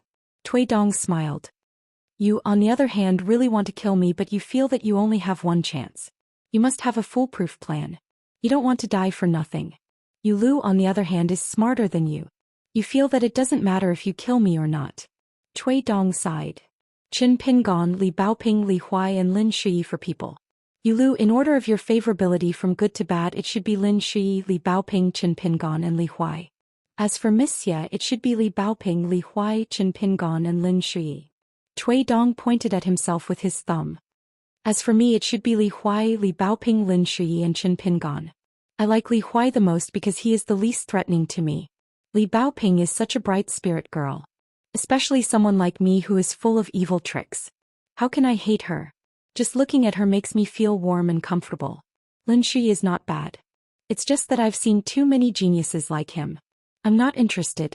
Cui Dong squinted his eyes and smiled. Yu Lu dislikes Li Huai the most because he hates that kind of muddling along and waiting for death. How can there be such a lazy person in the world? Of course, there's also his sloppiness and lack of cleanliness. You like Lin Shui the most because you subconsciously think of yourself as the crown prince of the Lu dynasty. For a country to prosper, it needs Lin Shui to be a positive pillar of support. Although Xie seems to be very familiar with Lin Shui and often plays chess with him, he is actually going crazy with jealousy. They are both geniuses in cultivation. Why is it that Lin Shui's life is so smooth, but he has to suffer such a calamity? It's very likely that he will be blocked by the great Tao and have no hope of immortality? Yu Lu was silent. Xiexie's expression was extremely ugly. Cui Dong laughed. Then why don't we like Qin Pingon? But why did Li Baoping and the other two fledgling kids like Qin Pingon the most, contrary to us who are all mature foxes like us the most? Isn't he very chewy? Yu Lu Xiexie. Whoever can give me the correct answer in my heart, I will give you a good thing that you can use. Xiexie slowly said, because the three of them are used to looking at Qin Pingon whenever they encounter difficulties and choices. They feel that Qin Pingon does things the most justly and is willing to pay the price. And Qin Pingon, to the three of us, aside from Lord Imperial Tutor's personal desires, this kind of seemingly easy to get along with and willing to be kind to others is really not worth mentioning. Yu Lu shook his head. Qin Pingon is not that easy to get along with. Cui Dong clicked his tongue. The two of you are about the same. You are so stupid that it's cute. Why don't I just let the two of you get married? A talented man and a beautiful woman. Oh no, temporarily a talented woman and a handsome man. How about it? Yu Lu and Xiexie did not reply because they both knew that this was a joke. Cui Dong stroked a jade pendant on his waist with 2 fingers. You don't know that Qin Pingon is like a mirror. He will let the people around him see their own shortcomings more clearly than usual.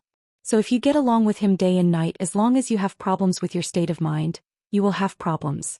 Once upon a time, there was a foolish girl named Zhu Lu who was forced to a dead end. She was stupid because she was stupid and did not know it. She did bad things, but her heart was still muddled. This is called stupid and bad.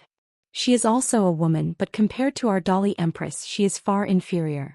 Our Empress, the cleverest thing about her was, do you think I don't know what bad things I have done? Back then, it was this unintentional sentence that made me decide to cooperate with her. Cui Dong pointed to himself. According to a hidden saying of a certain Daoist master, Everyone has two heartstrings, one good and one evil, hanging in our hearts. Just like what Qin Pingan believes, some things are right and some things are wrong. No matter who does it or who helps to explain it, it will not change anything. What is interesting is that the difficulties of the world lie in the fact that in order to do a good thing, you will inevitably do many small mistakes. Confucian disciples are unwilling to go against their hearts. They may not even be able to stay in the officialdom, and may not even be able to climb high in the learning palace. In the end, they can only hide in the study room to study and build a cart behind closed doors. To the outside world, they are of little benefit. Some people have stayed in the study room for a long time and are pedantic and stale. They can't bear to see any moral flaws in others, and they often criticize and belittle them. Instead, they are helpless against those who are thoroughly bad in the imperial court. In the end, they can only degrade day by day and the collapse of etiquette and music. Cui Dong did not look at the two guys who were deep in thought. He stretched out one palm and wiped in front of him, then changed to another palm and wiped in a lower place. The top is good and the bottom is evil. The human heart has two strings. I Cui Dong am good almost as high as the sky, so I don't see many good people in my eyes. I Cui Dong am evil, so to me I can associate with and use them without any psychological burden. The two of you are not as different as me, but the distance between the two strings is not small. Cui Dong put away his left hand and left a small gap between the thumb and index finger of his right hand. He lowered his head and squinted at the two fingers. Qin Pingan's good is very low, so to him doing good things is a natural thing. This is the reason why he is regarded as a good person. But you have to know that a low good does not mean that he is really easy to talk to. Because Qin Pingan's evil is very close to his good, so when he decides to do something, Qin Pingan will be extremely decisive, such as killing me. In fact, the two of you know very well that no matter how much you look down on Qin Pingan, you and of course me will never be Qin Pingan's friend in this lifetime. Yu Lu suddenly said, I can try. Xiaxia's mouth curved into a cold smile. However, when she caught a glimpse of Yu Lu from the corner of her eyes, she thought of how she was forced by Cui Shi to look for Qin Pingan and explain the martial arts to him in Hengshan. Under the threat of Cui Shi, she had no choice but to take the initiative to look for Qin Pingan. The girl was a little flustered. Then she thought of the thin figure standing on the branch, facing the wind, the gentle breeze in the mountain. She suddenly felt an inexplicable sadness. She had also had a pure state of mind like this, always looking into the distance. I've said so much and wasted a big jar of saliva. What exactly am I trying to say? Cui Dong began to make a conclusion.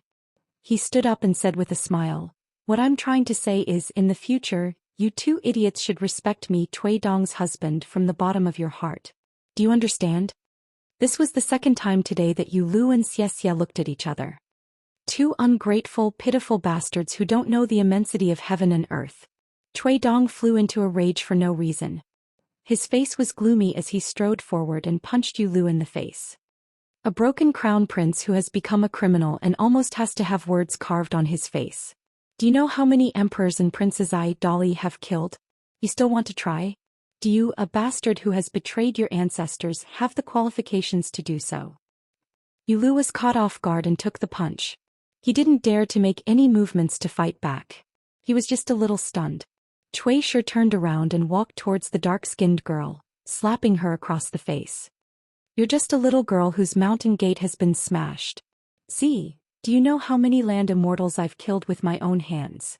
The proud girl subconsciously reached out and grabbed the wrist of the young man in white to prevent him from slapping her face. However, she regretted it the next moment.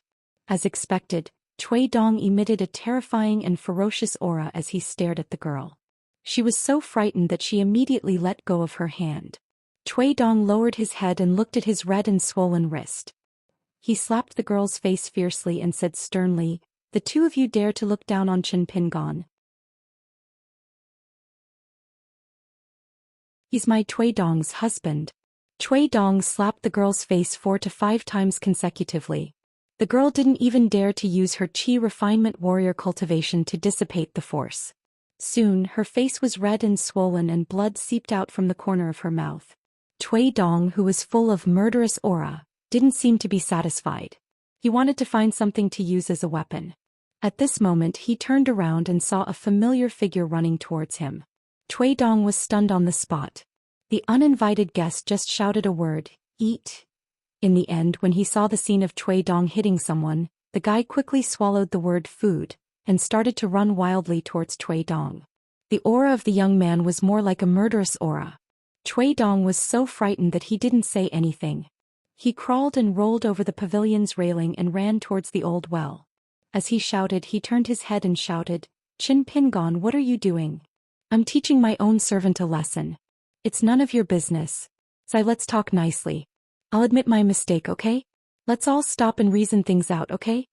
After Qin Pingon ran into the pavilion, he tipped his toes and jumped up high. His body flew over the railing like a bird and landed outside the pavilion. He continued to run towards Cui Dong. Cui Dong knew that he wouldn't be able to escape, so he decided to throw caution to the wind. He stood at the mouth of the old well and sorrowfully said in a trembling voice, "Qin Pingon, if you really want to kill me today, I'll just jump into the well and commit suicide. It's up to you to believe it or not." Qin Pingon continued to rush forward. Cui Dong was about to jump into the well when Qin Pingon frowned and suddenly stopped. Cui Dong took a step forward. At the critical moment, he pulled his foot back with great difficulty. His body swayed and his life was hanging by a thread. With his current physique, even if he didn't freeze to death or drown after falling to the bottom of the well, because there were still remnants of sword chi below, he would most likely be severely injured and lose half of his life if Qin Pingon saved him. From this, it could be seen that the young Cui Dong was really afraid of Qin Pingon. Qin Pingon looked at Cui Dong carefully. After a long time he said, "Let's eat." Cui Dong carefully jumped into the well. He still didn't dare to go forward. He stood where he was and explained with grief and indignation, "I was just standing up for you. The two of them looked down on you from the bottom of their hearts. I stood up for them and asked them to be more polite to you in the future. Is that wrong? You're treating my good intentions as ill intent." Qin Pingon sneered, "Don't use me as an excuse. You're just a dog that can't change its habit of eating shit." After that, Qin Pingon turned around and left. When he bypassed the pavilion, he spoke to the young boy and girl in a much gentler tone. "Lin Shui and the others have finished a game of chess and are eating." Cui Dong didn't get angry. Instead, he smiled and followed Qin Pingon from afar. He ran and swayed, his two big sleeves fluttering in the wind. He looked like a lackey. "You're indeed my master. You're much smarter than those two idiots." After passing the pavilion, Cui Dong faced the two people. He immediately changed his expression and reprimanded, "What are you standing there for? Let's eat." Yu Lu smiled as usual and walked out of the pavilion. After walking down the steps, he turned around and asked, "Are you okay?" She shook her head with tears in her eyes. The tall young boy pointed to the corner of his mouth. After the girl came back to her senses, she turned her head and wiped the blood from the corner of her mouth. The group ate the sumptuous breakfast prepared by the Autumn Reed Inn. Li Huai ate until his stomach was round. This heartless little brat was completely unaware of the strange atmosphere at the table. The old elementary scholar smiled at Qin Pingon. "Let's go. I'll take you to the bookstores in this county city. Let's chat casually. Possible you can treat me to a drink." The old elementary scholar looked at the eager little girl and smiled. "Together?" The little girl nodded vigorously. "I'll go back and carry my small bag." Lin Shui stayed at the inn and continued to practice breathing using the secret technique recorded in the Cloud Gem book. Li Huai was too lazy to move. He didn't have the desire to go shopping. He only told Qin Pingon to bring back delicious food for him. Cui Dong said that he had some private matters and needed to find the inn owner to see if he could lower the price. Yu Lu and Xianxia returned to their rooms. In the end, only the three of them left the Autumn Reed Inn. They walked through the flowing clouds and flowing water alley and were led by the old elementary scholar to find a bookstore. The little girl kept showing off her bag to the old elementary scholar. She ran in circles around the old elementary scholar and asked if her bag looked good. Of course, the old elementary scholar said that it was good. Qin Pingon pondered for a long time. Finally, he couldn't help but ask, "Master Wenxing, are you angry with me?" The old elementary scholar praised Li Baoping's small bag like a flower. After hearing the question, he laughed. "Are you talking about the matter of refusing to be my closed-door disciple?" No, I'm not angry. I'm a little disappointed. But thinking about it, this is actually good. Qi Jingquan's original intention and alliances following are not necessary to give Qin Pingon anything. Also, last time I secretly took your jade hairpin. At this point, the old elementary scholar made a sweeping gesture with his palm. It's to let you know that Qin Pingon is just Qin Pingon. There's not much involvement. You're the young man from the Mud Bottle Alley in Liju Grotto Heaven. Your surname is Qin and your name is Pinghan. Then you took Li Baoping and the others to travel far away to study. It's that simple.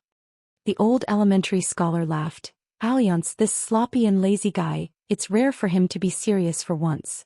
He helped you to prevent the Dali dynasty from bringing additional burdens to you and the children. Previously, Qi Jingquan had already made the higher-ups, not to criticize you. Because of my arrival, your good-tempered immortal sister has to show up, so there's a little trouble. But don't be afraid, an old man like me still has the ability. I won't cause you any trouble. I'm good at reasoning with scholars. The old elementary scholar patted the young man's shoulder. In the future, just focus on your studies. The old elementary scholar then said with a smile, a young man's shoulder should be like this. Don't be anxious about the hatred of the country or the righteousness. First, stir up the breeze and the moon, the willows and the grass and the orioles. A young man's shoulder should be full of beautiful things. Li Baoping's eyes lit up. She gave the old elementary scholar a thumbs up and praised. Master scholar, what you said is very beautiful. The old elementary scholar laughed and patted his stomach. Of course, I'm full of knowledge. Qin Pingon looked at the old elementary scholar and the little girl who were teasing each other. He took a deep breath. The young man couldn't feel what was on his shoulder, but his heart was already warm.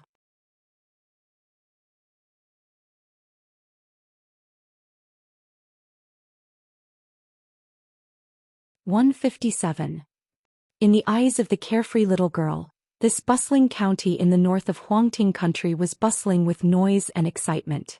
Many small towns added together could not compare to it. However, in the eyes of an old scholar who had seen the world, of course, he would see further and more illusory.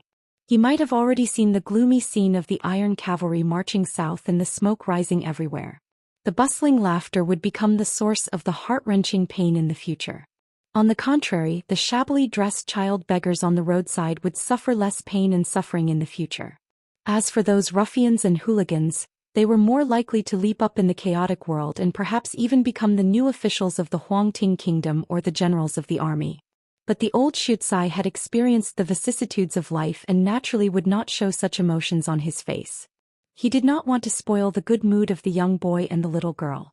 The old Xianxia led them through many twists and turns until they found an old bookstore. He took out his own money to buy a few books for the two. The old man in the store was an old scholar who failed in the imperial examinations. Usually he did not take anyone seriously. But when he met a poor old Xianxia who was eloquent, he could be considered a hero. Plus, he was impressed by the old Xianxia's knowledge and morals. The 20 taels of silver for the books were worth 10 taels of silver.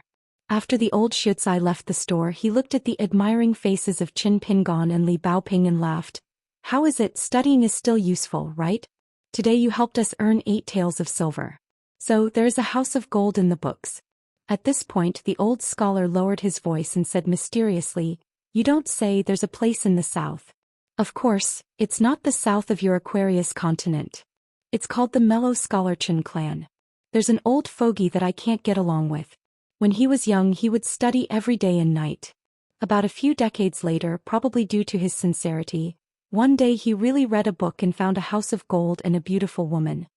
Qin Pingon widened his eyes and swallowed his saliva. That house of gold, how big is it? Li Baoping curiously asked. That Yen Ruyu, how beautiful is she? The old scholar laughed and pointed at the two children. If you have the chance in the future, go and see for yourself. I won't tell you. Seeing is believing. Good mountains, good rivers and good scenery. There are descriptions in books, but it can't compare to seeing it in person. Li Baoping suddenly asked, Mr. Wenxing, why did you buy those books for my youngest martial uncle? They are really shallow. Even Lin Shui and I can teach them. Isn't it a waste of money? The old scholar stopped smiling and said seriously, It's different, very different. The most knowledgeable books in the world must be the most profound and the most suitable for educating the common people. Do you know that these books are the cheapest? For example, the Tao Ancestors Book of 5,000 Wen is sold so cheaply. Anyone who wants to read it can buy it. Anyone who is willing to read it can learn something from it. Li Baoping said innocently, there's a lot of printing and a lot of people buying them, so it's cheaper. The old scholar nodded and laughed. You're half right. If it's too expensive, who would be willing to buy it? Why don't you go and buy some food? You can fill your stomach. The remaining half were those high and mighty moral sages. If they wanted to spread their knowledge more widely and become the orthodox knowledge of a province, a country, or even a continent, or even the entire world, how many disciples could they personally pass on their knowledge to?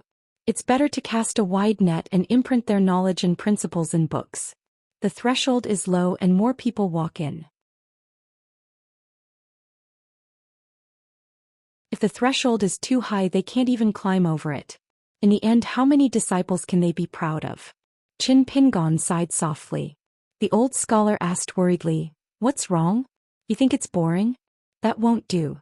You still have to read the books. Qin Pingon shook his head and said, I just feel that it's like a commoner opening a shop to snatch business. In my hometown at the Dragon Riding Alley, I have 2 friends who help to look after the shop. I don't know if it's a loss or a gain. The old scholar seemed to have thought of Sesame Chen's past and sighed. He waved his hand and said, let's go, I'll take you to drink. Qin Pingon, if you really want to drink, you can drink a little. Baoping is still too young to drink. It was still early and many restaurants had not opened for business. Fortunately, the old scholar found a wine shop at the corner of a street. It was dirty and greasy. Fortunately, the 3 of them did not care about this. If Cui Dong, Yu Luxi and Xia were here, they would probably frown. One had high standards, one was a clean freak, and one had been pampered since childhood. They would probably never drink in this kind of place in their lifetime. The old man ordered a caddy of loose wine and a plate of salted peanuts. Qin Pingon still insisted that those who practiced martial arts were not allowed to drink. Li Baoping actually wanted to drink a little, but with her martial uncle by her side, she did not dare to make such a request. She could only stare at the old scholar with envy as he drank. After spending so much time with Qin Pingon, from Li Baoping to Lin Shui and Li Huai, she had been influenced by what she saw and heard along the way. She was well aware of what could and could not be done. Li Baoping sometimes felt that her martial uncle was too strict. However, looking at the beautiful little box and the thick and soft straw sandals, she did not say anything more. Because Lin Shui had become an immortal on the mountain, he had high aspirations. It was not that he did not have any thoughts about Qin Pingon, but from a higher point of view he felt that these trivial matters were not worth his attention. Therefore he never said anything. As for Li Huai, he was the most willing to speak his mind. Unfortunately, most of the time he was unreasonable. Before Qin Pingon could say anything, Li Baoping had already suppressed him severely. Therefore, throughout their journey of learning, there had never been any irreconcilable differences and they had maintained a delicate balance. After Zhu He and Zhu Lu left, outside Yefu Pass, Cui Dong brought 2 people to barge into the group. This made the previous 4 people even more united against a common enemy, and their relationship became even closer. The old Xianxia drank. After drinking only half a liter of wine, he felt a little tipsy. Perhaps it was because he was reminded of the past and did not deliberately use his supernatural powers. It was rare for him to be so relaxed, so he let himself drink to drown his sorrows. The old man looked around and said softly, I have a friend that I have known since I was young. His family was poor, so he dropped out of school. Later on, he opened a wine shop that was about the size of this shop. From the time he was 18, he married and had children, until he died of old age at 65. He had been running the wine shop for almost 40 years and had sold wine for almost 40 years. The old Xianxia gently shook the wine bowl. As long as I had some spare money in my pocket, as long as I wanted to drink, I liked to buy wine from him. No matter how far away it was, I would definitely go there. The old Xianxia smiled, a little sad. But one day the shop closed. I asked the neighbors and found out that my friend had died. Since the original shop had closed, I had to go elsewhere to buy wine. That was when I found out that the kind of wine he sold me was more expensive than others. Li Baoping said angrily, Master Wenxing, you treat him as a friend, but he doesn't seem to treat you as a friend. Qin Pingon didn't say anything. The old man drank a mouthful of wine. But many years later, I found out that the wine he sold me was brewed from the herbs he personally picked in the mountains. He didn't care about the cost, he used the best ingredients. He sold it at a loss. Li Baoping opened her mouth wide. The little girl's heart was suddenly filled with guilt. The old man picked up a peanut and put it in his mouth to chew. In the past 40 years I went from a shabby scholar to an Xianxia scholar. After that, I also had some ability and fame. Every time that friend saw me he would only persuade me to drink. He never mentioned anything about his children's studies or the turmoil in his wife's family. All he did was persuade me to drink. Every time he would sit in your seat opposite me. His seat was the furthest away from me, but when he raised his head he could see me. Every time he would smile foolishly. Li Baoping thought for a moment and quietly left her seat. She sat opposite Qin Pingon and grinned. Qin Pingon made a face at her. The old Xianxia slowly said, "Later on I found out that his children either became the local officials of the imperial court and were domineering. They brought disaster to the country and the people. At a young age they became titled madams and often beat or killed their concubines and maids. His wife's family suddenly became rich and became a big family. The whole family was very bad. They did all kinds of bad things and harmed many innocent people." The old Xianxia stared blankly at the empty seat opposite him. "But you insisted on staying in that small wine shop in a shabby shop and brewing wine year after year until you died of old age." Li Baoping opened her mouth wide again. Her face was full of disbelief. The old Xianxia retracted his gaze and ate salted peanuts with his wine. He said to Qin Pingon, "In the future practice martial arts and swordsmanship well. Don't be reasonable about everything, especially don't follow the principles in the books. You have to be flexible. Otherwise you will be very tired. Maybe in the end, you will be the only one by your side and not have half a friend. Since ancient times, the higher the position of the sage the more unreasonable things they have done, isn't it?" The old Xianxia stretched out his finger and drew a line on the table. Finally he straightened his arm as if he wanted to draw a path beyond the table. "Think about it. Some roads you can walk alone for a year. But what about 10 years? 100 or 1,000 years? But here comes the problem. Some people are stubborn and insist on walking down the road. What can you do? You have to do the right thing at the right time. Don't be too old. If you have experienced everything, you won't feel regret when you walk down the road alone. Instead you will feel." The old Xianxia was really drunk. He stretched out his thumb and pointed at himself. "I'm really King awesome." After saying these heroic words, the old Xianxia's head fell forward with a bang and hit the table heavily. The young man paid the bill with the shopkeeper and walked out with the old Xianxia on his back. The little girl was secretly happy.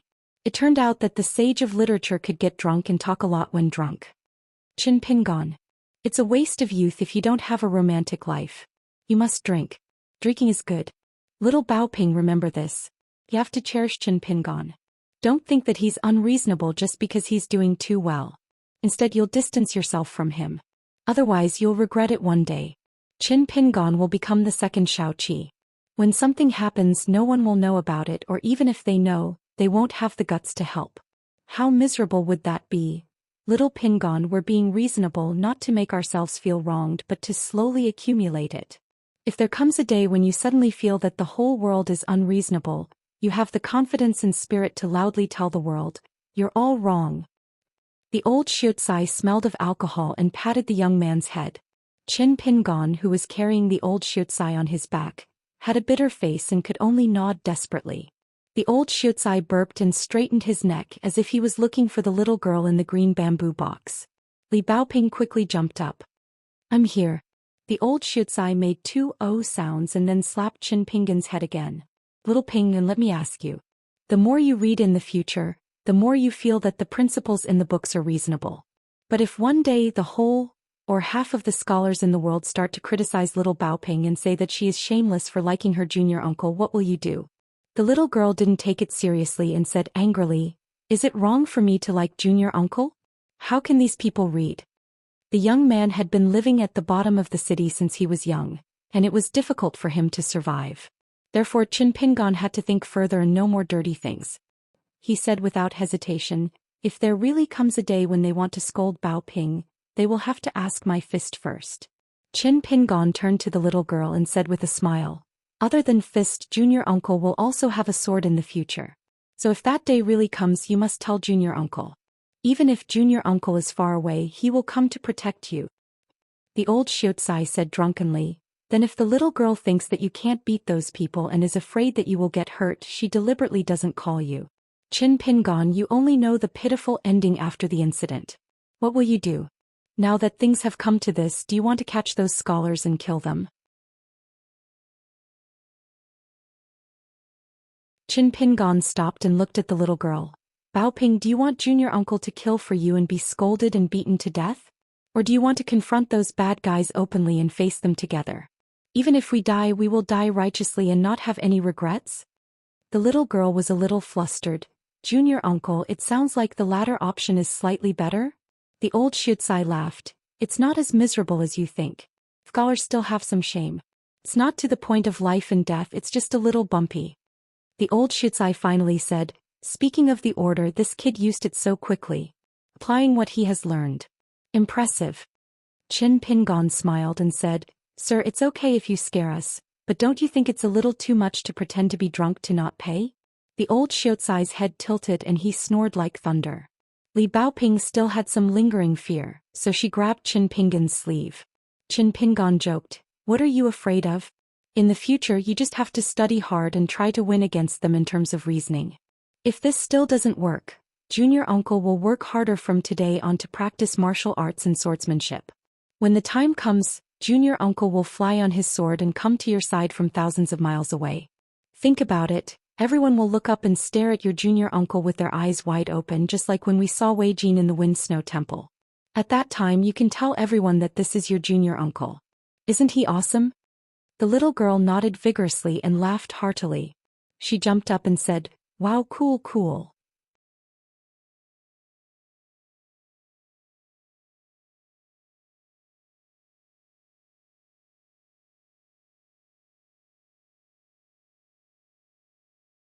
"158. The little girl had already begun to look forward to the arrival of that day. Not only was she not afraid, but she was also filled with childish anticipation. She was waiting for her little martial uncle to step on his flying sword and land beside her from a faraway place, telling everyone that he was her little martial uncle. As for the danger that day, Li Baoping did not think much about it. After all, no matter how intelligent the little girl was, she could not imagine the sinister human heart that was not described in books. Even if she racked her little brain, she could not figure out the surging undercurrent and the cold, murderous intention hidden behind the laurel belt. The inexperienced little girl simply chose to trust a person wholeheartedly. The reason why the old scholar who was sleeping soundly on the back of the young man chose to reveal the heaven's secret was probably because he cherished this hard-to-come-by innocence. Li Baoping reminded him softly, youngest uncle, if you can't win an argument or a fight, we can run away. Qin Pingon smiled and said, of course, as long as you don't find it embarrassing. After that, Qin Pingon took Li Baoping to several grocery stores and bought new boots for the three children. Qin Pingon did not buy any for himself, not because he was stingy but because he was not used to it. When he tried it on, he felt uncomfortable all over and could not even walk properly. In addition, he bought 2 sets of new clothes for each of the 3 children. He spent money like water. Qin Pingon would be lying if he said that he did not feel distressed, but money had to be spent. Li Baoping still chose red clothes not just because of the festive atmosphere. Qin Pingon had heard the little girl complain a long time ago. It seemed that when they were young, a wandering Daoist passed by Fulu Street and read the fortune of the 3 Li Baoping brothers. When he read Li Baoping's horoscope, he mentioned that it was best for the little girl to wear red clothes in the future to avoid evil spirits. No matter how much the Li family doted on this little girl, there was no room for discussion on this matter. Although Li Baoping grew more and more depressed as she grew up, she still did as she was told. Last time at the courier station in Red Candle Town, she received 3 letters from her family. Without exception, her father, Li Shixing, and Li Baozhen all reminded the little girl not to change into other colors for novelty. The little girl often told Qin Pingon in private that if she saw that stinky Taoist in the future, she must give him a beating. When they went shopping, the old scholar was still drunk and sleeping. Qin Pingon could only carry him all the time. Fortunately, he was not heavy, probably less than 100 jin. Qin Pingon really did not know how such an old scholar could hold so much knowledge in his stomach. On the way back to the autumn read-in, Li Baoping's bookcase was filled to the brim. However, after walking for thousands of miles, the little girl looked increasingly tanned and thin, but she was still very sturdy. Her strength and spirit were very good. Qin Pingon was not worried that this little weight would hurt Li Baoping's body. When they arrived at the flowing clouds and water alley, it was still a mysterious scene of clouds and mist. Qin Pingon had seen it many times, but he still felt that it was incredible. The painting that the blind Daoist gave him before he left, although the painting on it was very strange, it was not as shocking as seeing it in person. When they arrived at the entrance of the inn, which was engraved with two tall painted door gods, the old man suddenly woke up. The moment his feet touched the ground, the bag appeared on his back and he held a silver ingot in his hand. The old scholar looked at the two people who were at a loss and said with a smile, "All good things must come to an end. I still have a lot of places to go and I need to go to the west. I can't stay here any longer." The old scholar slowly said, "Qin Pingon, what about that half of Cui Dong? Although it is not complete, it is more or less clear. In the future I will leave him to you. Teaching by word and example is more important than teaching by words. This is also the reason why I put him by your side." Li Baoping frowned and said, "That guy called Cui Dong is a big bad guy. Lass, why do you always protect him?" "I have no choice." The old scholar was helpless and explained patiently with a smile, "I have already removed the inhibition on him. If next time you still think that he should be killed, then you don't have to care about what this terrible old man thinks. Do what you need to do. The reason why I am so partial to him is because he went down the wrong path. Most of it was because I taught Cui Dong wrong in the past. I should not have denied it so decisively and caused Cui Dong to misunderstand that I came to an arbitrary conclusion." The old man looked tired and said in a low voice, "What's more, I was really unhappy at the time. There was a fight that I had to win, so I didn't have time to explain the reasons to him and help him deduce the future bit by bit. So that's what happened later. In a fit of anger, this kid simply betrayed his master, leaving behind a big mess. Mahjong was one of them. Moreover, the new path that he chose, if he can take every step steadily, there is indeed hope that he will benefit the world for hundreds or thousands of years. Perhaps he can add another incense stick to our Confucian orthodoxy. These are both a great cause for 1,000 years but also nonsense. When you have the chance in the future you may also encounter such nonsense. When that time comes, don't learn from me. Think more and don't rush to make a decision. You must be patient, especially when it comes to the people around you. Don't be blind under the light, otherwise you will be very sad." Speaking of this, the old man touched Qin Pingon's head with his dry and thin palm, and then rubbed Li Baoping's little head. "You two don't always think about growing up quickly. If you really grow up, there will be more and more things that are beyond your control and few friends will always be by your side. The newer the clothes and boots the better, but the older the friends the better. But when you get old you will die of old age one day." Li Baoping asked. Lin Shui said that the immortals on the mountain like chi trainers can live for 100 or even 1,000 years if they succeed in their cultivation. The old man asked with a smile, "What about 100 years later?" Li Baoping asked tentatively, "Then I will go first?" The old man was amused by the little girl's innocence and couldn't help laughing. "Then on the other hand, little Baoping, you are such a good girl. If one day you are no longer in the world, how sad will your friends be? Anyway, this old man will be so sad that he will cry loudly. At that time I won't even be able to drink wine." Li Baoping was suddenly enlightened and nodded her head like a little chick pecking rice. Yes, yes, yes, no one can die." The old elementary scholar stretched out his hand and handed over the silver ingot. Qin Pingon looked at it and asked, "Is this worm silver?" "Cui Dong has one." The old elementary scholar shook his head and smiled. "That little thing, only the young Cui Dong would be interested in it and find it interesting. If it was the old Cui Dong, he would be too lazy to take a second look at it. This thing that looks like a silver ingot is actually an ownerless sword embryo. Compared to the one that Cui Dong hid in the Fengsuan item, its grade is much higher. The key is that it has a deep history. If you have the chance to go to the central divine continent in the future, you must bring it to Sui Mountain. Who knows, you might even be able to drink some guy's good wine. Sui Mountain's Huagua wine is the best in the world." The old elementary scholar gave him a thumbs up. "Even an immortal would be drunk." Qin Pingon took the silver ingot. The old elementary scholar joked, Oh, you were unwilling to be my disciple before. I said that you would not agree even if I talked until my lips were cracked. Why did you accept it now? Qin Pingon said awkwardly, I felt that if I rejected your kindness again, it would hurt your feelings. Li Baoping whispered, Master Wenxing, it's because this thing looks like silver. How can junior uncle not like it? Qin Pingon knocked her with a chestnut. Li Baoping held her head and did not dare to say anything. The old elementary scholar laughed. Little Baoping, next time we meet, don't call me Master Wenxing. You are Qi Jingquan's disciple and I am Qi Jingquan's teacher. What should you call me? Li Baoping was stunned. Grandmaster? Grandmaster? The old elementary scholar smiled and nodded. That's right. You can call me either way as long as you like. The little girl hurriedly bowed with her hands clasped in front of her chest. However, she forgot that she was carrying a heavy box on her back. Li Baoping lost her balance and almost fell flat on her face. Qin Pingon hurriedly helped her carry the small box. The old elementary scholar straightened his back and did not move, calmly accepting the gift. The elementary scholar shook the bag on his back and sighed.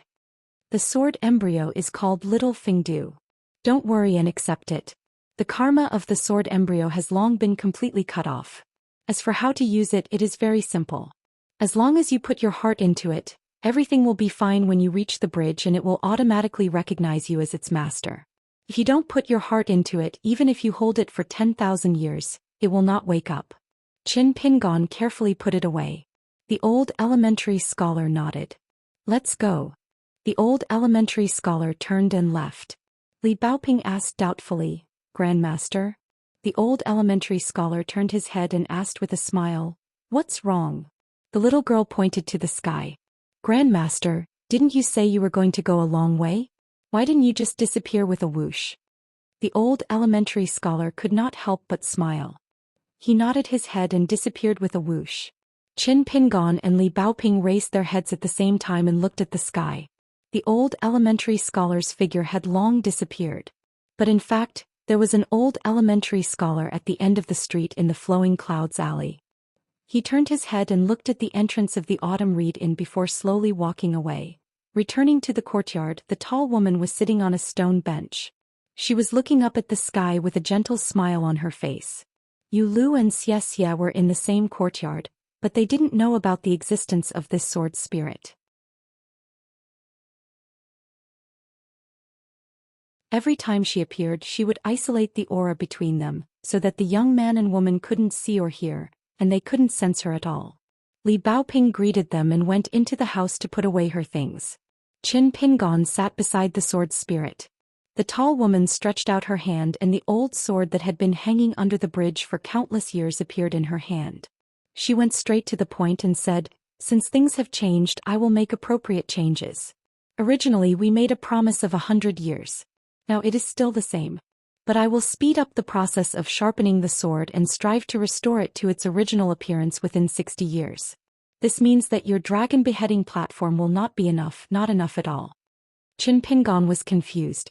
The small dragon beheading platform that suddenly appeared in his courtyard should have been carried to the blacksmith's shop. She smiled and said, Do you remember that time when you were sitting on the bridge and dreaming, you fell into the stream with the basket on your back? At that time I actually took away the dragon beheading platform. After that you thought it was a stone from the dragon beheading platform, but it was just an ordinary stone that I used to deceive you. Well, it is not accurate to say that it is an ordinary stone. It should be a piece of snake gall stone of the best quality. It is enough to turn a small reptile into a big reptile. In order to reduce the time from 100 years to about 60 years, I have to use at least the large dragon beheading platform in the deep mountains. Maybe I can't use the entire stone cliff, but I definitely can't run away from most of it. But you don't have to worry. I have my own ways to deceive you. If I really can't do it, I can just give it to the military cultivators of the Wind Snow Temple or Zhenwu Mountain. They will not think that it is a bad deal. Maybe they will cry with joy and hug each other and cry. Qin Pingon was stunned and speechless. It was as if he had just heard a book from heaven. She stretched out her hand to the sky, and the snow-white lotus leaf appeared in her palm. Because of Swan Xiaoxia and because your sword was a little unusual, the lotus leaf can't hold on for too long. This is also one of the reasons why I am in a hurry to go back. Also, Xiaoxia promised me that he would not implicate you because of Cui Dong. You will first go to the Qin family of Yingyin and reason with them before going to the west. So next, as he said, you just need to take those children to study peacefully. With such a bad guy like Cui Dong and Yu Lu, who is at the 6th realm of martial arts by your side to protect you, I believe that even if you lose your sword chi, you will still be able to turn misfortunes into blessings. She looked a little worried. But after arriving at the Academy of the Great Sui Kingdom in the next 60 years, I will need to draw a circle and not leave easily. Otherwise, all my efforts will be in vain. You have to ensure that you don't die and that your state continues to grow. It will be a little troublesome. Qin Pingon said. Alliance once said unintentionally that no matter if you are a martial artist or a chi cultivator, once you reach the 3rd realm of cultivation, you can try to travel a country alone. As long as you don't court death, there shouldn't be too much of a problem. When you reach the 5th or 6th realm, you can walk on the map of half the continent. The premise is that you don't join in the fun and don't go to those famous dangerous places. Also, don't be hot-blooded and think that you can be chivalrous no matter what you encounter, or slay demons and devils. Then you will be safe and sound. If you meet with an unexpected accident and die because of it, then you can only blame your bad luck. With such a bad fate, staying at home is also not safe, so whether you go out or not, the result is more or less the same. She nodded and said with relief, it's best that you can think this way. You should be so. If you are timid, you will never achieve anything in your cultivation. She suddenly narrowed her eyes and asked playfully, until now when I am about to leave, why don't you ask me how I can help you prolong your life and solve the future problems? Since we share the same weal and woe, aren't you curious why I don't help you repair the bridge of longevity and let you smoothly embark on the road of cultivation? Logically speaking, this is not an unreasonable request, is it? Qin Pingon said frankly, last night before I went to bed I wanted to get up and ask these questions, but then I held back. The sword spirit asked, why? Qin Pingon said with a serious face, it's not that I am embarrassed to ask. In order to survive, I will not be embarrassed even if I am thin-skinned. It's just that I have always believed in old man Yao, who was half my master at that time, and I believe in something he said. The sword spirit interrupted the teenager's words and nodded. I know. I saw and heard in the scene shown by the flowing water of time. It's a very interesting sentence. She then became a little annoyed and stood up with the lotus leaf umbrella. Do you know why there is a saying in the human world, disfigurement? It is indeed true, but the disfigurement of ordinary people is in the theory of life. Even changing one's name is within the big rules, so it doesn't get in the way. But if it involves the bridge of longevity, the changes in the many Chifu acupoints in the body are a big deal. Cultivation is an action that goes against the current. To put it bluntly, it goes against the way of heaven. The so-called Tao of Qi cultivators is actually to prove their own great Tao, to be able to make the way of heaven bow its head. Heaven wants me to be born, grow old, get sick and die, but I want to cultivate the golden body of purity, live a long life and enjoy eternal freedom. I want heaven to pinch its nose and admit that it has a long life. Think about it, how difficult is that? If it is easy to build the bridge of longevity, those immortal families on the mountain, as long as the ancestors do it, won't it be easy for them to have all their descendants become immortals? Because the human meridians, qi fu and blood are the most mysterious existence in the world. You should know that the Taoist school advocates the big and small worlds inside and outside the world. This small world refers to the human body and spirit.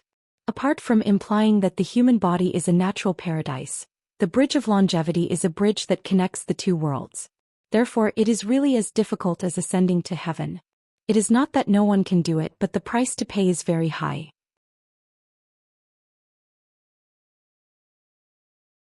The requirements for the people who build the bridge are extremely high, and it is limited to the great Qi cultivators of schools such as the School of Yin Yang and the School of Medicine. This is also one of the reasons why these schools of thought are not good at killing but still stand tall. Seeing that the teenager's eyes were a little disappointed but not depressed, the sword spirit was relieved. He smiled mischievously and said, Now, no matter what, little Pingon, you should first temper your body and lay a good foundation. Otherwise, in the future when I have sharpened the sword, it will be too embarrassing if you can't even lift the sword. Don't think that it is easy to lift the sword. In Scholar Sauer's painting of mountains and rivers, he gave you the illusion of a 10th realm cultivator.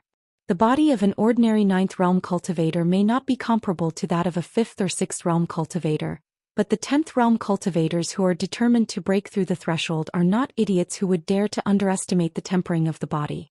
Most of them will rely on the hard work of tempering their body and spirit in this realm to become more diligent than a pure martial artist.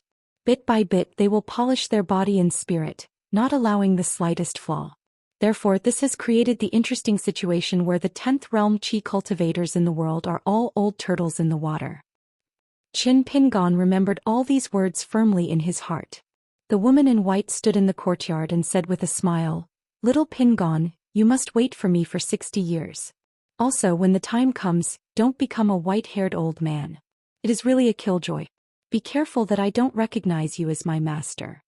Qin Pingon stood up and was about to speak. She had already walked towards him. She stretched out her hand and made a gesture of wanting to high-five him as an oath. Qin Pingon quickly raised his hand high. However, in the end their palms passed each other in the air. The woman in white had already disappeared and left. Qin Pingon sat back in his original position. Suddenly he slapped his head and remembered the scholar with sword. He had forgotten to ask her and old Mr. Wenxing about the identity of the golden-clothed girl hiding in the wooden sword. Cui Dong was drinking tea in a secret room of the Autumn Reed Inn. The second in command of the inn, Lu Jiahui, the famous Madame Lu among the upper echelons of the prefecture city, was like a lowly servant girl. She carefully observed his expression and carefully sized up this dolly imperial tutor who had revealed his identity. The Purple Sun Manor that she was in was originally a chess piece of the Huangting country that had been roped in by the Great Li. This alliance was personally approved by the founding master, who rarely showed himself. Thus, everyone in the Purple Sun Manor naturally did not dare to be careless. Especially for people like Lu Jiahui who believed that they had no hope of reaching the Great Tao, they would be particularly concerned about symbols of secular power such as the imperial court and the government. Although the Huangting country's Hong family had always followed the ancestral system to give preferential treatment to immortals, it was a pity that a small Huangting country could make the deeply involved Lingyun sect be dead set on it. But there was no way to make sects like the Xiang prefecture pledge their loyalty. Because the pond was too small, the dragon under the water wanted to have a wider territory. The Xiang prefecture was more ambitious than the crouching dragon temple that only wanted the word palace. Lu Jiahui was not stupid enough to be willing to believe the handsome young man with a mole between his eyebrows. There was only one reason. The green-robed man standing beside the young man acted more like a servant than she did. Lu Jiahui could not think of anyone in Huangting country who could make this vicious and merciless Hanxi River god be willing to be a servant. After Cui Dong casually asked about the internal situation of the Xiang prefecture, he suddenly smiled and asked, "Wei Li, this county governor, is Madame Lu's lover, right? In the future he will most likely become Dolly's obstacle. If I want you to kill him personally today, would Madame be willing to do it?" Lu Jiahui's mind was blank and her body was tense. Cui Dong chuckled and said, "Look at how scared you are. Am I the kind of person who would break up a couple?" Lu Jiahui lifted her gaze slightly. She saw the white-robed young man nodding his head and smiling. "Yes, I am that kind of person." Lu Jiahui wanted to cry but had no tears. Her face was pale. The young man waved his hand and said understandingly, "However, it's too cruel for you to kill him personally. Moreover, the Xiang prefecture is now allied with Dolly. I won't make things difficult for Madame Lu, who has been managing this family business conscientiously. The water god behind me has a normal relationship with Lord Wei. Let him kill him." Lu Jiahui tried her best to hold back the tears that were about to burst out of her eyes. She lowered her head and said in a trembling voice, "Lord Imperial Tutor, if Wei Li really wants to die, I'll kill him. There's no need for the water god to do it." Cui Shi sighed as if he was bemoaning the state of the universe and mankind. He muttered to himself, "If that's the case, Madame Lu must have a grudge against me and the Li dynasty. Why don't we do this? After you kill your lover, I'll let the water god kill you. At the very least, you can be a pair of dying mandarin ducks." The flirtatious woman raised her head. Her seductive peach blossom eyes were filled with murderous intent, as if she wanted to destroy both the jade and the common stone.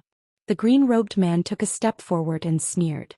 In his eyes, Lu Jiahui and the others were no different from ants who overestimated themselves.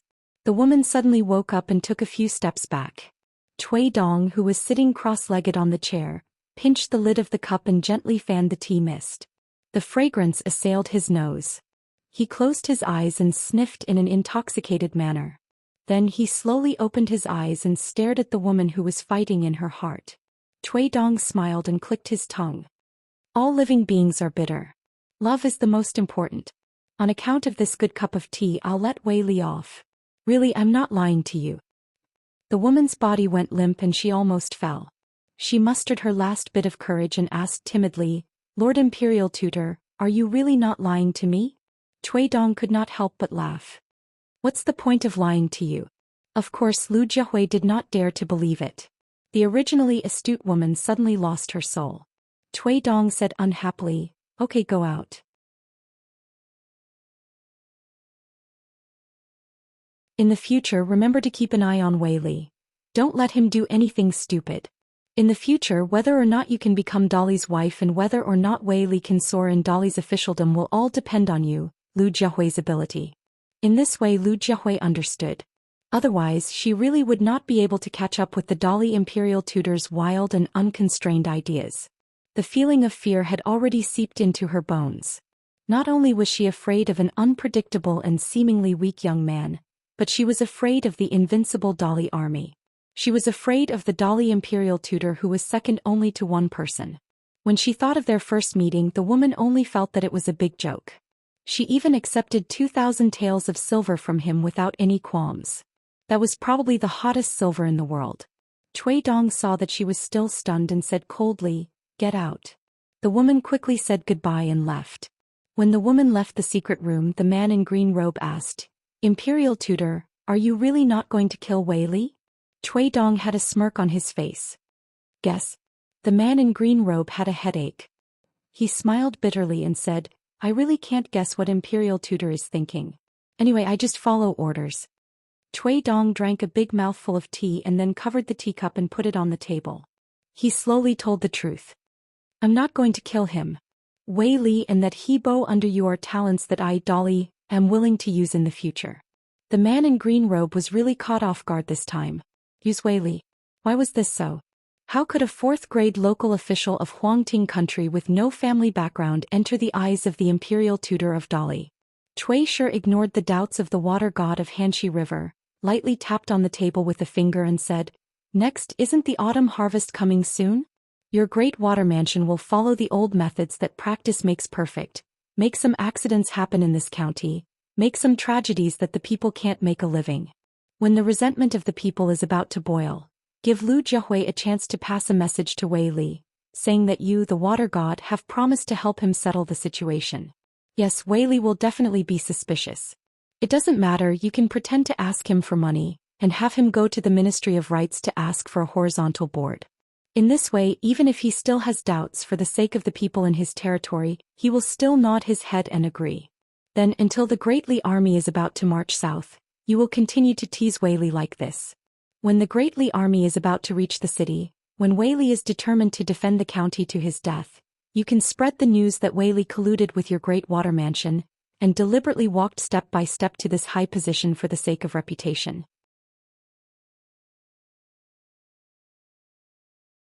When the time comes, I want to see how many of the 200,000 people in the city will not scold Wei Li for being worse than a pig or a dog and how many people close to him will still believe him. The green-robed man carefully asked, This is. Cui Dong rolled his eyes and said, Can't you see? I want Wei Li to live a life worse than death. It's not that I want to criticize you, but you are not much smarter than Lu Jiahui. The dignified Xianxia River water god humbly asked for advice like a young child. I sincerely request Imperial Tutor Darren to give me pointers. Cui Dong languid curled up in the chair. Do you know what a true scholar can't stand the most? It's not becoming an official but encountering a bastard and incapable ruler. They have no choice but to speak up for the country and the people, not hesitating to die to remonstrate with the ruler. Then they are beheaded because they have a clear conscience and might even leave their names in history. It's not even being unable to turn the tide when the mountains and rivers are shattered and they can only watch helplessly as their home and country are destroyed. Because even so they can escape and leave the world. Or they can write some poems of grief and indignation. The thing that is truly unacceptable is. The white-clothed youth shook his head. It's Wei Li and the other true scholars. As disciples of Confucianism for the so-called world peace, they resolutely entered the world. They climbed up in the officialdom and were covered in scars. But in the end they gave the most effort to this world and the most goodwill. But in the end they did not receive the same amount of goodwill. Instead they received malice. What he truly wanted he did not receive a bit, not even a little bit. Let's not talk about the people betraying him. Let's not talk about him letting down the people of his country. In fact, everyone has let him down. Yes, I just want Wei Li to have a taste of this. The green-robed man sighed. Putting yourself in his shoes and thinking about it, it's indeed a life worse than death. He quickly remembered that woman who was deeply in love and sighed. If Wei Li knew about the inside story of today's secret room, he would definitely hope that Lu Jiahui would agree to personally kill him today. Cui Dong covered the teacup with his hand and said expressionlessly, "After Wei Li is in complete despair at an appropriate time I will let him know. Because at that time, Lu Jiahui will choose to commit suicide. She will write a suicide note and tell him the whole truth. She will say that she is actually an honored guest of the Great Water Residence and is Dolly's spy. She will say that she feels guilty and that she has let down Wei Li. In the end, she will probably say that she loves Wei Li very much." At this moment the green-robed man, as the righteous god of mountains and rivers, actually felt his hair stand on end. A chill ran down his spine. Wei Li is a good seedling. Who knows, he might be one of my favorite disciples in the future. So don't just watch him make a fool of himself. At that time, if he is really determined to commit suicide, you must stop him. Cui Dong smiled and stood up. He turned his head to look at the stiff-faced Hanxi River god and joked, "Also, what are you afraid of? You have a good father." After hearing this, the green-robed man's mood was extremely complicated. Cui Dong stood on tiptoe and patted his shoulder. He smiled and comforted him. "In the depths of your heart, there is killing intent. You may not even know it yourself. But it doesn't matter. You and your father are just slightly bigger ants to me, Cui Dong. Your joys and sorrows, hatred and respect, when I am in a good mood I will take care of them and help to comfort them. When I am in a bad mood you must know that in ancient Shu, there is a kind of rare dragon that likes to eat its own kind."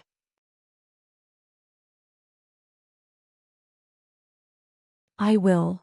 The handsome young man's eyes, without any warning, appeared a strange golden color. It stood erect in his pupils. He used an extremely soft voice and with an innocent face he added, "Eat you all." The green-robed man did not move at all. But his Adam's apple moved slightly. This time he was really sweating. Cui Dong's tiptoe landed back on the ground. He smiled and said, "Look at how scared you are. Go back to your Great Water Residence. In the future you will be the same as Wei Li. You will be our Dolly's distinguished guest. Don't be afraid." The green-robed man did not move even if he was beaten to death. He also did not speak. He had made up his mind to stand in the same place. Previously, Lu Jiahui was rewarded by this guy with the words, "Look at how scared you are." It seemed like the result was frightening without any danger.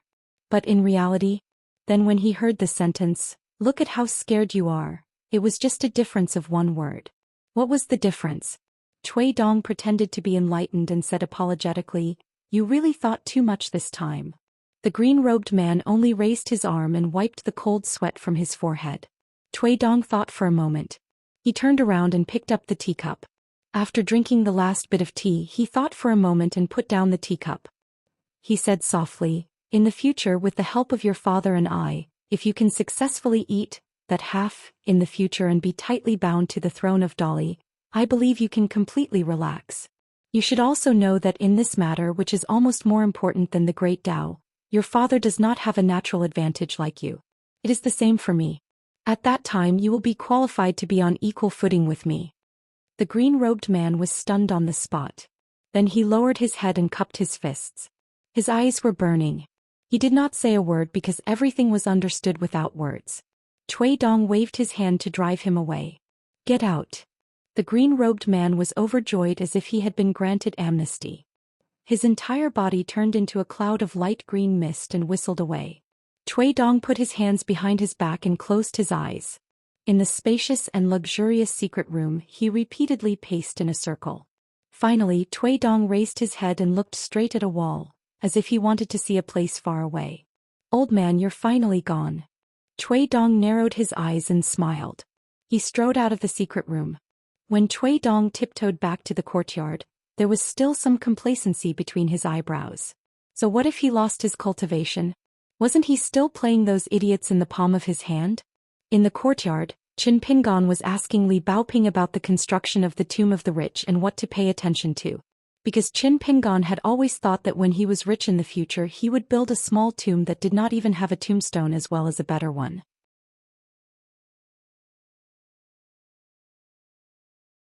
Now that he was not far from the Great Sui Kingdom, it meant that he would soon embark on the journey back home. When he returned home, this would be the first thing he would do. Although Qin Pingon would bring a handful of soil every time he went into and out of the mountains to add soil to his parents' tombstones, this old tradition passed down by the older generation of porcelain burners was not as reassuring as building a better tomb. During this trip, Qin Pingon learned a lot of things that he did not know before, such as the saying that death is like life. This made Qin Pingon feel even more guilty. Li Baoping did not know much. She gave him a rough explanation and then said that she would send a letter to her brother to ask about it. Qin Pingon did not say much. Anyway, as long as he had money in his pocket, it was easy to solve. The big problems in the past were no longer a problem. Qin Pingon inadvertently remembered something and asked the little girl how to write the character Cui Dong's Fu. Li Baoping knew about it, so she wrote it down on the stone table with her finger. Qin Pingon sighed casually. "It's so difficult to write." Not far behind, Cui Dong was sweating profusely. He only felt that he had just done a little bad thing. Wasn't retribution coming too quickly? Didn't the old scholar just get out of here? Qin Pingon, this bastard, was even more ruthless than him. Was he going to spend money to build a tomb and write a tombstone for him? Qin Pingon turned his head and saw the young man in white standing there, dumbstruck. Cui Dong was so scared that he turned and ran. He hurriedly found the frightened Lu Jiahui and pulled her to a secluded place. He tried to be as pleasant as possible and said, "Mrs. Lu, I just thought of something. You have to be kind to others. As long as you are loyal to me, Dolly, I promise you and Wei Li will live happily in the future. You will have many children and grandchildren." Cui Dong turned and left with satisfaction. He waved his hand and did not look at the woman who was so scared that she fell to her knees. He scolded, "It's up to you to believe it or not. You are happy to hear lies, but you don't believe the truth. Anyway, you and Wei Li have hit the jackpot this time. In the future you can love each other as much as you want. I wish the two of you a long life together." Cui Dong sneaked back to the courtyard and saw Qin Pingon, this vicious guy, sitting alone on a stone bench. He was using the dragon beheading platform to sharpen the blade with the auspicious symbol. Cui Dong's face turned pale. He said in a daze, "What? You want me to spare the Great Water residents? That's not necessary. No, this kind of thing can't be changed even if you beat me to death. It's just a casual thing and it depends on my mood. How can I change my original intention and layout when it involves Dolly's hegemony?" Qin Pingon turned his head and asked with a frown, "You've been sneaking around outside twice. What are you doing?" Cui Dong pointed at the narrow blade in Qin Pingon's hand. "What's this for?" "Sharpening the blade, it's so scary." Qin Pingon said in a bad mood, "You just need to know your place. We won't interfere with each other's business." If these words came from someone like himself, Cui Dong wouldn't believe it. But if it came from Qin Pingon's mouth, Cui Dong would certainly believe it without a doubt. At first his footsteps were still a little erratic, but he walked faster and faster, more and more relaxed. Finally he jogged to the stone table and leaned on it. He lowered his voice and said, "Teacher, I just did a good thing to fulfill someone's wish. It's absolutely true. Do you believe it?" Qin Pingon raised his head and looked seriously at this guy's eyes. Finally he nodded. At this moment Cui Shi was so moved that tears almost filled his eyes.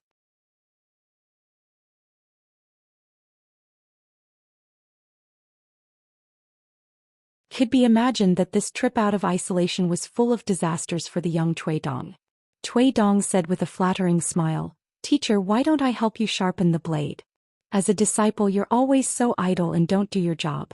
I can't sleep and eat well." Qin Pingon glanced at him. Scram. Cui Shi put on an act and sighed heavily, then he straightened his back and bowed respectfully with his hands clasped in front of him. Only then did he bid farewell and turn around before swaggering back to his room while whistling. He was in a great mood. Qin Pingon looked at the guy's handsome back and was a little confused. Was it because he stayed in the well for too long that water entered his brain?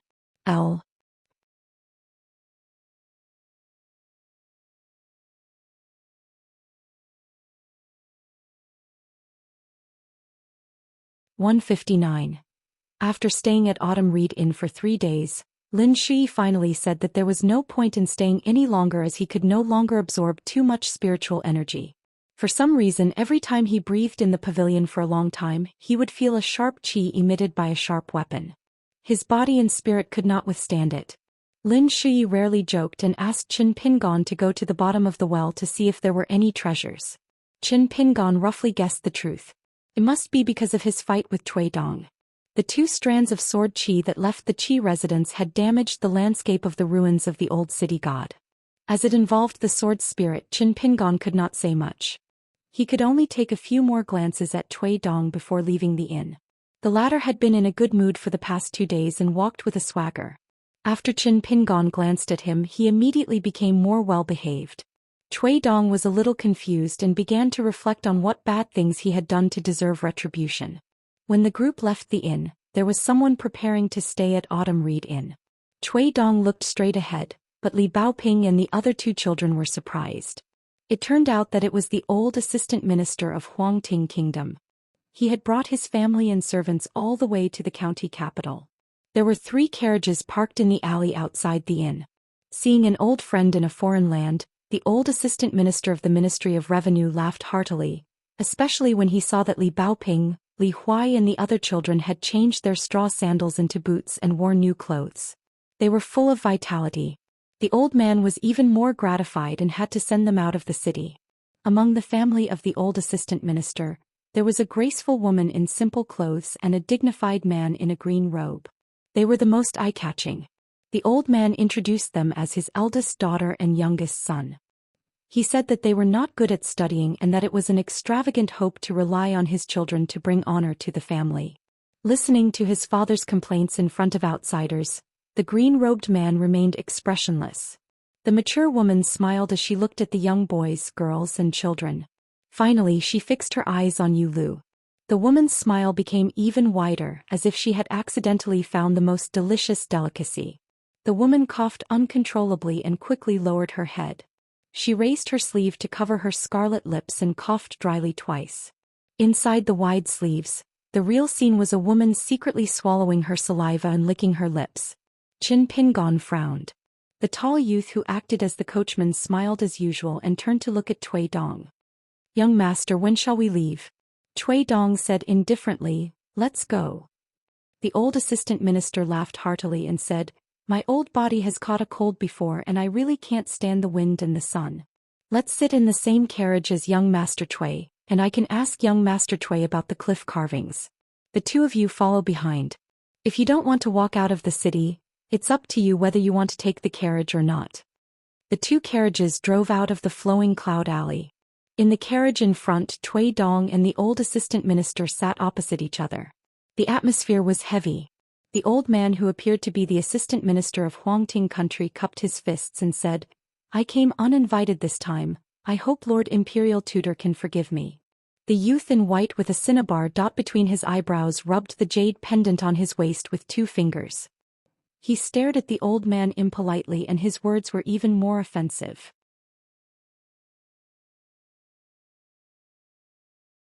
"Did that little bastard of yours instigate you to come and find out? Do you want to see if I have the ability to kill you and your father?" The old man who went to the Milky Way drunk that night was not angry. He looked amiable and said, "Lord Imperial Tutor, my youngest son is not very capable, but he has a lot of little tricks. This time he is really scared and happy and lost his composure. That's why he informed me, hoping that I could help him come up with a plan on how to cooperate with the Imperial Tutor and Dolly. How can this be considered as testing?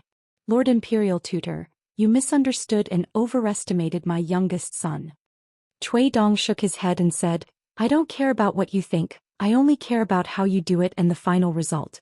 So, since that little bastard broke my rules first, I naturally have a way to teach him a lesson."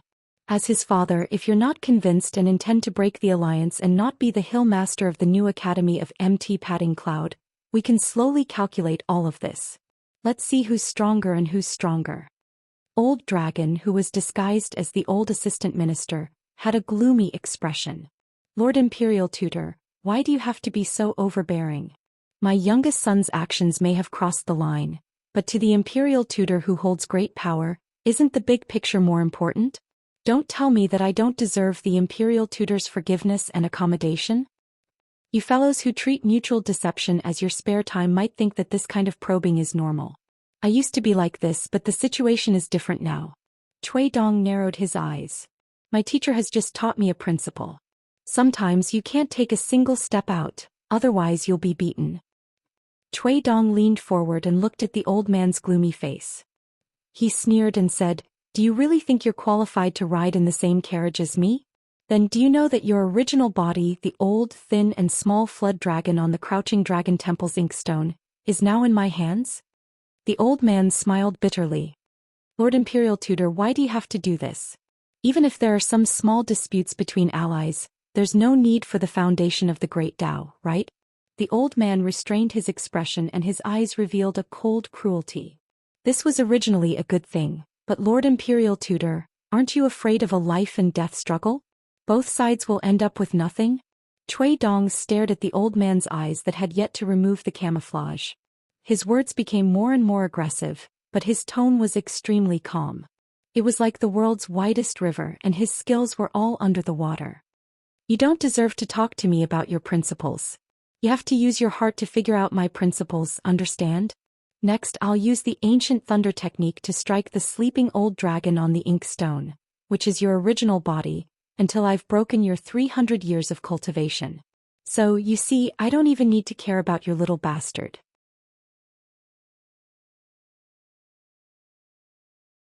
In the end, you'll naturally vent your anger on him. The old flood dragon's eyes were filled with killing intent. He shouted, "Cui Dong, don't you go too far." Cui Shi laughed loudly and said, "Going too far? Are you even human, you old reptile? Your family isn't human. Look at you and look at your little bastard son. You still want to bring honor to your family? Especially that Purple Sun Mansion's founder outside. When he saw you Lu with his dense dragon aura, he probably couldn't even walk, right? With a family like yours, even if I dare to support you to a very high place, will you be able to stand firm?" Cui Dong stretched out 2 fingers and waved them in front of himself. "You can't." Without waiting for the old flood dragon to speak, Cui Dong pointed out the window. "Get out. Looking at you will dirty my eyes. Within 3 days, if I don't receive a satisfactory answer, I won't give you any reply. At that time you can come and kill me." The old flood dragon was silent for a long time. Finally he bowed and retreated. From the beginning to the end, Cui Dong's heart didn't have any ripples. As for the cowardice inside, it was even more impossible. When the carriage stopped for a moment and continued forward, Cui Dong closed his eyes and was in high spirits. The corner of Cui Dong's mouth curled up as he muttered, 3. Inside the carriage, a cool breeze blew without warning. The young man was wearing a white robe with large sleeves. The surface of his robe was like a flowing stream.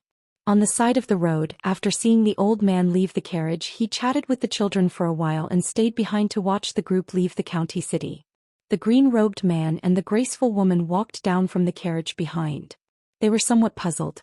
The old man kept looking at the carriage. In the end, the old man withdrew his gaze. Not only did he not find any flaws, but he also saw an unimaginably terrifying scene. Jumping realms. The old man turned his head to look at the woman and son. He said with a smile, "Only one is missing. It can be considered a small family reunion. Father is very happy." As the daughter of the founder of the Purple Sun Prefecture, her intuition was clearly sharper. As a flood dragon, it was probably because of the word, lake, that she was born with an innate ability to spy on the movements of other types of heart lakes. She had already noticed that there was something wrong with the old flood dragon's state of mind. Without any hesitation, she rose from the ground and turned into a beam of light, wanting to escape the prefecture city. However, she had forgotten that the difference between her and her father was not just in terms of seniority. The old man was obviously furious. He didn't care whether the county city would be affected or not. Moreover, not to mention a small county city, even the entire Yellow Court country didn't have the qualifications to talk about crouching tigers and hidden dragons. There were a few small cats and snakes, but how could they make the old flood dragon look at them in a new light? Now that Dali's cavalry was heading south, there was no need for him to hide too much. However, this was based on the premise that he had established a stable alliance with Dali. The reason why he did this superfluous move and caused new problems to arise and angered the imperial tutor Cui Dong. In fact, the old man was indeed too frightened. His state of mind fluctuated greatly and he lost his sense of propriety. Compared to the young son of the Hanxi River god, he wasn't much better. After all, he and Cui Minghuang of the Lakeview Academy had seen the Thunder Pool at the top of the cliff carvings with their own eyes. Together with the old Xiantian who made them leave the Thunder Pool with a wave of his sleeve, a string of golden characters appeared in the palm of his hand.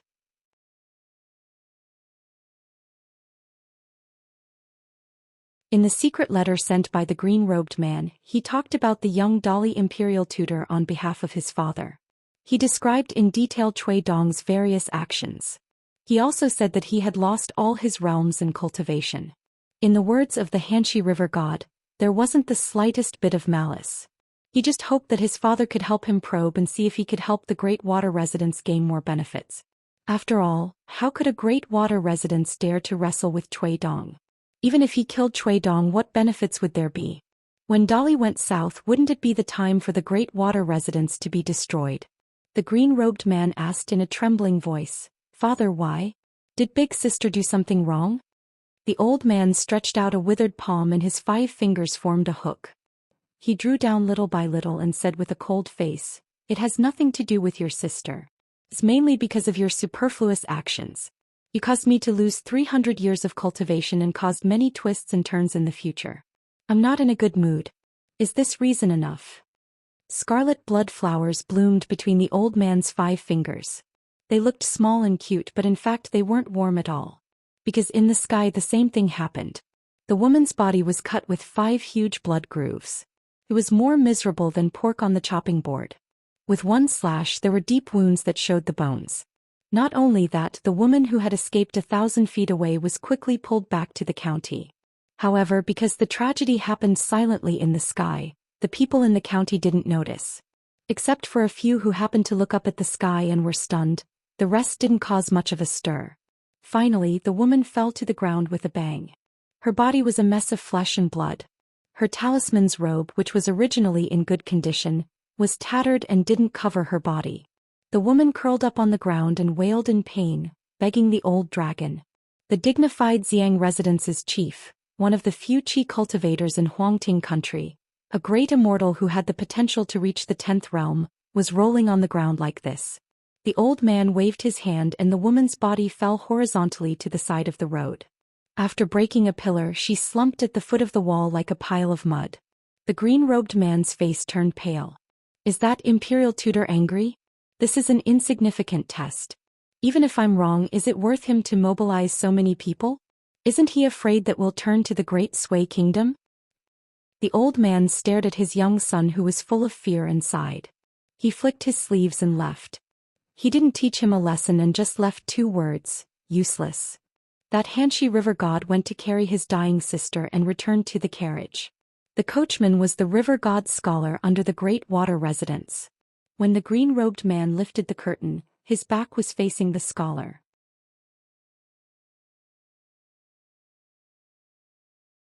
He said with some regret, "Sui Bin, you were right. I shouldn't have been so reckless." The scholar waved his whip and slowly drove the carriage back to the Autumn Reed Inn. He said softly, "Fortune and misfortune come together. It's not all bad. Knowing the imperial tutor's bottom line, it will be easier to deal with him in the future. It's better to suffer a small loss now than to be complacent in the future and be killed without knowing the reason." The green-robed man placed his sister in the carriage and sat behind the scholar. He said angrily, "A small loss. My father lost 300 years of cultivation. With his bad temper, I'll be offended in the future. Others don't know, but you, Sui Bin, don't know how my 7 or 8 brothers and sisters died." The scholar Sui Bin smiled faintly. "It's good that they died. Only 3 of them are left. Those who are alive don't have to die. If it was in the past, I would have to collect the corpse for the water god. I might even have to piece the corpse together. It's a bit troublesome. If Sui Bin, the military advisor behind the scenes, kept comforting him, the green-robed man might become more and more uneasy. He wouldn't even dare to stay in the county city. He might even dare to stay in the Great Water residence. He would have to run a few thousand miles away to avoid the trouble. Now that he heard Sui Bin's sarcastic words, the green-robed man felt more at ease. He glanced at the back of the river god who had the body of a water ghost and thought to himself, no wonder he was together with County Governor Wei Li and was valued by the young imperial tutor. Don't call me the water god. I'm not used to it. After so many years I've given you extra attention. You've never bowed to me. It's good. Don't be unable to share riches and honor with me. The green-robed man lamented angrily, Sui Bin, my father has studied for so many years. He's not any less than the scholarly sage. His private library has a rich collection of books. It's even the best in the Yellow Court country. Why is his temper still so bad? Sui Bin smiled. Isn't your father's temper very good to those young scholars? He's really good. The green-robed man was helpless. Sui Bin hesitated for a moment. Actually, the reason why your father is so angry is probably related to the opportunity of the great Tao. Although you've deliberately concealed this, that Dali imperial tutor is sure that your father knows about it. Since he can see so far into the future, he might have the intention to drive a wedge between you father and son. The green-robed man was horrified. In the carriage, an unexpected aged voice sounded, Sui Bin, it might not be a good thing for you to be so smart. Sui Bin laughed. Old mister, I was once a scholar. Now I've become a scholar. Since I'm not afraid of death, why should I be afraid of death? The elusive old flood dragon smiled and said, with you assisting this idiot, I'm relieved. The green-robed man was slightly suffocated. A fine bird chooses a tree to nest in. If it was said that his father looked down on the little river earl in the past, or that he was carefully hibernating and didn't need outsiders at all, then from now on he would start to conquer the country. Wouldn't it be better to have more civil officials and generals under him? Sui Bin seemed to have seen through the thoughts of the Xianxia river god. He smiled and joked, don't worry, I won't betray you. Even if I become a ghost, I still have this bit of backbone. The old dragon who was sitting in the carriage coldly glanced at his daughter who was curled up in the corner. He turned his head to look at the curtain of the carriage and put on a warm smile that came from the bottom of his heart. I've heard about your daughter. Do you want me to help her become the mountain god of Hengshan? Sui Bin shook his head. That evil creature is worse than a pig or a dog.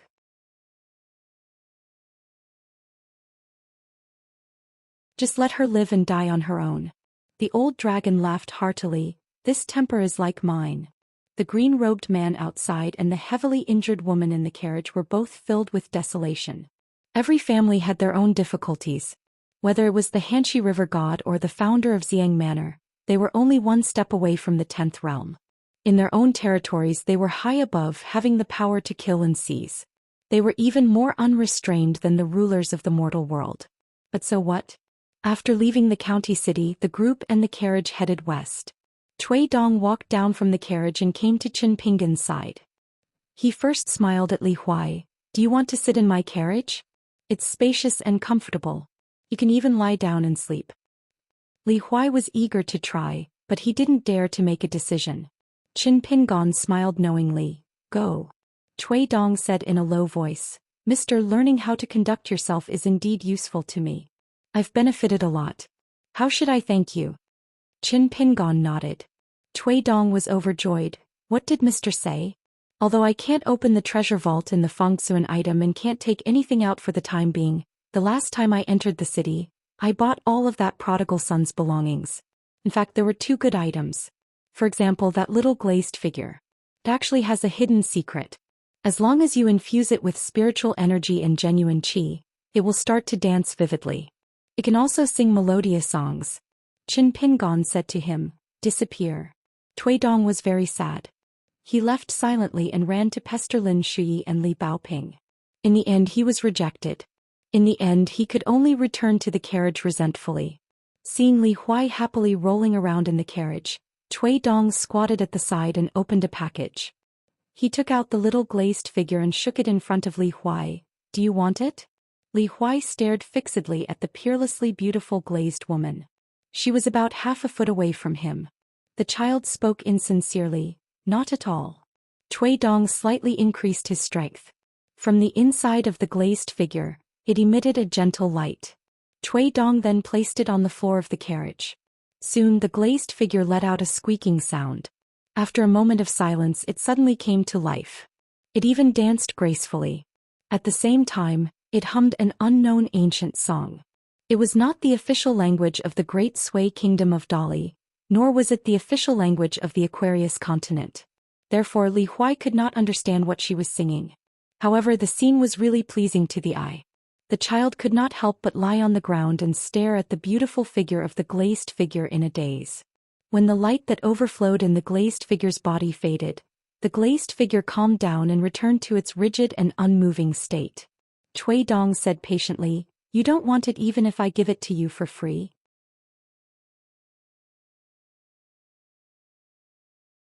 What are you afraid of? You and Qin Pingon are friends and I am Qin Pingon's student. We are so close. What do I want from you? Furthermore, what do you have that I want from you, right? Li Huai retracted his gaze and looked at Cui Dong.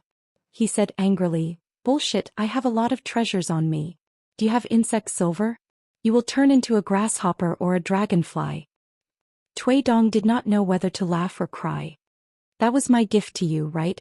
Li Huai nodded. "Yes, it is mine now. So you don't have it?" Cui Dong leaned against the wall of the carriage and sat down. He held his stomach and laughed. As expected of the little bastards from Pearl Grotto Heaven. Especially you guys who relied on your own luck and fate to become Qi Jingquan's last batch of direct disciples. None of you are easy to deal with. Shi Chuanjia and Dong Shuijing are just a little worse. They are not much better than you, Luxi. Cui Dong raised his head and looked above his head. He said, "What a great saying. It is God's will." Cui Dong retracted his gaze and looked at the child lying on the floor in a daze. He asked curiously, "You really don't want it?" Li Huai said, "Yes. Before I went to bed last night, Qin Pingon told me that when I go to the Academy of the Great Sui Kingdom, I can't accept benefits from others." Cui Dong joked, "But we are still hundreds of miles away from the border of the Great Sui Kingdom. Even if we enter the territory of the Great Sui Kingdom and reach the New Cliff Academy, we are still 700 or 800 miles away. In total it is at least 1,000 miles. Li Huai, why are you in such a hurry?" Li Huai looked at the ceiling. Qin Pingon said that he will not stay in the academy to study. After he sees us off he will return home. Cui Shi smiled and said, "Isn't this something you knew from the start?" Li Huai folded his hands and used them as a pillow. He said softly, "I forgot about it while we were walking." Cui Dong was stunned. He laughed gloatingly. "It's okay. I won't stay in the academy. I will accompany Qin Pingon back to the town." Li Huai, are you jealous? Li Huai turned his head in surprise. Cui Dong was full of pride. Li Huai abruptly stood up and lifted the curtain of the carriage. With a face full of grievance he shouted at the top of his lungs, "Qin Pingon, this fellow Cui Shi is trying to cheat me of my money." Cui Dong hurriedly hugged the little brat to stop him from slandering him. He wailed at Qin Pingon, "I'm innocent." After a while Qin Pingon, who had rushed to the carriage, left with Li Huai. Li Huai said carefully, "Qin Pingon, I lied to you." Qin Pingon whispered, "I know. I just don't like that guy." In the carriage, the white-clothed youth with a bruised nose and swollen face was lying in the carriage. He was grimacing in pain. Not only did he not look dejected, but he was also smiling. At the northwest border of Huangting country, at the bank of a river, after visiting the water deity temple that was far inferior in scale to Hanxi River, the group walked for another 20 miles. They began to rest and prepare for lunch. Now that they had Yulu to start a fire and cook, Xianxia no longer did nothing. With their help, Qin Pingon could go fishing at the riverbank with peace of mind. Fishing in the ridge in spring, fishing in the deep in summer, fishing in the shade in autumn, fishing in the sun in winter. This was a saying passed down from the small town. In the late autumn Qin Pingon jogged all the way. He specially found a small river to return to the Wind Bay. Only then did he start fishing. After a quarter of an hour, Qin Pingon successfully caught a green river fish that was more than a foot long. However, just dragging the fish ashore took another quarter of an hour because he was afraid that the fishing rod would break or the big fish would escape the hook. Cui Dong had been squatting at the side and watching without blinking.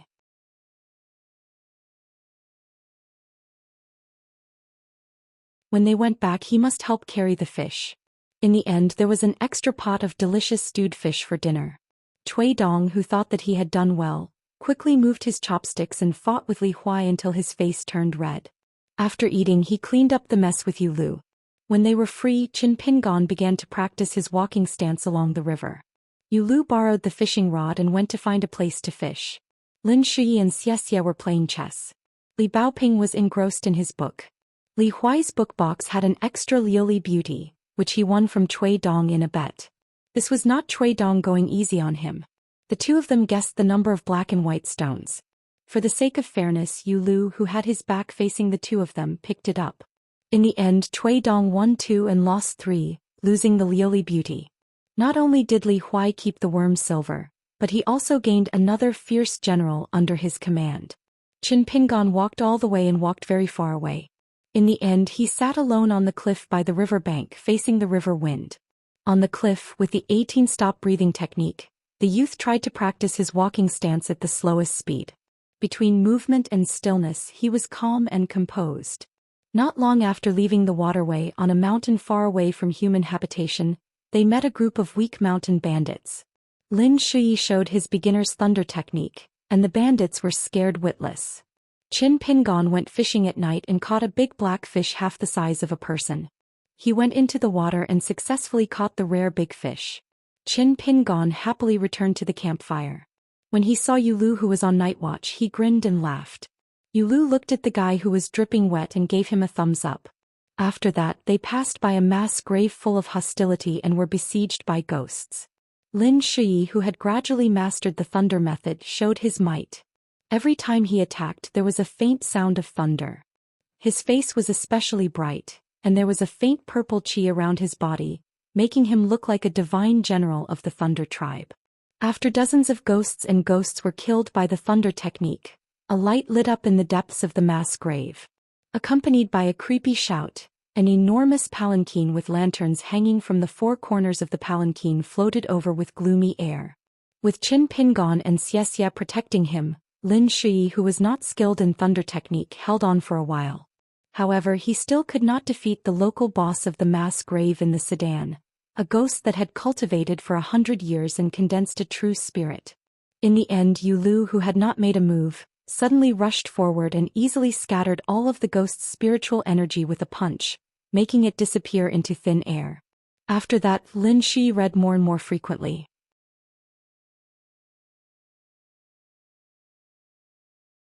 Just like that, the group finally arrived at the pass of the Great Sui Kingdom. They successfully passed through the gate that was not grand and tall. Li Huai muttered that this place was not as good as Dali's Yefu Pass. However, in the next moment, the sound of horse hooves came from the street inside the pass. It was getting closer and closer, and it was getting more and more shocking. Qin Pingon asked everyone to stay on the side of the road and make way. More than 20 elite cavalrymen came as fast as lightning. They were led by a burly general in silver armor and holding a spear. In addition, there was also an old Daoist with the air of an immortal. He carried a peachwood sword on his back and a fair-skinned beardless old man with his hands folded in his sleeves. The 2 old immortals, who looked like otherworldly masters, were guarding a young man with a face as clear as jade on his left and right. When Qin Pingon saw the young man, his heart skipped a beat. What he was afraid of came true. After seeing Qin Pingon and the others, the young man in embroidered clothes took the lead and rushed out of the cavalrymen. When he was about 10 steps away from Qin Pingon and the others, he pulled the reins and stopped. He skillfully flipped off the horse and strode forward. After looking around, he finally smiled at Qin Pingon and said, "We meet again." The young man held the horsewhip in his hand and tapped it against his palm. "Do you know that because of that golden carp and that treasure called Dragon King basket, I almost died at the border of the Great Li dynasty?" he asked. The young man suddenly laughed. "But I'm still very grateful to you. Even if I gave you a bag of gold and copper coins, now it seems that I still took advantage of you. I swore that the next time we meet I will give you a bigger reward." The young man patted his head and was a little embarrassed. He introduced himself. I'm from the Gao family of Yiyang County of the Great Sui Kingdom. You can just call me Zhou Xian. The beardless old man who had also met Chen Pingon was about to speak when the young man named Zhou Xian waved his hand. It's okay. It's just a name. It's meant to be called. The young man looked at them and said with a smile, I'm here to take you to the Cliff Academy of the Great Sui Kingdom in person. From this day onwards, the young man surnamed Gao brought more than 30 imperial guards, more than 200 elite border guards and finally, more than 1,000 people escorting him, passed through the territory of 2 provinces and 7 counties and quickly rushed to the capital of the Great Sui. The traveling group finally stopped trekking over land and water. Even Li Huai sat in the carriage. On both sides and in front of the carriage, there were strong cavalrymen of the Great Sui Kingdom. Occasionally there would be some gazes on the carriage, but they were all filled with awe and envy that Li Huai could not understand. Along the way until they could see the outline of the city walls of the Great Sui Kingdom's capital, Li Huai felt like he was being worshipped like a bodhisattva. At first Li Huai thought it was new and fun. But as they got closer to their destination, Li Huai became more and more uncomfortable. Li Baoping became more and more silent. He stuck to Chen Pingon every day. Lin Shi turned a deaf ear to everything. Every day he hid in the carriage alone and cultivated in peace. Yu Lu, who was still driving for Cui Dong, did not seem to be in a good mood. In the carriage behind, Cui Dong was bored to death. He either slept in or yawned every day. He was listless and had no choice but to call Yu Lu to the carriage to talk. In the end, only 100 or so cavalry were able to enter the capital. Li Huai was shocked to discover that the extremely wide imperial road was filled with Great Sui's commoners, densely packed.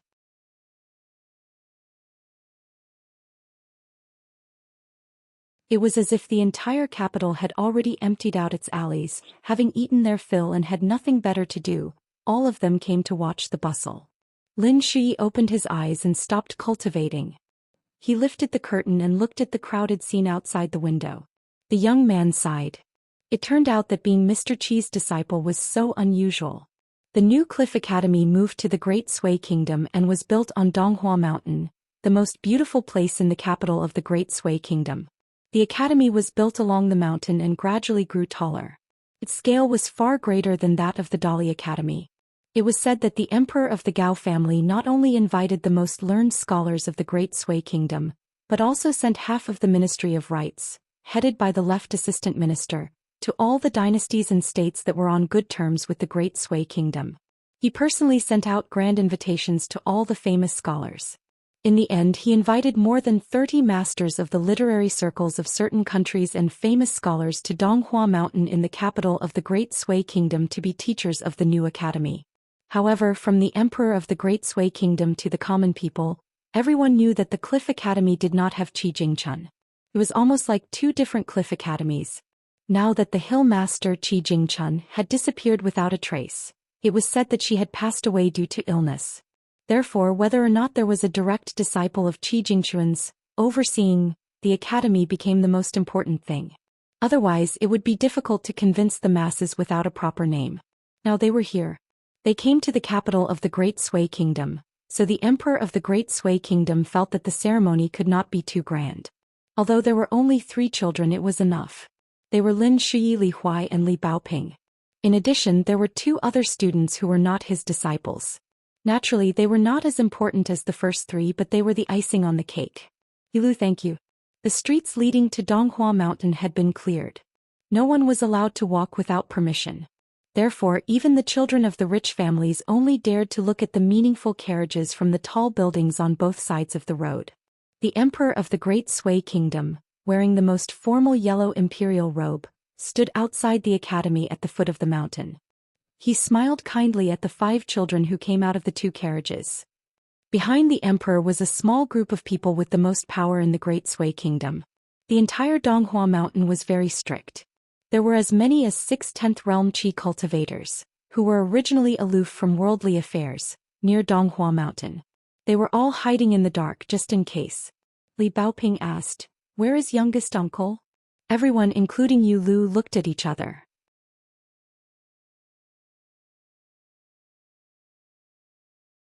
Therefore these children ignored the emperor of the Great Sui Kingdom. On a street in the capital of the Great Sui Kingdom, a handsome young man in white was walking backward. He looked at his peer who was carrying a basket and asked curiously, "You have changed your clothes, put on your boots and pinned your hairpin. Why don't you enter the academy with them?" Finally, the youth who was no longer wearing straw sandals was silent. He only looked back.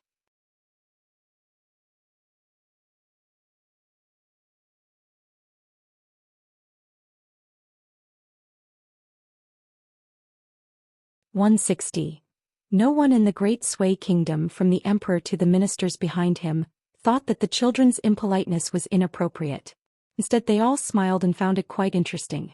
The Great Sui Kingdom's literary style was at its peak. The group of children who came from afar gathered together and whispered to each other. The 3 small green bamboo bookcases were particularly eye-catching. A little girl in a red cotton-padded jacket was the most eye-catching. She had a very anxious look. The smallest child, perhaps because he was unfamiliar with the place and people, was afraid of the Great Sui Emperor's disposition, started to sob on the spot. The Emperor of the Great Sui Kingdom did not show any irritation. He turned his head and chatted with the white-haired minister of the Ministry of Rites. In the end, the students who came from afar to the capital of the Great Sui Kingdom all turned to look at the end of the street. They were reluctant to meet the Emperor. Although the Emperor of the Great Sui Kingdom did not rush them, they could not keep delaying. One of the 3 deputy hill masters of the New Cliff Academy, a famous scholar in the literary circle of the Great Sui Kingdom, had to apologize to the emperor. He walked out of the group alone to remind the children that they should enter the academy. Fortunately, there were no setbacks. Although the children did not know the etiquette of the imperial court, they were innocent and cute. The Confucian students bowed with their hands folded in front. This made the emperor of the Great Sui Kingdom very happy. He personally rewarded each of the 5 children with a jade pendant of morality and a box of gold dragon ink ingots.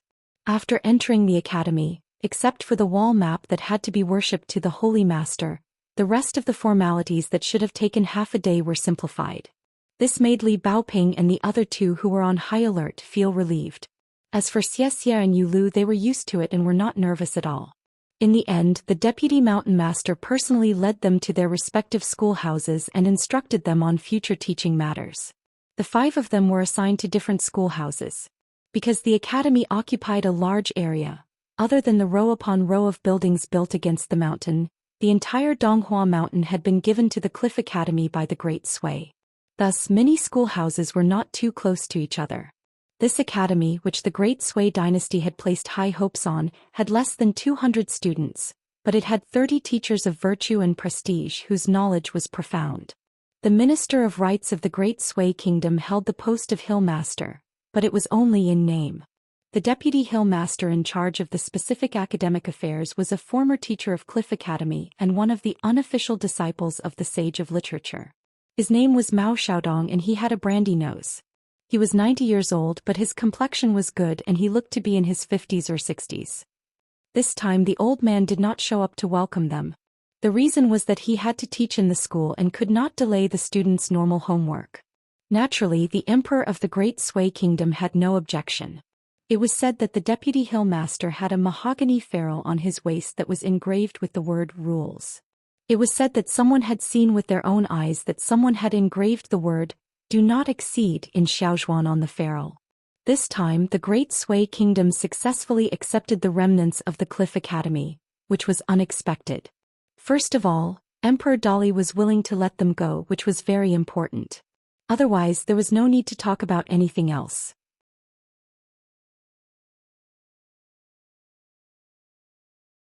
Whether the talented and wise emperor was guilty of Qi Jingchun, or he had other plans, everyone in the Great Sui Kingdom thought that taking over the academy was a good thing.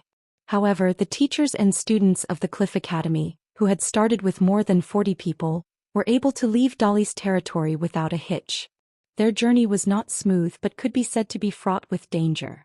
Previously, the new Cliff Academy, after the Great Sui Kingdom had invested so much manpower, material and financial resources, was still lacking because of the absence of Qi Jingchun, the founder of the academy, and the lack of enough orthodox characters. Therefore, everything seemed to be ready except for the east wind. Then, from today onwards, with the arrival of the 5 students, It could be said that the east wind had entered Donghua Mountain. Halfway up Donghua Mountain, there was a scholar's hall. In the middle hung the portrait of the Confucian sage master. On the left and right were two solemn old men who deliberately hid their names. On the right was the portrait of the first hill master of the Cliff Academy, Qi Jingchun. In the hall, there was an old man with a mahogany ferrule on his waist. He respectfully offered 3 sticks of incense to the 3 sages.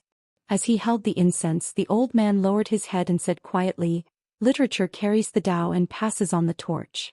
In the old Cliff Academy where Qi Jingchun was in charge, there was a rule that provided accommodation but not food. Therefore, in the Cliff Academy of Dali's era, many students from poor families in the north who could enter the academy to study would help the academy copy scriptures to earn money for their meals. Today in the Great Sui Kingdom this rule was not abolished, but there was a lot of leeway. First of all, the students in the academy were the local students of the Great Sui Kingdom. Because they were the first batch, the Great Sui Kingdom's imperial court chose to collect materials from nearby places. Therefore, almost all of them were from the aristocratic families of the Great Sui Kingdom.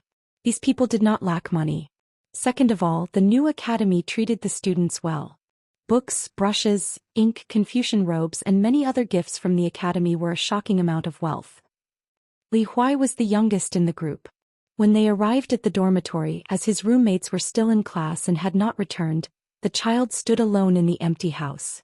Li Huai, who had cried once at the foot of the mountain, suddenly squatted on the ground and sobbed. He only felt that he had lost his parents and friends. How could there be such a pitiful child in the world? It was so pitiful that his new clothes were smeared with snot and tears. In the end, Li Huai opened the book box while crying. He only felt relieved after putting on a pair of straw sandals.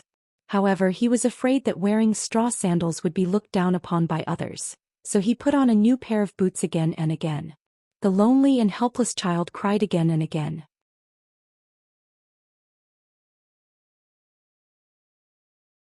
He thought of all the good things about Qin Pingon over and over again.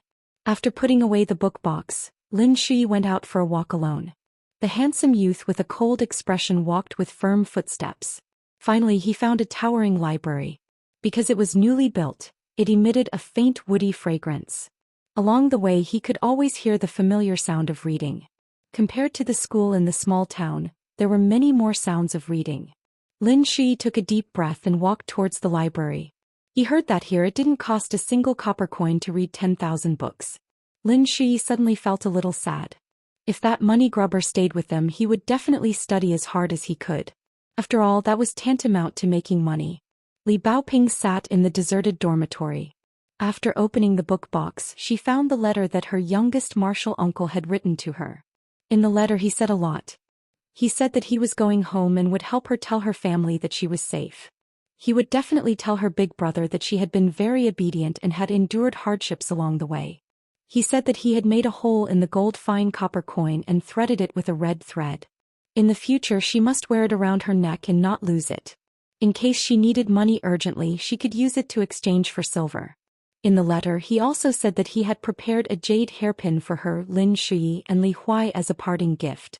They were respectively engraved with Bao Ping, Shi, and Huayin. Along the way he hadn't helped much. This was a small token of his appreciation. Don't dislike it. If you don't think it looks good, just hide it. Li Huai was timid. In the future look for him to play more. Don't let him be bullied in the academy. Lin Shi had a cold personality. Talk to him more. Don't be so distant. Yu Lu's boxing was very powerful. Xianxia was also an immortal on the mountain. If there was a conflict, Bao Ping, don't rush to the front. You can ask the two of them for help. Don't be embarrassed.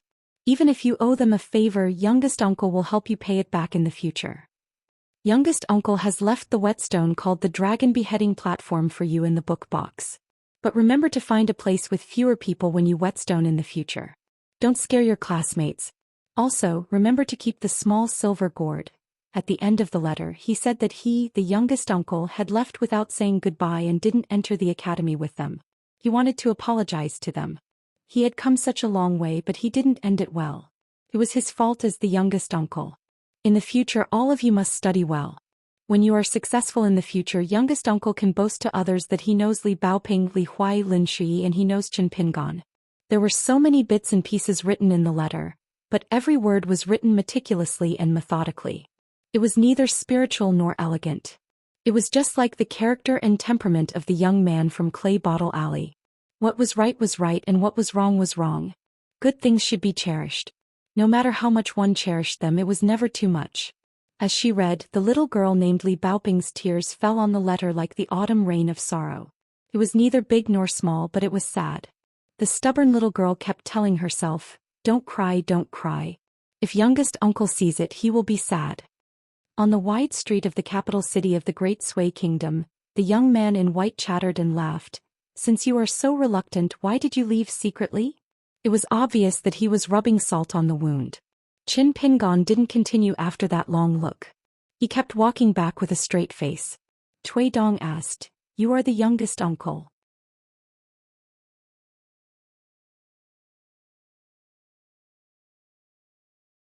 Aren't you afraid that they will be bullied in the academy? At that time no one will be able to back them up." Qin Pingon didn't say anything. The capital city of the Great Sui Kingdom was so big that the two finally got out of the city before the night curfew. Cui Dong had a pot of wine in his hand. He drank as he walked. He only took a small sip each time, and the wine was not finished even after they got out of the city. A group of elite cavalry rushed out of the city and caught up with the two people on the official road. The leader was the prince of the Great Sui Kingdom, Zhou Xian. This time he didn't have gurus or immortals to protect him. After Zhou Xian got off the horse, he came to Qin Pingon and laughed angrily. "You don't even want the reward? Are you trying to frame me as a heartless and unjust person?" Qin Pingon smiled and said, "If you can take care of them for me, that's your reward." Zhou Xian shook his head and said, "It's two different things. I won't puff myself up at my own cost because even I can't get involved in the academy. So I won't promise you. Don't worry, my father will definitely take time out of his busy schedule to pay attention to the academy from time to time. So I have to give you the reward I promised. If you don't want it, you have to take it and throw it away." Zhou Xian pretended to be fierce and said, "Qin Pingon, I'm the prince of the Great Sui Kingdom. I have to give you some face, right?" Qin Pingon nodded and reached out his hand saying, "Give it to me." Zhou Xian laughed and stretched out a fist. He suddenly released it and slapped Qin Pingon's hand heavily, saying, "From now on you're my friend. If you come to the capital city of the Great Sui Kingdom in the future, just come to me directly." Qin Pingon was a little stunned. He took back his hand and nodded, saying, "Okay." Zhou Xian no longer hesitated and got on the horse again. Because he was in a higher position, Zhou Xian bent down and said with a bright smile, "It's a long journey. I've prepared a carriage for you and it'll be here soon. If you really like to walk, you can sell it for money. But don't sell it cheaply. It's definitely worth the 700 or 800 taels of silver." Zhou Xian came and went in a hurry, leading the elite cavalry back to the city. This scene attracted the attention of many passers-by on the official road. Qin Pingon and Cui Dong continued to walk. Cui Dong asked, "You can't figure out why a prince is so polite and enthusiastic to Qin Pingon, right?" Qin Pingon answered, "I can't figure it out, so I won't think too much about it." Cui Dong didn't want to let it go, so he continued to explain, "It's actually not that complicated. Zhou Xian's identity is special and he's close to the Great Sui Kingdom. Moreover, Huangting State is a vassal state of the Great Sui Kingdom. In addition, they must have spies in Dali. It's not difficult for him to know the general experience of your study trip.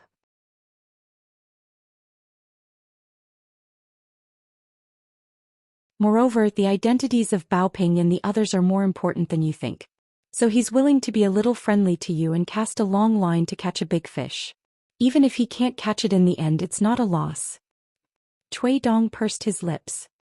If Emperor Dali was replaced by the monarch of any other dynasty, and if Cliff Academy was replaced by any hill master other than Qi Jingchun, they would be like rotten wood struck by lightning, rotting on the spot.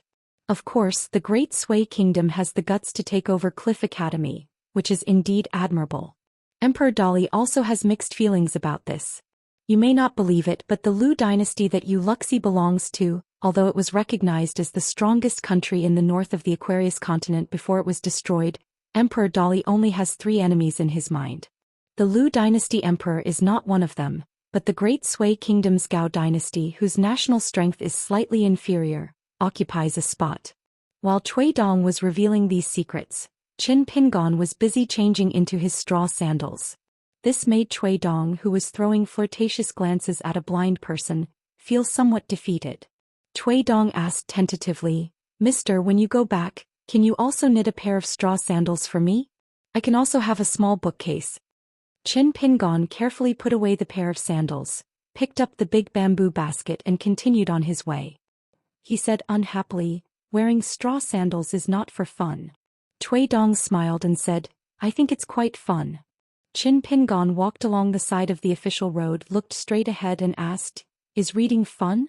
Cui Dong hesitated for the first time and finally hung the wine pot on his waist, tied it together with the jade pendant, and held the back of his head with both hands. "Reading, I've never felt fun since I was young." After walking for a long time in the dusk with the last bit of light, Qin Pingon looked back at the majestic city walls of the Great Sui Kingdom's capital. Cui Dong, who had been silent all the way, suddenly burst into laughter. "Ah, I knew you wouldn't be able to resist." Qin Pingon ignored Cui Dong's sarcasm and asked seriously, "Should I stay in the academy for a few days and see Bao Ping and the others read with my own eyes before leaving?" Cui Dong was a little surprised by this sudden question and thought for a while, "It doesn't matter if you leave now or later." Cui Dong found that Qin Pingon glanced at him with a look of disdain as if to say, "I asked for nothing and you said for nothing." Cui Dong was really a little depressed and said with a face full of grievances, "I'm kind enough to help you out of trouble, mister. Isn't it inappropriate?" Qin Pingon glanced at the wine pot on Cui Dong's waist, and quickly withdrew his gaze, sighed and then walked faster, burying his head in his journey. Cui Dong's expression did not change, but he was shocked. What, even Qin Pingon had a moment when he wanted to drink. So this young man already knew the taste of worry.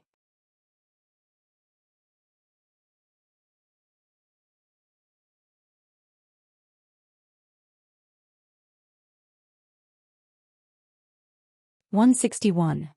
The carriage gifted by Zhou Xian arrived late and arrived at Qin Pingon's side in the late evening. The coachman was the old man with a white face and no beard. He had followed the prince of the Great Sui Kingdom to Lizhu Cave and had met Qin Pingon twice. However, compared to Zhou Xian's enthusiasm, the old man looked indifferent. After handing over the carriage, he walked back to the capital. The old eunuch looked back at Cui Dong. Cui Dong was busy looking at the handsome horse and marveling at it. He did not notice the old man's scrutinizing gaze. Cui Dong jumped into the carriage and took the initiative to take on the responsibility of the coachman. He waved to Qin Pingon and said, "Sir, the carriage is not tampered with. Let's go in peace." Cui Dong slapped himself in the face. "What do you mean go in peace? It's too unlucky. Let's hurry up." Qin Pingon looked around. The sky was dark. Because of the night ban in the capital, the never-ending flow of people on the official road during the day seemed very deserted. Qin Pingon shook his head and said, "I'm just practicing Zhou Xian. You can just drive. As long as you don't go too fast, I can keep up." Cui Dong knew Qin Pingon's stubborn character, so he did not waste any more time. He slowly drove the carriage, took a sip of wine and leisurely said in a loud voice, "Busy with 100 things and 1,000 things to worry about. In the end, everything is over. The weather is cool. What a good autumn." Qin Pingon silently followed behind the carriage, constantly repeating the 6-step Zhou of the mountain shaking fist manual. He had already memorized the Zhou and Zhou. In the middle of the night, Cui Dong had been talking nonsense. He read the Confucian classics, recited poems and recited all kinds of things. His mouth was not idle. In the end he even muttered, "I have an old donkey that I never ride." Hearing this, Qin Pingon, who had persisted for nearly 2 hours, let out a breath of turbid air. He stopped walking and said, "I'll get on the carriage and rest for a while." After getting on the carriage and putting the basket on the carriage, Qin Pingon noticed that there was a small mountain of bottles and jars piled up in the corner. However, the light was dim so he couldn't see what they were. Cui Dong, who was driving the carriage, said with a smile, "There are several jars of good wine, Daoist elixirs for refining qi and healing injuries, and even rouge and face powder. This Zhou Xian is really interesting. To be honest, even if we don't talk about the enemy's camp, compared to your friend Song Jisun's younger brother, who was my former disciple, Zhou Xian is more respectful to the wise." Qin Pingon sat behind Cui Dong, sitting sideways with his legs hanging out. He shook his head and said, Song Jisun was never my friend. Tui Dong said, then Song Jisun, who has now changed his name to Song Mu, will be sad. Before he left Clay Bottle Alley, Qi Jingchun gave Xiao Yao a World Ingchun seal and gave him Song Jisun 6 books, 3 miscellaneous books, arithmetic, chess manuals, essays, and 3 books on basic learning selected by Qi Jingchun. As for Song Jisun, his attitude towards you is very complicated. He probably wanted to feel at ease, so when he left the last 3 books on the table in the room, intending to give them to you, Chen Pingon. However, people's hearts are complicated. In fact, Song Jisun is well aware that even if you got the key to the house that you left in your courtyard, you would never take the books without permission. However, this didn't affect his conscience. Teacher, isn't this guy very smart? Tui Dong said a lot of unknown secrets, but there was one thing he didn't say. He guessed that the books were actually something that Qi Jingchun had predicted early on. Song Jisun would look down on the 3 basic learning books and choose to leave them for Chen Pingon.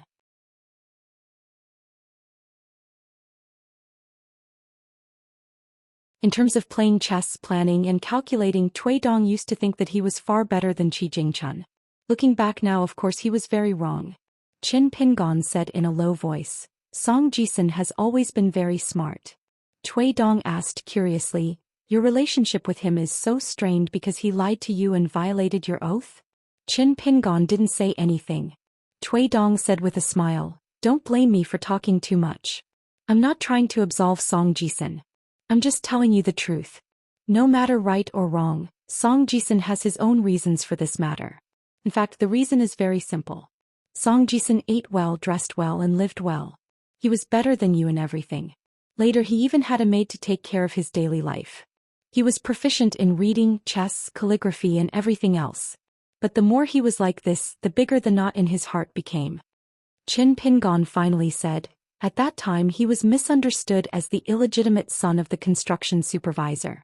Since he was young, he was criticized by the neighbors behind his back. Many people scolded him behind his back. Tui Dong nodded and said, so Song Jisun looked at you every day and thought, why do you, Chen Pingon, a poor peasant who almost starved to death, have parents but I, Song Jisun, don't? I don't even know my mother's name? Tui Dong shook his head and said, the most unbearable thing for Song Jisun is that you, sir, have such a miserable life, but in the eyes of Song Jisun, your neighbor, you seem to be living a happier life than him every day. After eating, you go to sleep. After sleeping, you get up and do things. This makes Song Jisun feel like his heart is scratching his liver. So when he's unhappy, he wants to make you unhappy. He knows what you care about the most, so he wants you to lose it. Chen Pingon remembered that rainy night in Clay Bottle Alley. That was the first time he wanted to kill someone. At that time, Song Jisun was almost strangled to death by him against the wall. Lu Xianyang, who sneaked out of the kiln factory with him, might have been hiding in the distance and accidentally saw that scene. So for the next month, Lu Xianyang didn't dare to talk to him, which made Chen Pingon depressed for a long time. Tui Dong sighed to himself and said, some children have the temperament of a child. The things they get involved in are both terrifying and laughable, but also hateful and pitiful. Because it's not only children who have the temperament of a child. Many important people with high positions can also be immature and unreasonable in some important matters. Chen Pingon put his hands on the sword furnace stance. He didn't practice it, it was purely natural. With a calm face he said, for this matter, of course I hate Song Jisun to death. But the thing that really makes me dislike Song Jisun is not this. Tui Dong was very curious. He couldn't help but turn his head and ask, what do you mean?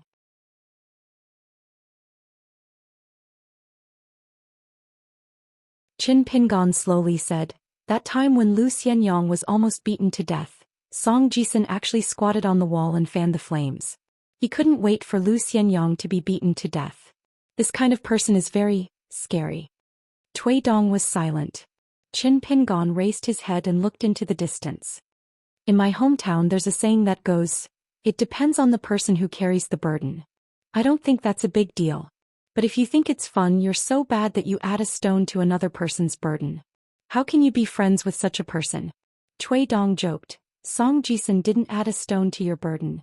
In fact, Song Jisun probably wants to be friends with you deep down. Because he's smart enough, he knows very well who to be friends with. For example, he looks down on Xiao Yao, who isn't as smart as he is, but he'll still try to worm his way into being friends with him. Qin Pingon shook his head and said, I don't like this kind of person. Cui Dong said something heartfelt and conscientious for no reason. There will be many people who won't like you in the future. Qin Pingon smiled and said, why would I want so many people to like me? I don't need to worry about my family when I'm full. It's not like I want anything from others. Cui Dong turned around and gave Qin Pingon a thumbs up. Teacher, this is called standing tall on a cliff. You can be strong if you have no desires. I, as your student, admire you. Qin Pingon said softly, I know you're trying to get information from me because you want to find out something I don't know. But it's okay. After saying all this, I feel much better. Cui Dong chuckled and said, Teacher, you're a wise man who looks foolish. Your student, I am a wise man who looks foolish. Let's learn from each other. When we join forces in the future, we'll definitely be invincible. Qin Pingon suddenly asked, you know Alliance, right? Alliance used to hum the song Old Donkey. Cui Dong's face changed slightly and he said, I've known him for a long time. I knew him even earlier than Qi Jingchun and Ma Zhanmao and Xiaodong. When I was drinking with my old man, they were probably still playing in the mud. The moon was bright and the stars were sparse. A cool breeze was blowing. The young man in white with a mole between his eyebrows had a faint melancholy expression on his flawless face. He smiled bitterly and said, after I left my hometown, I also traveled far to seek knowledge like you. But I traveled much further than you. Because of my pride, I finally lost face. In a fit of anger, I became the disciple of the old elementary scholar. At that time, the old elementary scholar's reputation was not prominent and his knowledge was regarded as heretical. So I was his first disciple. The one surnamed Zhou Jingchun. These people came under the old man's tutelage one after another. Actually, there aren't many disciples. The old elementary scholar is a person who wants to explain everything clearly no matter how big or small. When it comes to imparting knowledge, a simple principle that can be explained in a few words can take him an entire day. He really doesn't have the energy to take in too many personal disciples. There were relatively more registered disciples. As for those who didn't hesitate to call themselves the lackeys of the literary sage, they were vast and mighty. They were like carps crossing the river. There were countless of them. As for Alliance, he knew the old elementary scholar earlier than me. At first, Alliance went to the old elementary scholar's door to beat him up. Who was the old elementary scholar? His eloquence was very good. The debate between the three factions of Confucianism, Buddhism and Taoism was the most dangerous thing in the world. How many bodhisattvas and Taoist embryos fell into the unorthodox path because of this? They became pitiful heresies in their respective orthodoxies.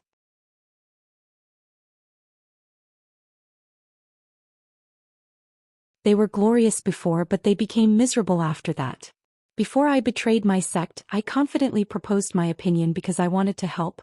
Let's not talk about this. A real man doesn't boast about his past achievements. In fact, the old elementary scholar was the only one who participated in 2 debates in history. The key point was that he won both debates. Forget it, you don't need to know this for now. Anyway, the old elementary scholar at that time, TSK. It wouldn't be an exaggeration to say that he was the only one in the world. The kind of peerless demeanor that was known as the bright moon in the sky was something that only scholars could understand. Otherwise, do you think that the old man was only a pitiful elementary scholar and could be worshipped in the Confucian temple? Why did he keep moving up the ranks? The small country that the old elementary scholar came from wanted to make him the ancestor of the top scholar. However, the old elementary scholar didn't want it and kept it to himself. What do you think? Anyway, the old man confused Alliance and the 2 enemies became best drinking buddies. The old elementary scholar's status became higher and higher while Alliance's cultivation became higher and higher. The 2 of them complemented each other and had a good relationship. Alliance was the closest to me, Qi Jingchun, and that guy surnamed Sua. For the 3 of us, Alliance went through a lot of trouble, especially for Qi Jingchun and that guy surnamed Sua. He fought with them until the sky turned upside down and the earth was turned upside down. Speaking up to this point, Cui Shi smiled knowingly and said, every time a Liang comes back to us he starts to brag, saying things like, I'm so fierce even when wiping the ass of you 3 brats, I, a Liang, am really fierce. Or, you don't know, when I went to the sects where I slaughtered everyone today, those fairies only hated that their cultivation wasn't high enough. otherwise they would have eaten me alive. Alas, it's the hardest to bear the grace of a beauty.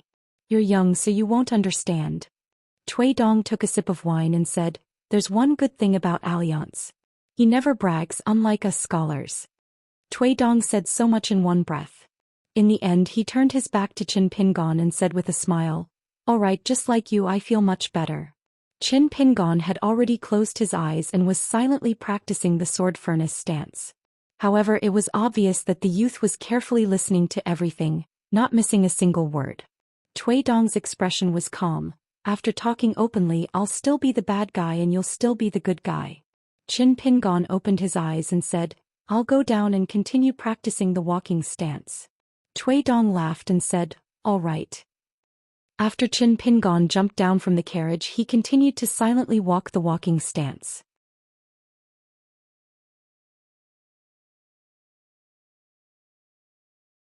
Cui Dong's smile slowly disappeared and he emptied his hand to drink the last mouthful of wine. For the first time he was absent-minded and muttered, Qin Pingon, do you think people like you aren't scary? A voice came from behind the carriage. I heard it. Cui Dong laughed loudly. Mister's ears are good. You're worthy of being a martial arts genius that only appears once in 1,000 years.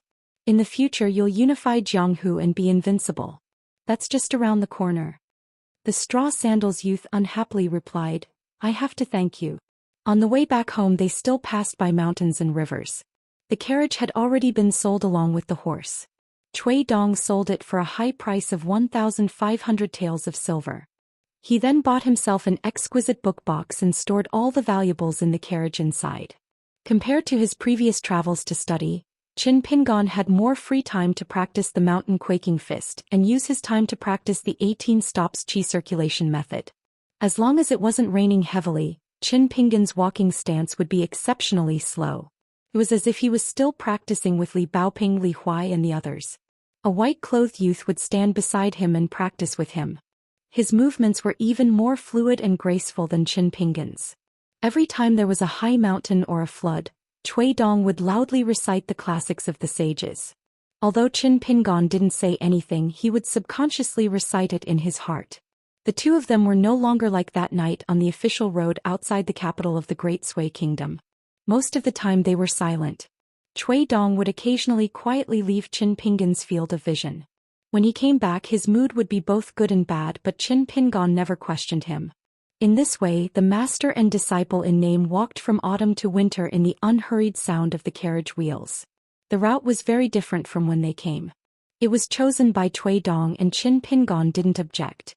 The two of them also happened to have seen some strange and colorful anecdotes, either from afar or in person. Qin Pingon, who had traveled from Dali to the Great Sui Kingdom, still felt that it was incredible. In a large lake to the east of the Great Sui, the two of them were traveling at night. Under the moonlight they saw a group of elegant immortals flying in the air. Each of them held a huge iron chain in their hands. Finally, the lake water shook violently, setting off huge waves. The immortals actually lifted a huge rock from the bottom of the lake. It was as big as a mountain. Just like that, they pulled it out of the lake and carried it back to their own sect. Cui Dong explained that there were many spiritual objects in the mountains and rivers. Once the immortal forces on the mountains found them, they liked to use their magic to seize them and bring them back to their sect. They regarded them as exclusive property and used them to help suppress the fate of the mountains and rivers. Cui Dong also laughed and said that the immortal forces had some conscience. They chose to travel at night and were willing to spend money to buy fine iron chains at a high price. Ordinary immortals didn't care about these things and just bought a lot of cheap iron chains. As for whether mortals suffered when the mountain fell on the ground, the local government didn't dare to care. Unless it fell on a big city, there was no way to hide it. In the end, most of the immortal forces would just pay a symbolic compensation. Between the mountains at the junction of the Great Sui Kingdom and the Huangting country, Qin Pingon saw a large school of fish that looked like crucian carps. They were migrating along the mountain roads and were not hindered by the mud. Cui Dong said that those were the mountain cobra carps. They could stay alive for half a month out of the water.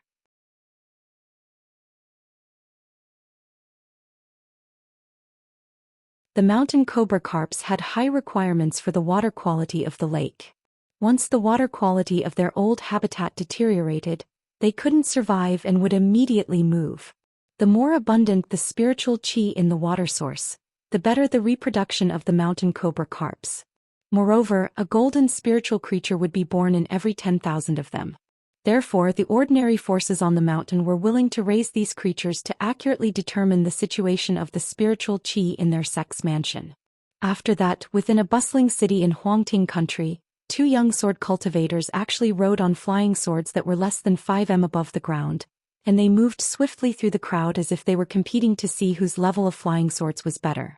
They completely disregarded the chaos on the streets, and some commoners who couldn't dodge in time were directly pierced by the flying swords that emitted a swift and fierce aura, causing them to fall to the ground. They were extremely shocked. When the sword cultivator passed by Qin Pingon, an old woman was so frightened that she stumbled and fell. She dodged to the left and right twice and just happened to collide with the sword cultivator who had deviated from his route. The young sword cultivator didn't want to lose to his companion who was close behind him. Seeing that he would be overtaken if he stopped abruptly, his face was full of anger. He simply sped up and flew forward. If Qin Pingon hadn't pulled the old woman over, he would have been stabbed to death on the spot. Instead of being grateful, the sword cultivator turned his head and glared fiercely at Qin Pingon. The 2 high and mighty sword cultivators, one in front and one behind, flashed and disappeared just like that. Although the civilians in the city were terrified, no one had the intention to pursue the matter. Even when they were cursing, they only dared to lower their voices. Cui Dong, who was watching by the side, said casually, "If it were other qi refinement warriors who had not ascended to the middle 5 realms, they wouldn't dare to be so domineering in the city of a country." This was because sword cultivators were the rarest and most precious qi refinement warriors in the world. After the grateful old woman left in a hurry, Qin Pingon turned and looked in the direction where the 2 sword cultivators had left. He didn't retract his gaze for a long time. Cui Dong said indifferently, "I can't control them. Moreover, how can I control them? Chase after them and kill the 2 sword cultivators? They didn't kill anyone from the beginning to the end. Or should I reason with them and earnestly warn them not to be so mischievous in the future? Taking a step back, if your fist is strong enough and you force them to promise you verbally that after you leave, everything will go on as usual. What can you do? Isn't it annoying? I think it's very annoying."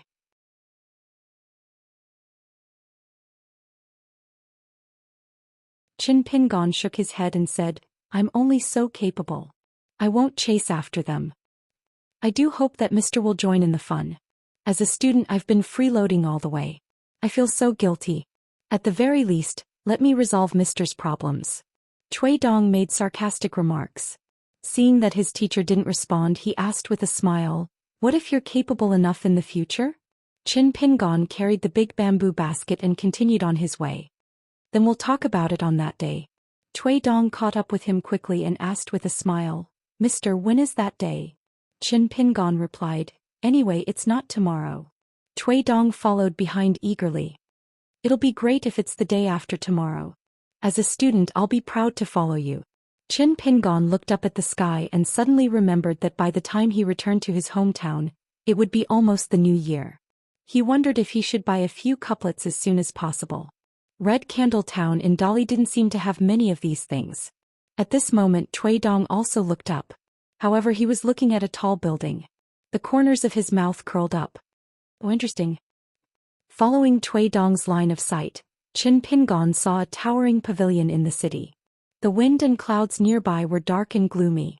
In the dark clouds higher up, there were faint flashes of lightning. It was very different from the sunny scenery elsewhere. It seemed like it would only rain in this small area. Cui Dong turned around and smiled. "Mister, we must join in the fun. Let's make it clear in advance. If Mister doesn't want to go, I'll go by myself. Mister can just wait for me at the city gate." Without another word, Qin Pingon walked towards the city gate and said, "If you don't come out before the night curfew, I'll go on my own." Cui Dong said with a sad expression, "Mister is so heartless." Qin Pingon's back was facing Cui Dong. He raised his arm and stuck out his middle finger. Cui Dong's expression immediately changed. He waved goodbye to Qin Pingon. "Mister is becoming more and more humorous. The student has contributed greatly." Qin Pingon retracted his middle finger and clenched his fist. Cui Dong hurriedly bowed. "Mister, take care."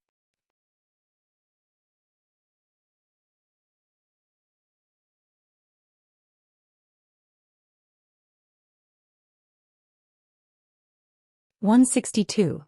Qin Pingon walked out of the city gate and rested on the side of the official road. Not far away there was a tea stall. Qin Pingon hesitated for a moment, then went to buy a cup of tea and sat down to drink it. The teenager, who had never regretted anything, began to regret that he had left the capital of the Great Sui Kingdom too quickly. Just as Cui Dong had said, what if Bao Ping and the others were bullied when he was not around? Qin Pingon might not have seen much, but he was not ignorant of the good and bad of people. Because he had not lived an easy life since he was a child, he had done everything he could to survive. Therefore Qin Pingon understood the unhappiness of life and the ugly side of people better than Li Baoping, Li Huai and Lin Shui. Especially on the way with Cui Dong, Qin Pingon understood one thing through this cheap student's idle chatter. A high official's hat did not make a person smart, nor did a person with great knowledge become good. Qin Pingon drank tea and looked at the city wall, silently making up his mind. In the Cliff Academy of Donghua Mountain, there was a hall with a plaque that said Song Tao.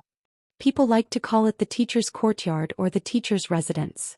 The current nominal hill master, the Minister of Rights of the Great Sui Kingdom, was drinking tea. It was rare for him to be free, so he looked relaxed.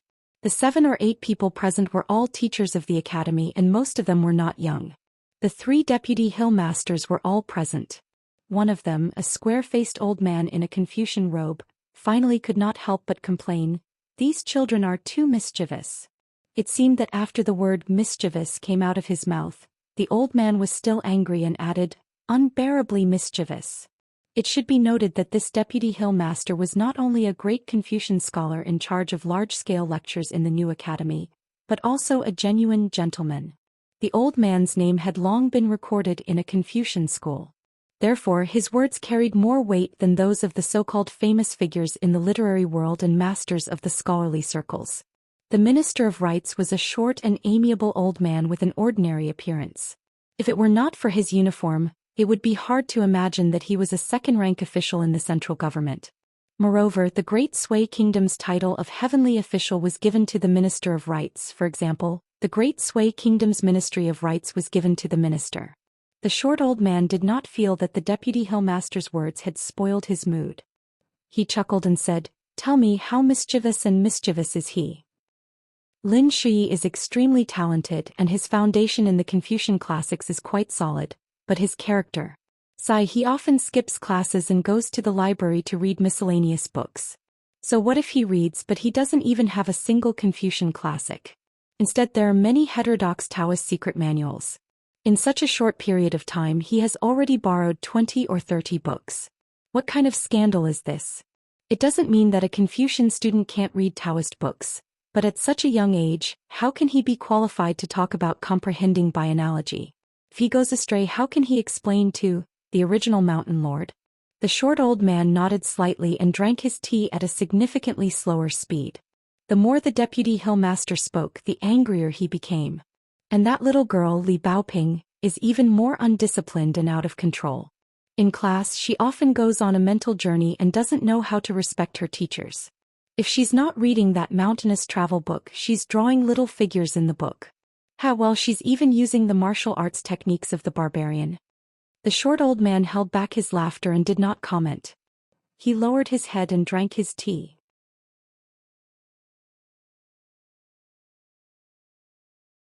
The deputy hillmaster continued, "The youngest, Li Huai, is honest and dutiful. He doesn't skip classes and doesn't cause trouble. He does all the homework that the teacher gives him, but his comprehension is really... Why do I feel like he's a blockhead? During class he dozes off and drools all over the table. He doesn't look like a direct disciple of the original hillmaster. I'm so worried." A relatively younger deputy mountain chieftain joked, "Minister, many of our mountain chieftain Lu's whiskers have been broken." The old man with a square face retorted seriously, "Only the deputy hillmaster." The short old man laughed heartily. After putting down his teacup he asked, "Is there no good news? If this continues I won't dare to come again next time." The old man with a square face was in a better mood. He nodded and said, "There is. It's strange. But Yu Lu and Xianxia are outstanding. They're more like pure scholars of our Confucian school. They treat people normally and respect their teachers. Especially Yu Lu, he's gentle, respectful and thrifty. He's simply the son of the top tycoon in the Great Sui Kingdom. He seems to be more worthy of cultivation. The short old man was still not in a hurry to make a conclusion. He smiled and looked at a tall old man who had been secretly dozing off. Elder Mao, what do you think? The tall old man with a long piece of mahogany at his waist was called. He shivered and opened his eyes in confusion. What? Minister, you're leaving? You don't want to stay a little longer? The Minister of Rites was still smiling. Since Elder Mao wants me to stay a little longer, then I'll stay a little longer. The headmaster's courtyard was suddenly filled with laughter. The short old man patiently recounted the Vice Mountain Chieftain's complaints in a concise manner. After the tall old man with the surname Mao heard it, his face lit up in realization. I see. Then I do have a few words to say. The short old man joked. We're all ears. The tall old man sat up straight and asked, is Qi Jingchun more knowledgeable or are all of you more knowledgeable? There was complete silence. Wasn't this nonsense? The tall old man asked again, then is Qi Jingchun more knowledgeable or are all of you better? Well, it was still nonsense. The square-faced deputy hill master thought for a moment and did not directly refute. Instead he lowered his voice and asked, Elder Mao, the Pearl Grotto Heaven is now the county seat of Dali's Longquan County. It's only so big. It's said that there are only 5,000 to 6,000 people in total.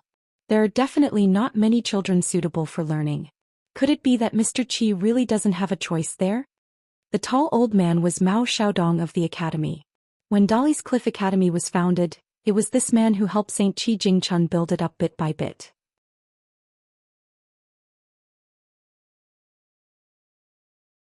No matter whether it was cultivation, seniority, or moral knowledge, he was worthy of being called the number one person in the academy. Therefore everyone, including the Minister of Rites, was willing to respectfully address him as Elder Mao. After hearing Deputy Hill Master Lu's question, Mao Xiaodong smiled and said, of course it's possible. And it's not just a possibility, it's the absolute truth. The group of people was dumbfounded. Mao Xiaodong looked around. It's the Great Sui Kingdom that needs these children. It's best if all of them are geniuses and shine brightly. When they grow up, they'll take the initiative to choose to stay in the Great Sui Kingdom so that they can be proud of you and help you slap Dolly's face. I don't have such boring thoughts. The Minister of Rites hurriedly coughed twice, then naturally went to pick up his teacup and lowered his head to drink tea. The tall old man did not care about this and continued to speak without restraint. If it were me, those little fellows personally taught by Qi Jingchun will eat and drink as they please. If they want to learn, then they can learn. If they want to slack off, then they can slack off. If they don't, then I can't be bothered to care. As the Deputy Hill Master in charge of the academy, I have so many students under me, and there will only be more every year in the future. Where would I have the time and energy to listen to your complaints about these children climbing trees, skipping classes and drawing figurines? Everyone in the hall looked at each other. The short old man sitting on the main seat continued to drink tea calmly. In fact, there was no tea left in his teacup. The tall old man smiled and stood up. I'm going to take a look at the matter of Chong Wenlane's book engraving. This is a big matter, so I have to keep an eye on it. I won't be drinking tea with you, Minister. The short old man took the opportunity to stand up and said with a pleasant expression, then I won't delay your teaching. Mao Xiaodong complained, Minister, it's not too late to leave after drinking tea. The tall old man tiptoed slightly and glanced at the teacup. Oh, it's finished. Really, Minister, drink another cup. Give the academy some face, won't you? If word gets out, people will think that we don't like you. That's not good. What if the Ministry of Revenue deliberately deducts the money needed for the book engraving in Chong Wenlane for heavenly officials' sake? Who can I complain to? The minister, who was almost a head shorter than Mao Xiaodong, put his hands together and said with a bitter face, Elder Mao, please forgive me. You're the Hill Master and I'm the Deputy Hill Master, okay? No. Mao Xiaodong laughed and turned to leave. After the tall old man left, the short old man looked helpless and said angrily, I originally wanted to hide in peace. Well, in the end I still have to be scolded. We're still family, so I won't dare to come again. There was a burst of laughter in the headmaster's courtyard. Even the square-faced deputy hill master could not help but laugh. The atmosphere was harmonious. Mount Donghua in the capital of the Great Sui Kingdom was not at all lofty compared to the other 5 mountains. It was only because it was taller among the shorter ones that it looked particularly tall and graceful. There was a 1,000-year-old ginkgo tree at the top of the mountain. After a girl in a red cotton-padded jacket finished her days, she hugged the tree trunk familiarly and slid down. In the end, she saw an old pedant who was waiting for her. He was really tall, squinting his eyes and smiling slyly. The old man did not look like a good person. The tall old man asked, "At this time are you skipping class again?"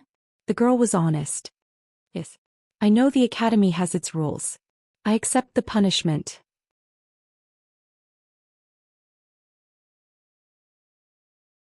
The old man smiled and asked, "Why? When Qi Jingchun taught you before, you would be punished for skipping class." The girl shook her head and said, "Skipping class is not punished. Teacher never cares about this. But if we remember the things he taught in the academy wrong, we will remind him the first time and punish him the second time." The old man said, "Oh," and asked curiously, "What are you looking at up there?" The girl was stunned. Considering the old man's age, she answered, "The scenery." The old man became more and more interested. "What scenery is so beautiful? Why don't I know?" The girl blinked her eyes. "Old man, climb up and see for yourself. Scholars climb trees. It's a disgrace to the educated." The old man waved his hand quickly and then quickly understood. "Oh, you want us to break the rules together so that I won't report you, right? Little girl, you're quite clever." The girl laughed and then shook her head. The old man understood the girl's thoughts and asked, "What's wrong? Am I wrong to say that it's a disgrace to the educated?" The little girl patted her clothes and explained, "In the past, when I hung a kite on a tree branch, it was the teacher who climbed the tree and helped me get it down. Another time I threw Li Huai's underwear up there and then ran home by myself.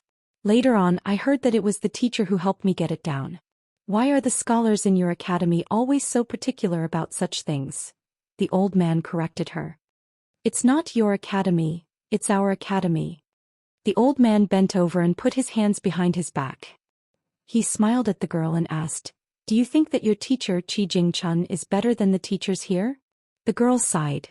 She thought that the old man was tall, but why did he always ask such stupid questions?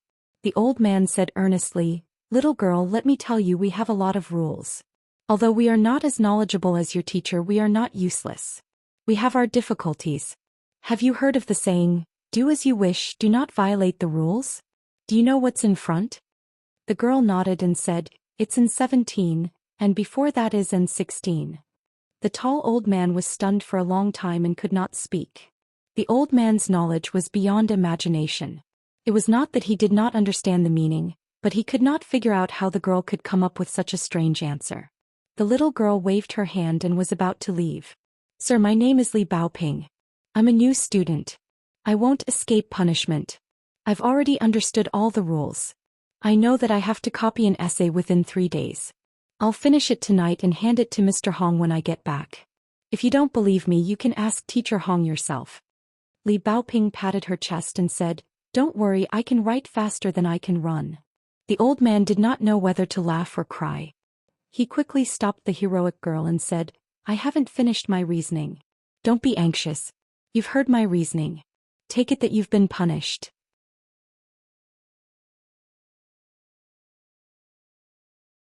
Li Baoping's hands were already in a running posture. After hearing the old man's words, she could only stop. She stared at the old man and said, "Sir, you can say it. But if the reasoning is not good, I'll just go back and copy the book." The old man was choked by the girl's words. Think about it. The Holy Master only dared to do this when he reached this age. If ordinary people only cared about their own happiness and did not follow the rules, wouldn't it be bad? The girl nodded and said, "Of course not." The old man laughed heartily. "Okay, I've finished my reasoning. You don't have to copy the book." This time it was Li Baoping's turn to be stunned. "That's it?" The girl sighed heavily and looked at the old man. She wanted to say something but hesitated. Finally, she bowed and began to rush down the mountain. The old man was so angry that he laughed. "Little girl, what did you mean by the look in your eyes just now? You think that I'm older than your husband Qi Jingchun, but I don't know as much as he does, right?" Li Baoping nodded slowly. She was determined not to lie. Since the old man had seen through her, she certainly would not deny it. The old man smiled and said, "Then do you know that I just look old?" Qi Jingchun looks young but he's actually older than me. So it's not strange that he's a little more knowledgeable than me. Li Baoping's face was full of suspicion. The old man seemed to be a little angry. Why would I lie to a little girl like you? Li Baoping was not in a hurry to go down the mountain. She crossed her arms and walked a few steps to the left and then to the right. She raised her head and looked at the old man. She asked a strange question. Even if you're younger than my husband so you're less knowledgeable, why is my youngest uncle who is younger than you more knowledgeable than you? The old man clicked his tongue and said, more knowledgeable than me? Then I don't believe it. Li Baoping was a little anxious.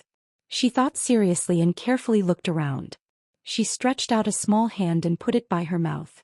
She whispered, I'll tell you. Don't tell anyone. Then she stretched out her hand and gestured to her head. If my husband's knowledge is so high, then my youngest uncle's knowledge is at least this high. Li Baoping stretched out her hand and gestured to her shoulder again. Finally she moved it to her ear. When youngest uncle is on his way home he'll learn more words. His knowledge will be this high very soon. The old man was stunned. In the end he could only agree. Then your youngest uncle is amazing, amazing.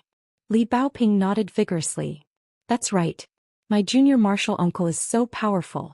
The old man suddenly sighed. It's good that he's amazing.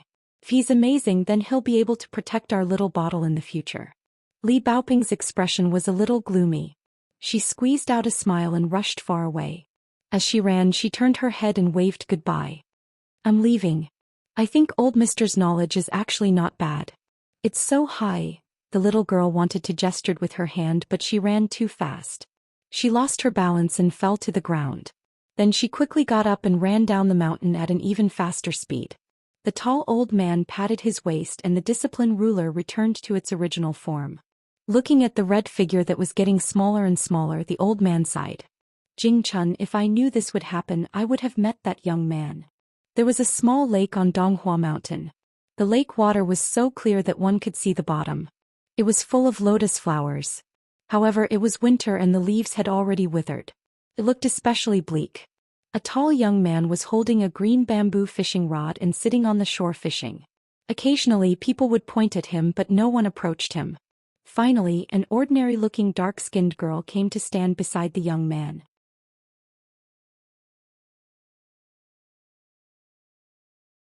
Is fishing interesting? Yulu nodded and smiled. It's interesting. Xianxia asked, what's interesting about it? Yulu smiled and answered, you'll be happy when the fish takes the bait.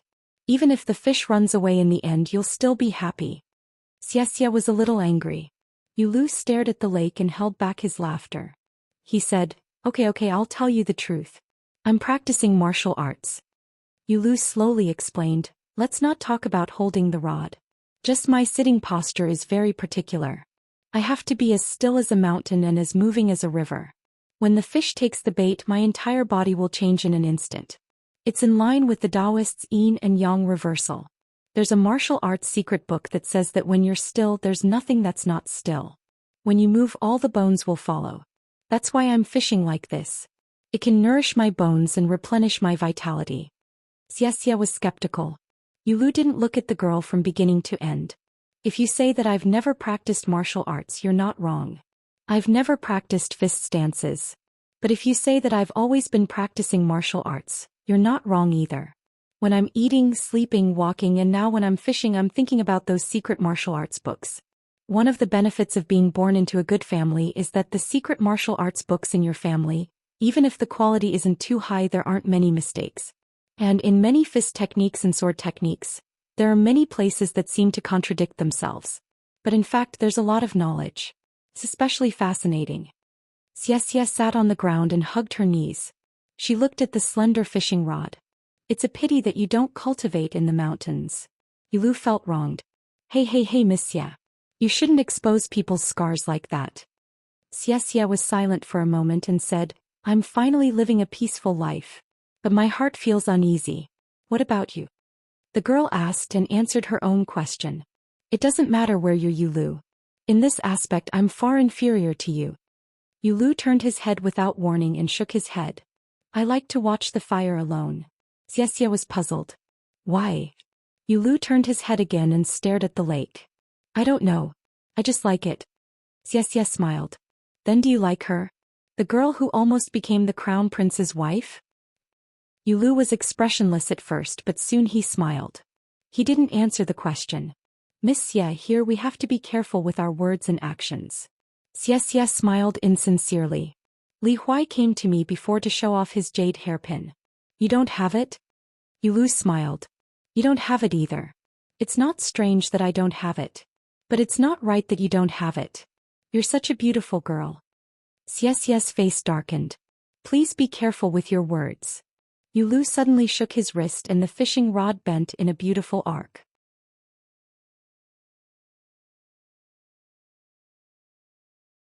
The tall youth laughed. Hooked. The girl stood up and left. There's no good man. Yulu carefully walked the fish while looking at the girl's back. Whether I'm a good man or not, it's hard to say. But someone is really good. Well, she's just a little biased. She doesn't have a bookcase, she doesn't have a hairpin, she only has straw sandals that everyone has. Sigh, it's really disappointing. Xianxia turned around and walked towards Yulu in big strides. Yulu quickly tried to make up for it. I don't mean anything else. We're all the same. We don't worry about scarcity but inequality. Don't misunderstand. The girl didn't have any intention of stopping. Yulu threw away the fishing rod and ran away without caring about the fish that was hooked. Xianxia picked up the fishing rod that was not dragged away by the fish and threw it towards the center of the lake. Then he clapped his hands and left. Yulu was dumbfounded. This time he was really angry.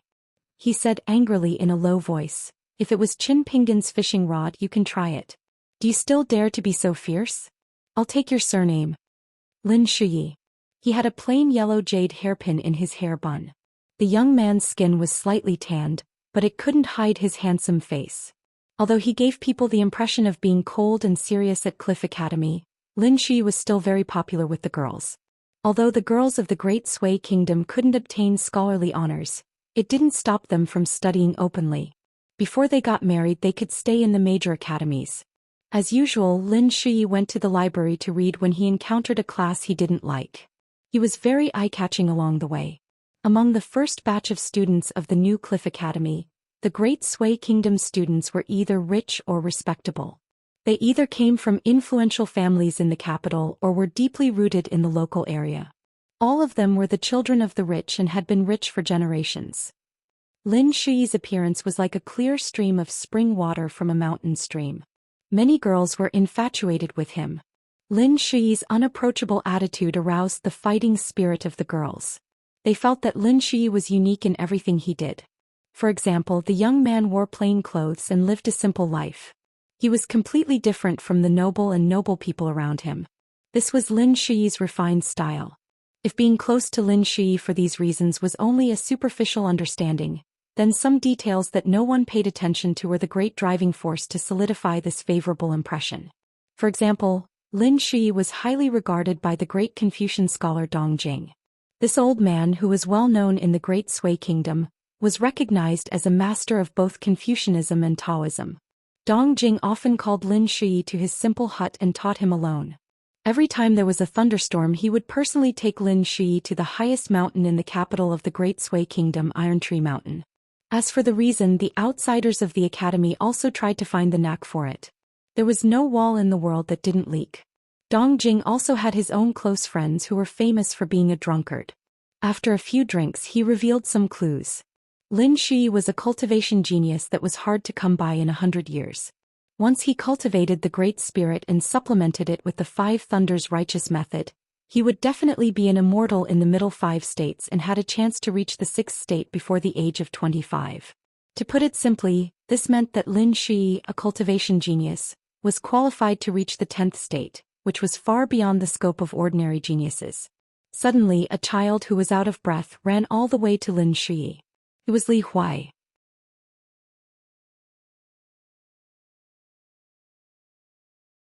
After seeing Lin Shuyi, he immediately burst into tears and sobbed, "Lin Shuyi, my painted puppet is gone.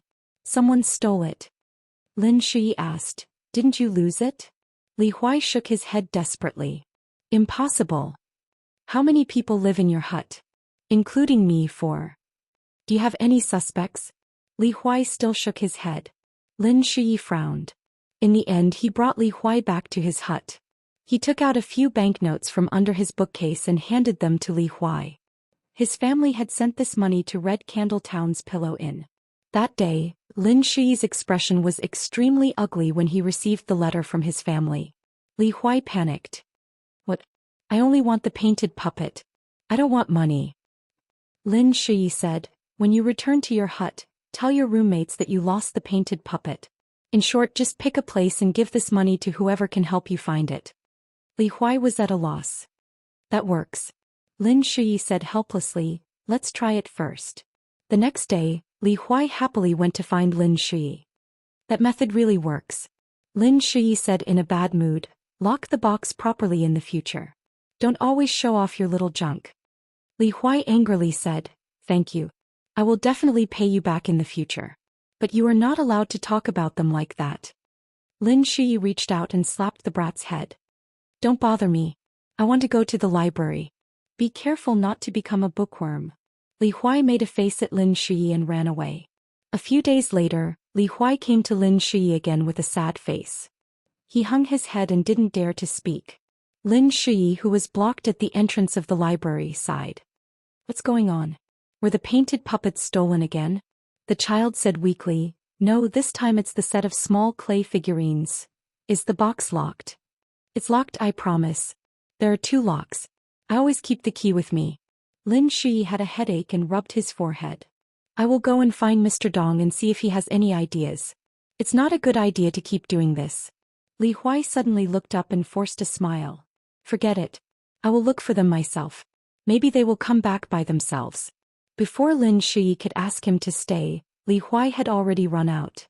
The child didn't listen to him. Li Huai and Li Baoping had class together today. After class, Li Baoping found Li Huai, who was purposely avoiding her. She noticed that his mouth was red and swollen. She couldn't help but ask, what's wrong? Li Huai shrunk his neck. I fell. Li Baoping stared at him. Tell me. Li Huai pouted and was about to cry.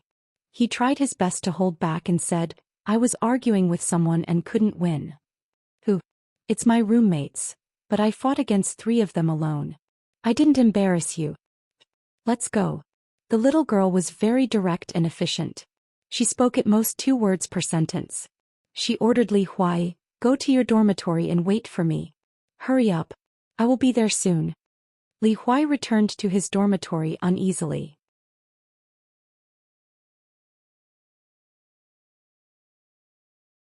His 3 roommates, who were only slightly older than him, were chatting in a group and completely ignored him. They only glanced at Li Huai with ridicule and disdain. This little country bumpkin from Dolly was not good at studying and talked vulgarly. His whole body exuded a rustic aura. He treated his broken bookcase as a treasure. More importantly, there were more than 1 pair of straw sandals hidden in the bookcase. Li Huai quietly walked to the doorstep of the dormitory and squatted there to draw circles. Not long after, Li Huai saw Li Baoping rushing in aggressively with the saber called auspicious symbol in her hand. Li Huai was so frightened that he almost couldn't stand up. When he finally stood up, his legs were weak. He swallowed and whispered, Baoping, do we need to bring a saber to fight? Li Baoping glared at him and pushed Li Huai away. She strode into the dormitory alone. You don't need one for fighting, but do you need one for getting beaten up? Get out of my way. Although Li Huai was sweating in fear, he gritted his teeth and quickly caught up with her. He shouted, Li Baoping, wait for me. Li Baoping looked at the 3 guys and raised the saber in the scabbard. She said coldly, who stole Li Huai's clay figurine? Take it out. The 3 of them were dumbfounded at first and then burst into laughter. Li Baoping was even angrier. Who hit Li Huai? Come out. The 3 of them looked at each other and smiled. Then they rolled their eyes. Li Baoping held the saber and gave the 3 little bastards a good beating. Although Li Baoping was not tall, her strength was built up from a young age. In addition, she had practiced martial arts with Qin Pingon all the way. They traveled through mountains and rivers together, so it was easy for her to deal with her peers who were not even as good as embroidered pillows. In addition, when 2 armies were facing off, momentum was very important. Li Baoping's first move was already shocking enough. She moved extremely fast and swept the scabbard across, ruthlessly slapping a boy about 10 years old on the cheek. The boy directly spun on the spot. Then she chopped down with the scabbard, smashing the second pitiful creature into crying. The third one did not dare to fight back and hurriedly ran away. Li Baoping caught up with him, flew up and kicked him in the back. His whole body crashed into the bed. He was in pain and scared, so he simply lay there and pretended to be dead. Li Baoping's gaze swept over and pointed at them with the end of the scabbard. Today you will obediently take back that clay figurine set and give it to Li Huai. In the future, if anyone dares to bully Li Huai, I will beat you until even your parents won't recognize you. I, Li Baoping, am a woman of my word. Li Baoping saw a guy quietly raising his head to look at her. She raised her arm and was about to smash him with the scabbard. The guy was so frightened that he quickly retreated. Li Baoping sneered and turned around angrily. In the end, she saw Li Huai standing at the doorstep. She was furious. Li Huai, look at how cowardly you are. In the future, don't call me young martial uncle. If you dare to call me that again, I will beat you again. As if his sore spot had been poked, Li Huai squatted on the ground, hugging his head and sobbing. Glancing at Li Huai from the corner of her eyes, Li Baoping seemed to be even angrier than when she had arrived. Holding her saber, she left in a huff. Inside the house, a boy with a swollen head said in exasperation, "This matter is not over. I want you, little shrew, to know who you beat up." 2 days later, in the teacher's courtyard, the square-faced Vice Hill Master slapped the armrest of his chair. Lawless. Preposterous. In public, from the young to the old, they actually dared to fight in public. Not a single one is left out. No one is to interfere in this matter.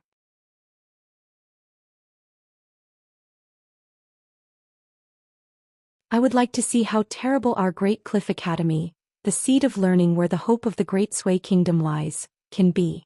The rest of the people looked at the tall old man who, for the first time, did not close his eyes and doze off. The old man thought for a moment and nodded. So be it. Someone mustered up the courage to ask in a low voice, "Elder Mao, what is it?" The tall old man's face was indifferent, as if he was speaking in riddles. That's it. With his attitude, even the square-faced scholar with the status of a gentleman felt a chill run down his spine.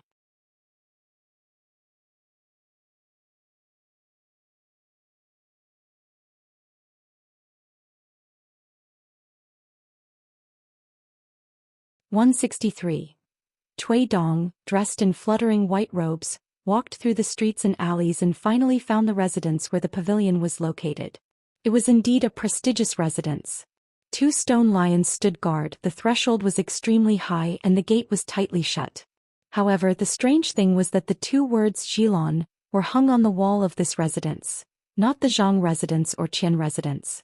The pavilion where Cui Dong had seen the strange phenomenon should be the private library of this family. Its height was almost as high as the Kueixing Pavilion of the Confucian Temple in the city. It was certainly not an ordinary wealthy family. The closer he got to this Xilon residence, the more clearly Cui Dong felt that a storm was coming. This feeling was like a cloudy day before a rainstorm, making one feel suffocated. Between heaven and earth, in addition to the awe-inspiring righteousness that the Confucian school worshipped, there were many other formless qi. Generally speaking, there were clear and impure qi. The former was spiritual and was beneficial to cultivation, while the latter was impure and impure, damaging the soul. Places such as mass graves, ancient Jingguan temples, and battlefield ruins all had their own mysteries. Not all of them were impure qi. In the world, the blessed land that was beneficial to cultivation was like a room of orchids. It refreshed the heart and refreshed the mind. Cui Dong put his hands behind his back and leisurely walked up the stairs. A middle-aged gatekeeper walked out from the side door. Seeing the extraordinary bearing of the youth in white, he did not dare to neglect him and respectfully inquired about his identity. Cui Dong said that he was a loose immortal who relied on slaying demons and devils to accumulate merits. When he was outside the city, he saw that something was wrong with the residence and that there might be a bloody disaster, so he came to help. The gatekeeper only took it as a joke. Speaking of whether or not there were spirits and ghosts in the world, the gatekeeper knew that there were, because his own residence had raised many harmless spirits and ghosts. But to say that there were evil spirits and ghosts that dared to cause trouble in the city, especially in their Xilon residence, that would be the biggest joke under the heavens. Who did not know that the 4 people in the mansion, father and sons, were all recognized as immortals among immortals, especially the youngest son, Chao Shishan. Rumor had it that just last year he became the sect leader's direct disciple of an immortal family on a mountain, and was proficient in both flying sword and thunder technique. Cui Dong, who was regarded as a liar, was not annoyed. He continued to explain patiently, "Your house has done a good job of hiding wind and gathering water. The layout of the library is also the best. It is where the eye of the formation is located. In addition, there are probably many rare books that have been personally stamped by sages and gentlemen in the library. Therefore, after a long time, it is easy to gather spiritual qi. Ordinary demons and ghosts do not dare to come here. However, some timid and gentle creatures who like to live with people will grow up smoothly." The gatekeeper looked a little impatient. He asked Cui Dong to leave quickly, saying that he did not have time to listen to this young man's nonsense. Cui Shi stretched out his hand and gently pushed away the gatekeeper's hand. He smiled and said, "But the library of this mansion is indeed a little strange. There is a big python inside. It might have been there since the beginning, but its origin is unknown. It might have been invited in later. If I'm not wrong, it should be a fire python. Recently, it has been shedding its skin for the second time. The next time it sheds its skin, it should be formed by water. Once it succeeds, it will become a big flood dragon."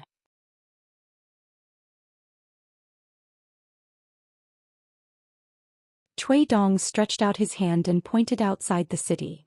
"However, there is a water snake in the river. Its state is higher than that of the fire python. It is waiting for an opportunity under the water. It will not easily let your family's sworn enemy succeed in shedding its skin. The flood dragon, snake, and python in the world, once enlightened and have spiritual intelligence, no matter what kind of temperament they had before, they do not like to be close to their own kind. Therefore, if your mansion does not prepare early when the fire python is weak after shedding its skin, the water snake will definitely leave the river and rush here. It will try to kill the fire python with one blow and seize the half-fire elixir in the fire python's body to transform it into its own cultivation." The gatekeeper's eyes were complicated. He suddenly became angry and tried to push the young man in white away. Go away, go away. You are so young, but you are talking nonsense." Cui Dong sighed and said to himself, "Sir, you see, it is not reasonable. It is so troublesome. Let me do it my own way." With a wave of his sleeve, the middle-aged gatekeeper was swept away by a gust of wind and fainted on the spot. Very quickly, 5 or 6 burly men rushed out from the side door. As Cui Shi strode forward, the fate of those initial and second realm martial artists was even worse than that of the gatekeepers. Before they could see the handsome young man with the mole between his brows waving his sleeve, they were all sent flying backward and fell to the ground in disarray. Cui Dong walked all the way. Many guards swarmed over, but they could not stop him. When he arrived at the square outside the library, the yawning Cui Dong finally became interested. He looked at the 3 people standing side by side. They looked like father and son. There were no outsiders except for them. Perhaps they did not want to expose the truth of the library, or did not want to hurt the innocent. No one was allowed to come close. Cui Dong quickly looked past the 3 people. The library occupied a large area as high as 6 floors. The sky above the building was covered with dark clouds. Thunder rumbled, extremely dull, and lightning flashed. In this tall building that stood between the heavens and the earth, there was a huge python that was dozens of feet long. Its body stretched out from the bottom of the building, winding its way up. Its head that was as big as a water tank was flicking its forked tongue at the thunderclouds in the sky. It was filled with natural awe and also contained a strong fighting spirit. Almost all the monsters in the world were not afraid of thunder. This was a brand that was engraved in their bones and passed down from generation to generation for thousands of years. According to legend, in ancient times, a certain celestial emperor who controlled thunder once led a group of gods of thunder and many rain masters to tour the world.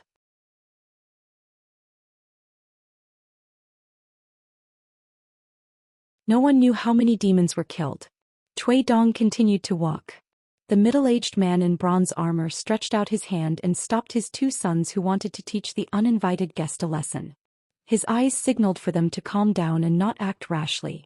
He clasped his fist and said, "This one is Zhou Xian. May I know why the honored guest has come to our door?"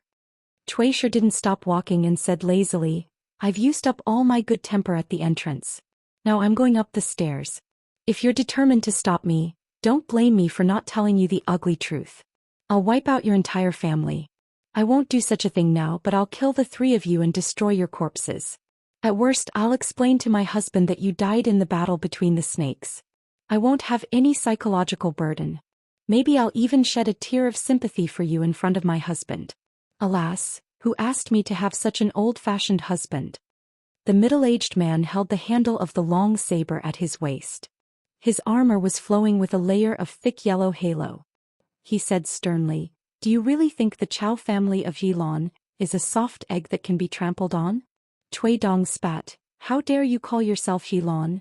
You have so many good books at home, but you don't let your descendants learn the teachings of the saints. Instead you play with spears and sticks. What's more, you dare to collude with the monster and let him steal the library to absorb the fragrance of books. That's fine, but you know that the day the fire python molts is the day the water snakes in the river fight to the death. You didn't remind the people in the city to leave the city to hide. Instead you deliberately used a trick to hide the scene of the thunder clouds descending and the fire python climbing the building. Do you know that this sudden battle between water and fire will kill at least thousands of people in the city?" Cui Dong felt wronged when he said this. He muttered, "Sir, it's all your fault. I'm a little addicted to the habit of talking nicely." A tall young man holding a silver spear said with a grin, "Father, don't talk nonsense with this guy. Let me kill him.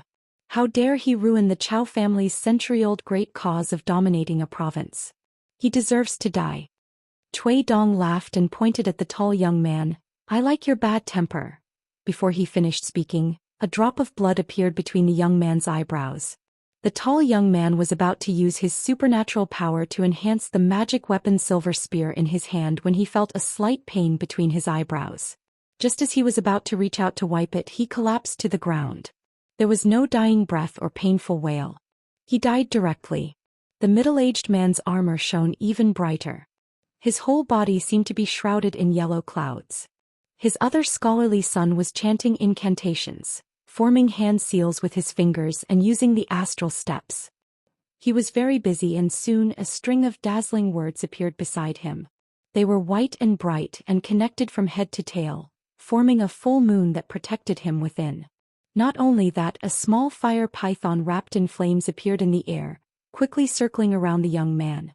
There was also a simple tall crown on his head that released a five-colored light, and then it sprayed out like spring water, enveloping the young man's surroundings. Inside and outside, up and down, layers of defense were used. Cui Dong was amused by the young man's life-saving methods. "You're really afraid of death. It's good that you're afraid of death." Still, there was no movement. A cinnabar also appeared between the young man's eyebrows. He died instantly. Cui Dong smiled and said, "Since you've become a ghost, you don't have to be afraid of death anymore. Don't thank me." The middle-aged man ran away. Cui Dong didn't even bother to chase after him.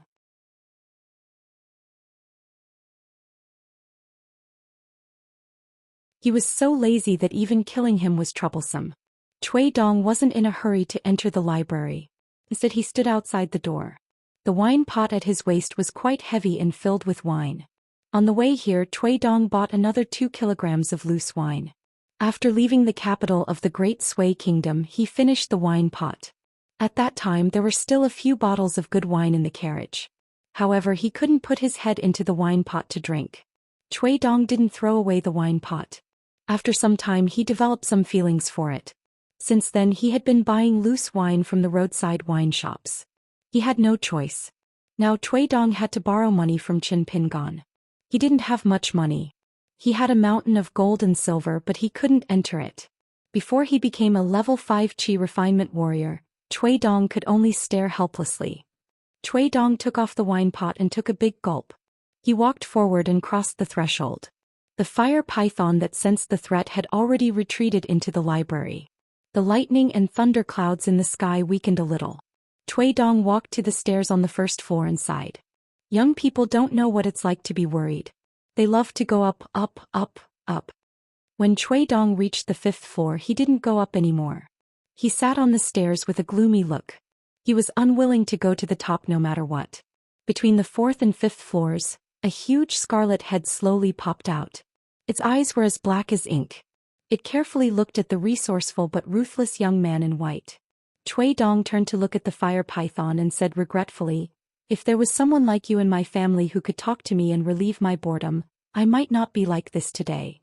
The fire python gently put its chin on the floor and made a humble gesture of listening. It understood human nature very well. Compared to the Chow father and son who had the ambition of conquering the land of a province, it was obvious that this beast had a better vision. Cui Dong smiled and asked, I interrupted your path to immortality and caused you to miss the right time, right place and right people. Aren't you angry? The fire python shook its head slightly. The whole 5th floor shook and dust flew everywhere. Cui Dong nodded and said, You have the root of wisdom. If you insist on shedding, the water snake in the river will have a much higher chance of success than you.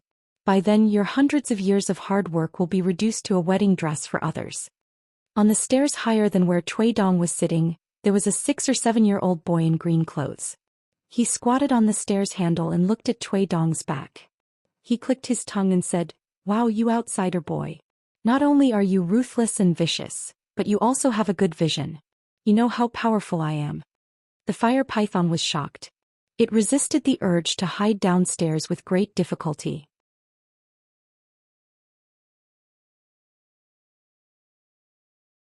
Its whole body was trembling slightly.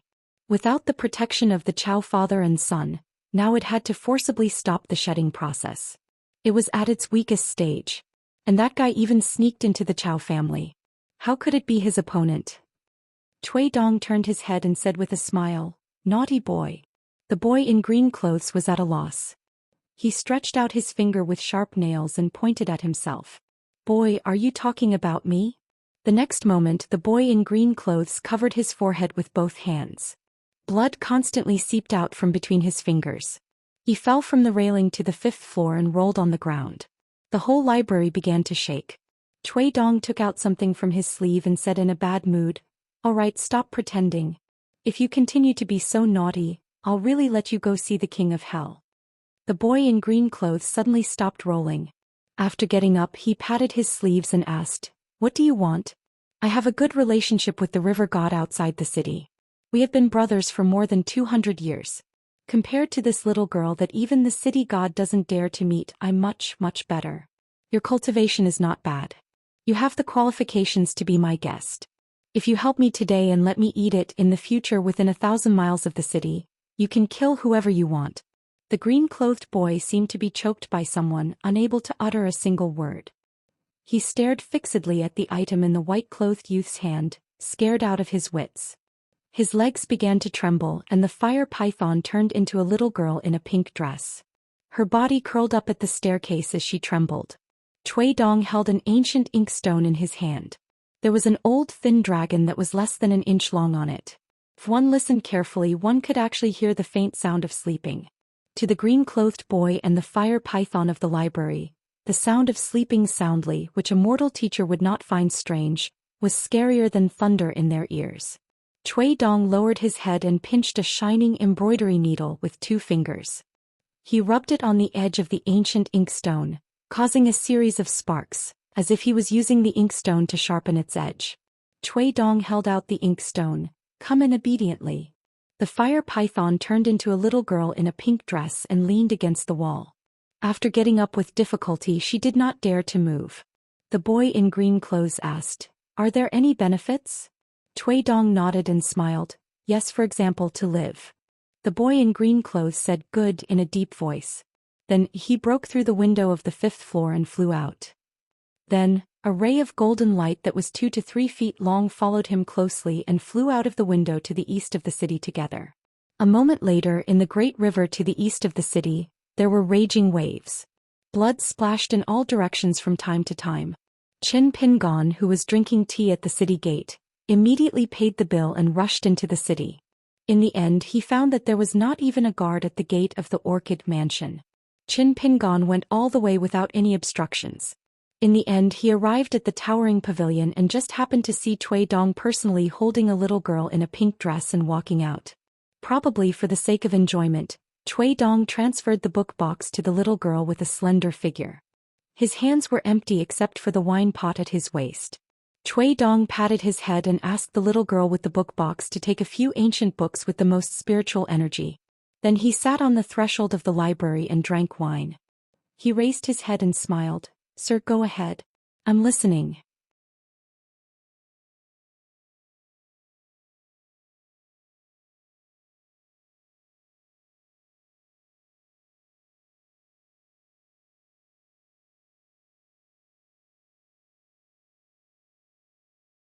The water snake in the river will soon run here to kowtow and admit its mistake. Qin Pingan's mood was a little complicated. You're a bad person and you're much smarter than me, so you know how to deal with bad people better than me.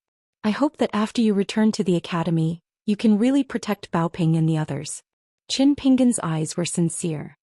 He took a deep breath and said with a posture full of Jianghu spirit, "If you can do it, then I'll thank you here first. If you're willing to make this decision, it means that you really approve of me, even if it's only a little. What you want me to do, it's a matter of course. Why do you need to thank me?" Cui Shi was smiling mischievously at first, but when he saw Qin Pingan's serious face, he immediately stopped joking around, shook his sleeves and solemnly bowed with his hands clasped in front. His sleeves drooped down like a crane's wings and he said in a deep voice, "Student bids farewell to Mr. Take care of yourself."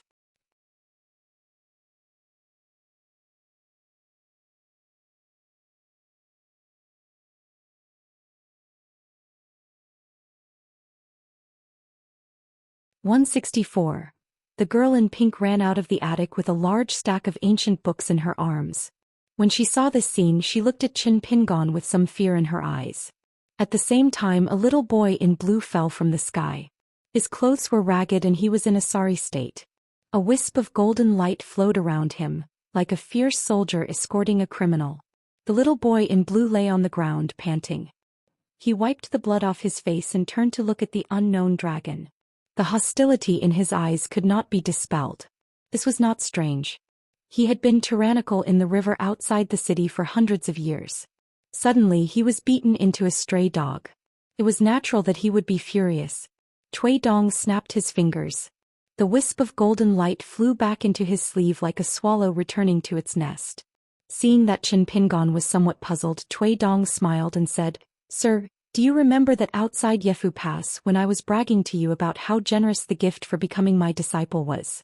I mentioned this temporarily ownerless natal flying sword called Golden Autumn. It is of good quality and does not require a high level of cultivation to control it. Can be used at will."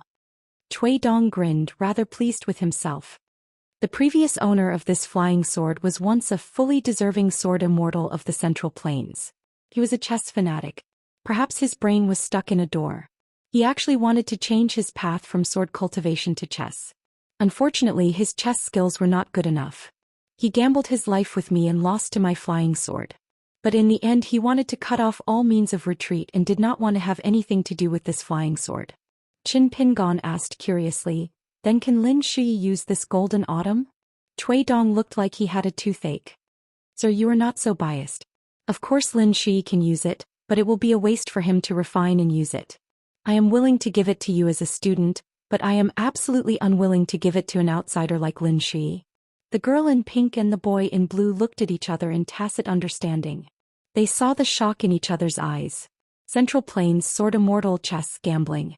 When these words were strung together, it was enough to shock the world. Qin Pingan looked around and did not see anything strange. He prepared to leave and continue on his journey.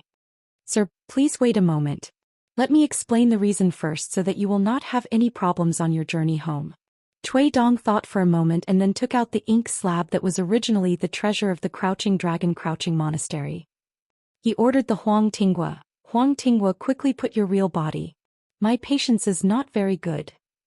If you dare to delay, don't blame me." Before he said a few words, Cui Dong's killing intent rose. He just wanted to slap the boy in blue to death. Out of sight, out of mind. After all, according to the plan of the Longquan County, it was enough to be able to establish a relationship with the old flood dragon.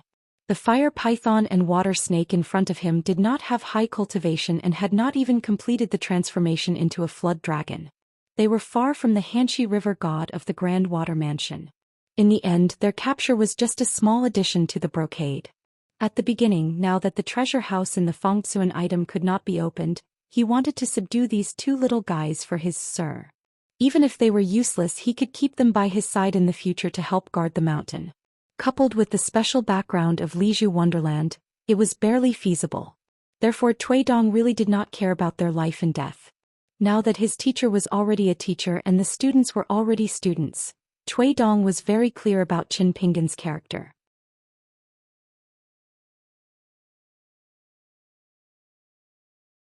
He was really a stone in the latrine pit, smelly and hard. If he did not recognize him, even if he gave him 10,000 fire pythons and water snakes, it would be useless. Now that he recognized him, it was not a problem to lose the two insignificant little guys. Thinking of this, Cui Dong had mixed feelings. Dealing with Qin Pingan was really tiring. It felt more strenuous than moving the 5 mountains. However, when he crossed the invisible threshold of seeking Dao, he had a very strange feeling. Could actually make a scheming person like the Dali Imperial tutor have some peace of mind. Seeing the golden light flowing out of the white-clothed youth's sleeves, the little boy in green hurriedly got up and kowtowed. "Please spare my life, Immortal Master. I am willing to go through water and tread on fire for you, Immortal Master. Even if I die, I will not regret it." The little girl in pink who had read tens of thousands of books in this Xilan prefecture's library felt ashamed to be associated with him. She was not the kind of monster who spoke without thinking. She stammered, not knowing what to do. Cui Dong could not be bothered to talk nonsense with the little water snake cub. He raised the inkstone. "I will count to 3. The little girl in pink hesitated for a moment. A small fire python as thin as a thread darted out from between her eyebrows and swept into the inkstone. Then her face turned pale and her body swayed. Seeing this, the little boy in green could only sigh like an old man. He nagged, forget it. A wise man submits to circumstances." He fumed and finally condensed into a small dark green snake that was slightly thicker than the fire python. It flew into the inkstone. The python and the snake curled up in the inkstone, not daring to move at all. After all, at the edge of the inkstone, there was an old dragon sleeping soundly. That was the ancestor of monsters like them. It might even be as far away as 18 generations. Cui Dong put away the inkstone that Dali's men of sacrifice had given him halfway and sneered. "Don't be ungrateful. You are only under a little restriction, but you can use it to improve your realm. If it were a monster of the dragon species from another continent, if the two of you were placed in front of them, they would have long begged and kowtowed to the point of breaking their heads." The little girl in pink who had grown up in this small area of the library bowed and expressed her gratitude. The little boy in green who had always been free and unfettered and had a wild nature curled his lips, disapproving. Cui Dong turned a blind eye to this and said with a playful smile, "Do you know Dali's Longquan County? That is the place after Lizhu Grotto heaven fell. My master is a rich man there. He owns 5 mountains and has collected a lot of snake gallstones full of spiritual aura. This thing is condensed from the spiritual blood of the last real dragon in the world.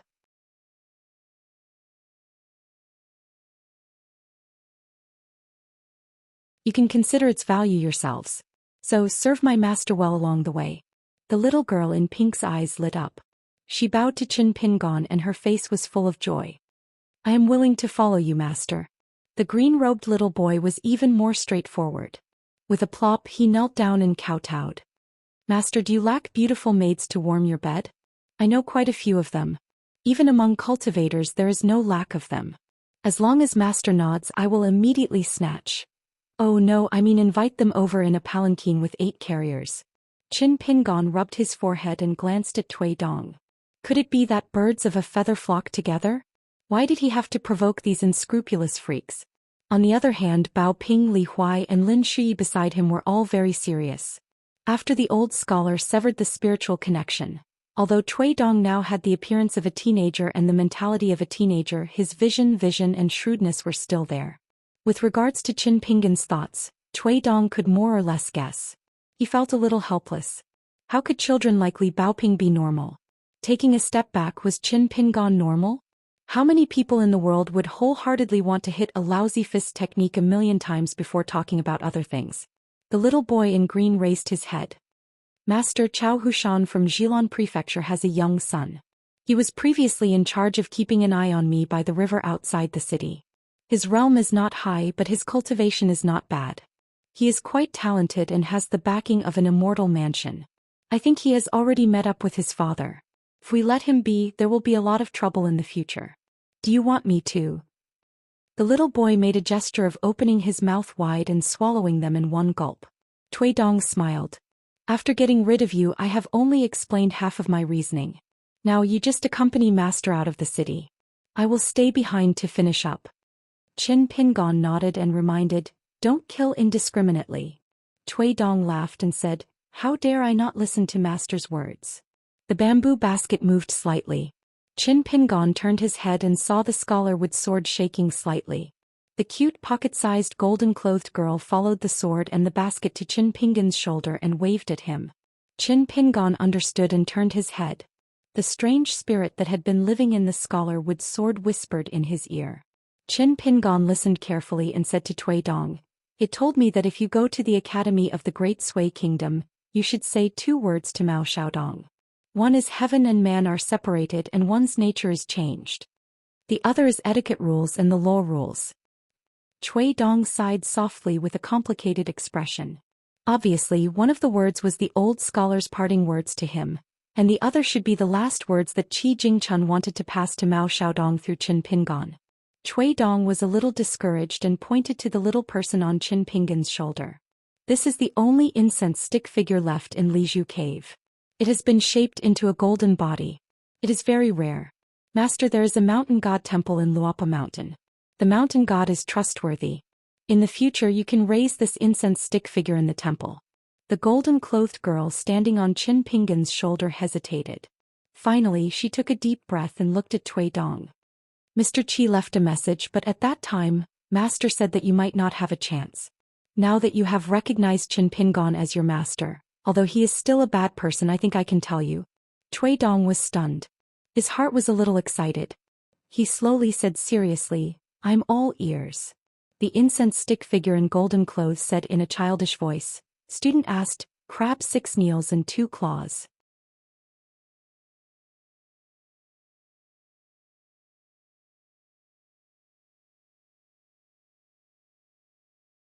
What do you mean?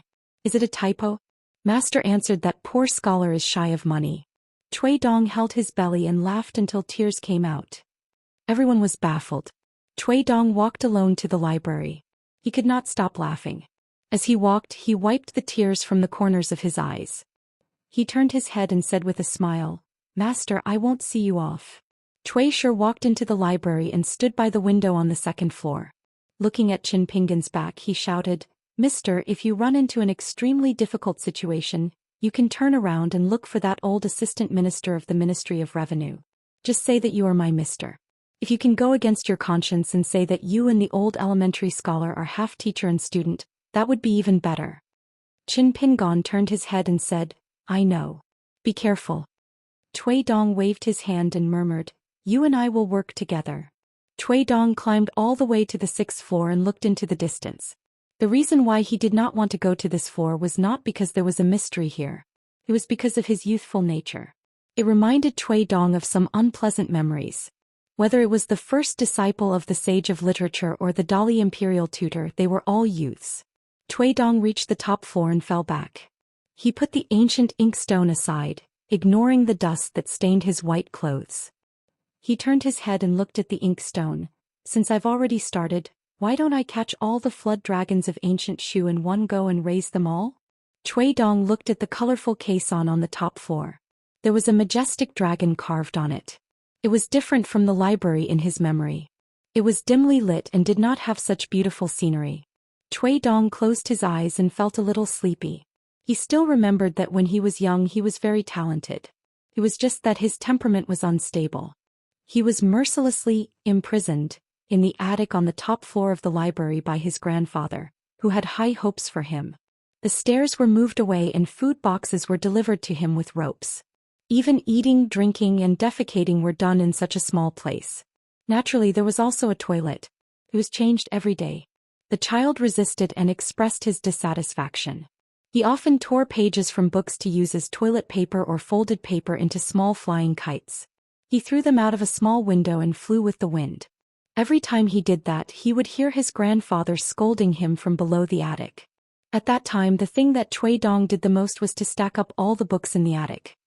He stood on top of the tall pile of books and leaned against the window to look at the river outside the city. He would often look at it for hours. At that time Dong was not called Dong. It was Dong. The word Dong was the sound of water and Dong was the word Dong.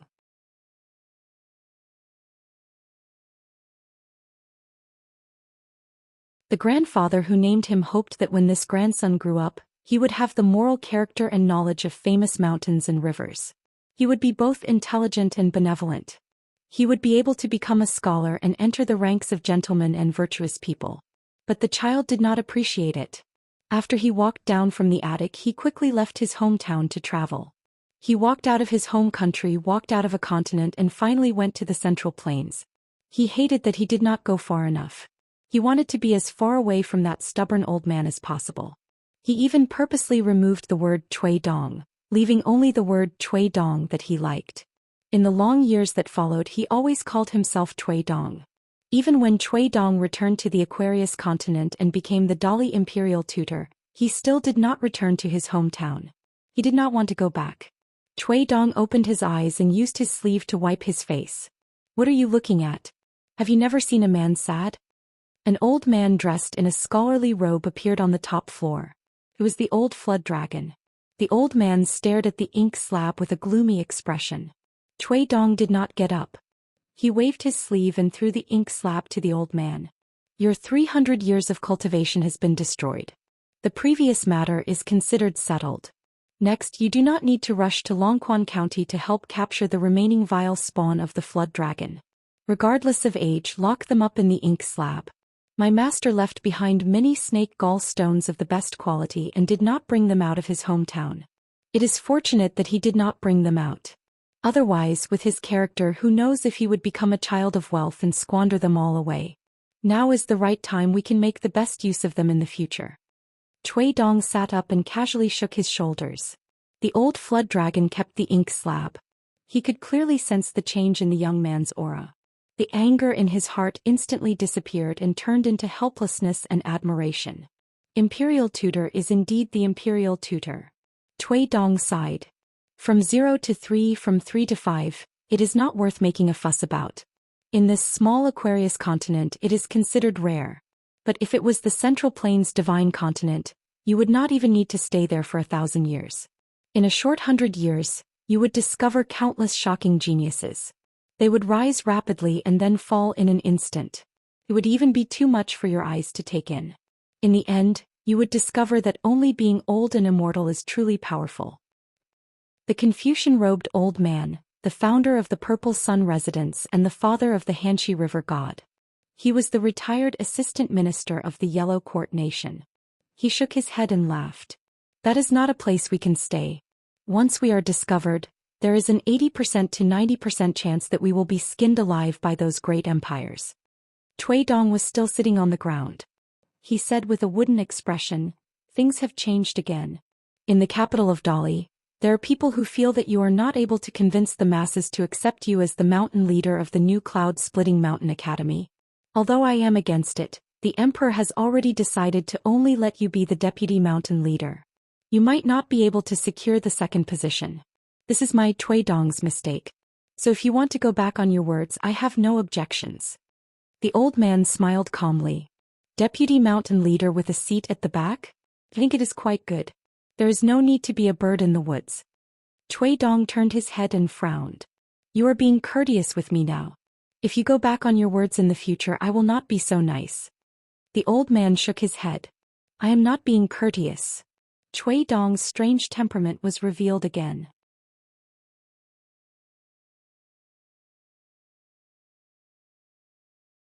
Instead of feeling relieved, he mocked, "No wonder you can live for so long." The old man did not take it to heart. He sighed. "Now I only hope to live a little longer." Dong stood up. Without any movement, all the dust from his white clothes drifted away. "Next, I will have to trouble you to send me to the Great Sui Kingdom.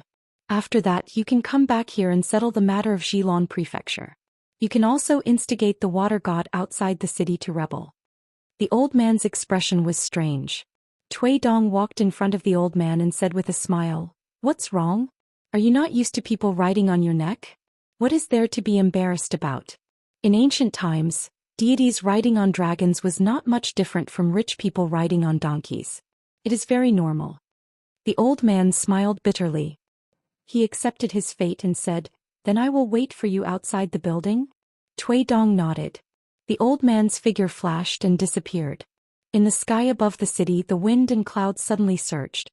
The clouds drooped and almost touched the top of the library. Outside the city, the river god transformed into a human and stood by the river. He looked up and was full of respect. The city god pavilion and the three deities of the civil and martial temples were the same. Cui Dong tiptoed and floated out of the window. He passed through the sea of clouds and landed on the head of an old flood dragon. He sat cross-legged. The old flood dragon shook its tail and moved forward with the wind. A white-clothed youth with a mole between his brows was like a legendary deity riding on a heavenly dragon. Cui Dong smiled and closed his eyes.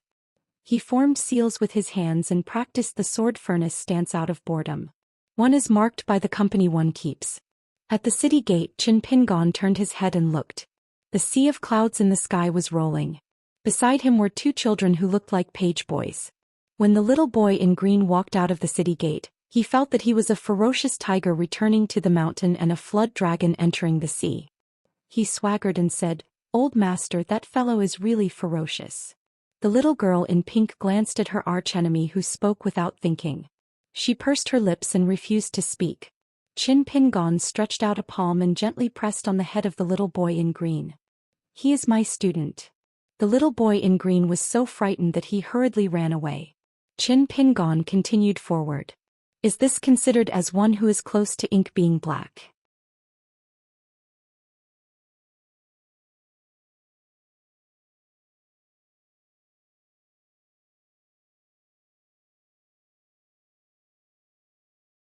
"165. Along the way it was very lively. It was so lively that even someone as patient as Qin Pingon felt that his ears were not clear. All of this was attributed to the little boy in green who was even more talkative than Cui Dong. It was early winter and they had already traveled together for half a day. The three of them slowly walked along the cold and bleak official road. The little boy in green started to pester Qin Pingon again. "When we reach Master's house in Longquan County, can you not make me a servant who sweeps the floor and makes the bed? It's a little embarrassing.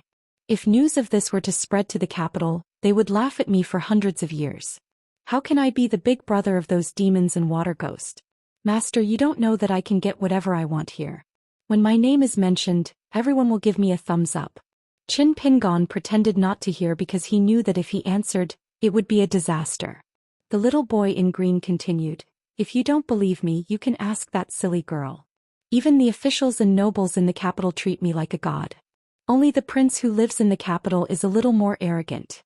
He can only be considered polite to me and not warm enough. However, he has a good relationship with my brother and we often have fun together. Master, why don't you come to my house on the way? You don't even want me to greet you. Otherwise, I'm not bragging, but I'll definitely give you a grand ceremony with loud gongs and drums and boiling river water." Through chatting with the girl in pink in private, Qin Pingon roughly understood the temperament of the river snake. He was very impulsive and was often pushed out by the water god to block disasters. Many disasters that caused a sensation in the Huangting country were obviously not related to him, but the water god used words to provoke him. He was the one who foolishly took the blame and even thought of himself as a hero.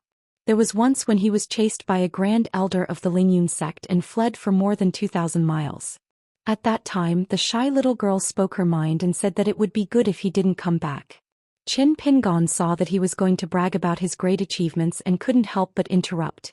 "Do you really not know that the water god used you as a shield? Or do you know but don't care?" The girl in pink nodded in agreement. The little boy in blue didn't dare to say anything to Qin Pingon, but his sharp eyes noticed the little python's movements. He sneered and said, "You little girl, what do you know about brotherhood?" At this point he opened his mouth wide, revealing his white teeth. He bared his fangs and brandished his claws at the girl. "If you continue to blabber and ruin my image in front of Master, I'll find a chance to eat you. Then I'll shit you out." The girl in pink had a bitter look in her eyes. She thought to herself, "I clearly didn't say anything. You only know how to pick on the weak." Qin Pingon shook the basket on his back. Although Cui Dong had returned to the capital academy of the Great Sui Kingdom, he was still worried. However, Qin Pingon knew that there was nothing he could do except worry. Qin Pingon raised his hands, exhaled and looked up at the sky. It was winter. He didn't know when it would snow this year. He wanted to return to the town before the new year. If he really couldn't make it in time, he would let go of the walking stance and practice the sword furnace stance. This would allow the little boy in blue to transform into the true form of the water snake. He would try his best to choose the wilderness where there were few people. Qin Pingon left the small piece of dragon-slaying platform that Mr. Qi had cut out from somewhere for Li Baoping. The mountain search map, given by the blind old Daoist, was given to Lin Shi. However, Qin Pingon still had a lot of belongings.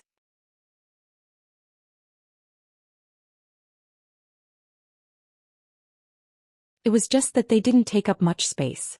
Now that he didn't need to take care of the children's studies, his basket seemed a little empty. This made Qin Pingon feel a little uncomfortable. Alliance had robbed the lord of the land and Wei Pai at Chiduan Mountain. In the end, Qin Pingon got a withered golden lotus seed. It was the leftover from everyone. Until now, no one knew what it was used for. There was a small incense person living in the Huai Wood Sword. After it appeared in the provincial city, it went into hiding again. After making the green bamboo book boxes for the three of them, there were still some pieces of bamboo left. Qin Pingon practiced engraving when he had nothing to do. He recorded the famous sayings that he felt were knowledgeable. There were a few books that Mr. Wenxing had personally picked out.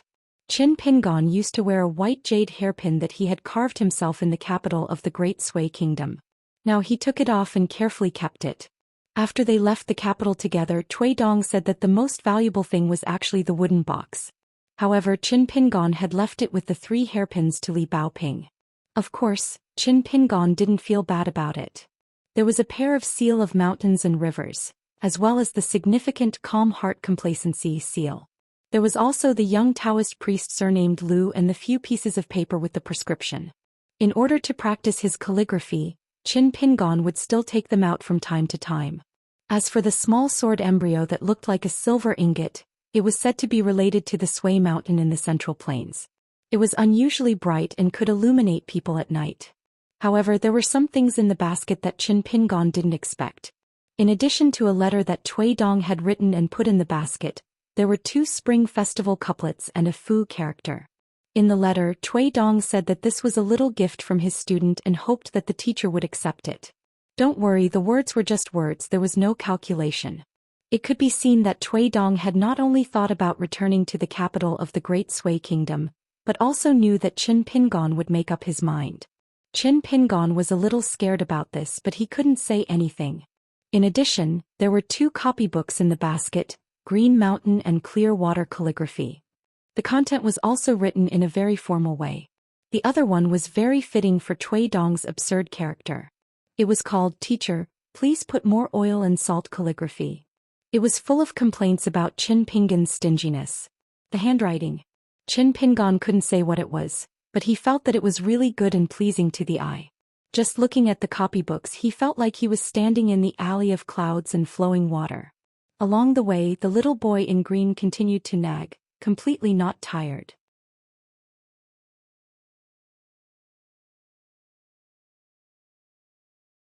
The girl in pink followed behind Qin Pingon obediently. She was even carrying Cui Dong's book box. No matter how Qin Pingon persuaded her, the little girl didn't dare to put anything in his basket.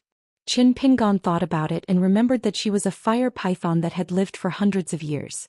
She wasn't Li Baoping, so she wouldn't be tired.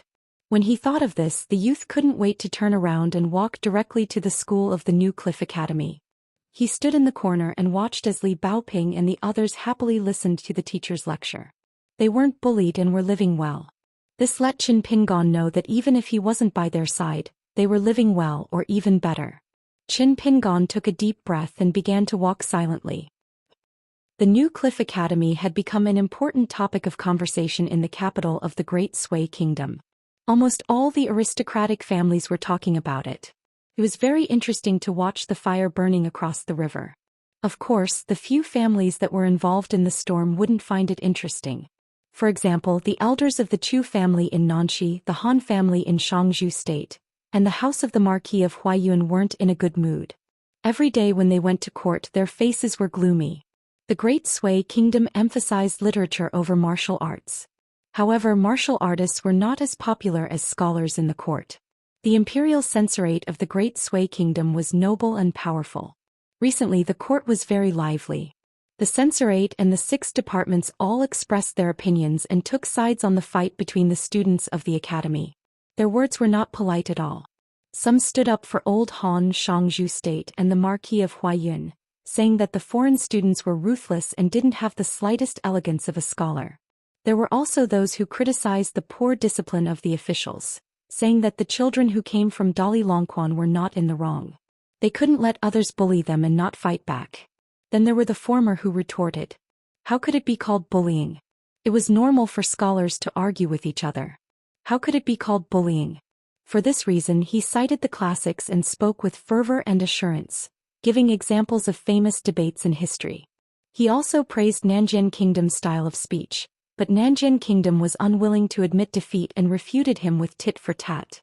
The disturbance in the capital that attracted countless attention began with a quarrel between 4 children in a dormitory of the academy. Later, a foreign girl named Li Baoping hurt them with a sharp weapon. One of the children who was beaten happened to be the son of the Marquis of Huaiyun. Since the Marquis of Huaiyuan and the Chu family of Nanxi were in-laws, the eldest grandson of the Chu family was this year's outstanding talent in the academy. At the age of 16 he was known as a child prodigy and was recognized as a gentleman's weapon in the Great Sui Kingdom.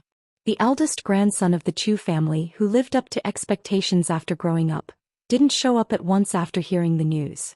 However, 2 of his schoolmates in the academy, the youngest grandson of the Pillar of the State and a young man of the Great Sui Kingdom, went to find trouble with the girl. Of course they didn't beat her, but they did talk rudely. Coincidentally, Lin Shuyi, who was from the same hometown of the girl, happened to see them. After a while they rolled up their sleeves and had a big fight. How could the 2 be a match for the disciple of the great Confucian scholar Dongjing? They were badly beaten. Now the eldest grandson of the Chu family, who was also regarded as a jade of cultivation, couldn't just sit by and watch. He went to find Lin Shuyi and had a wonderful fight.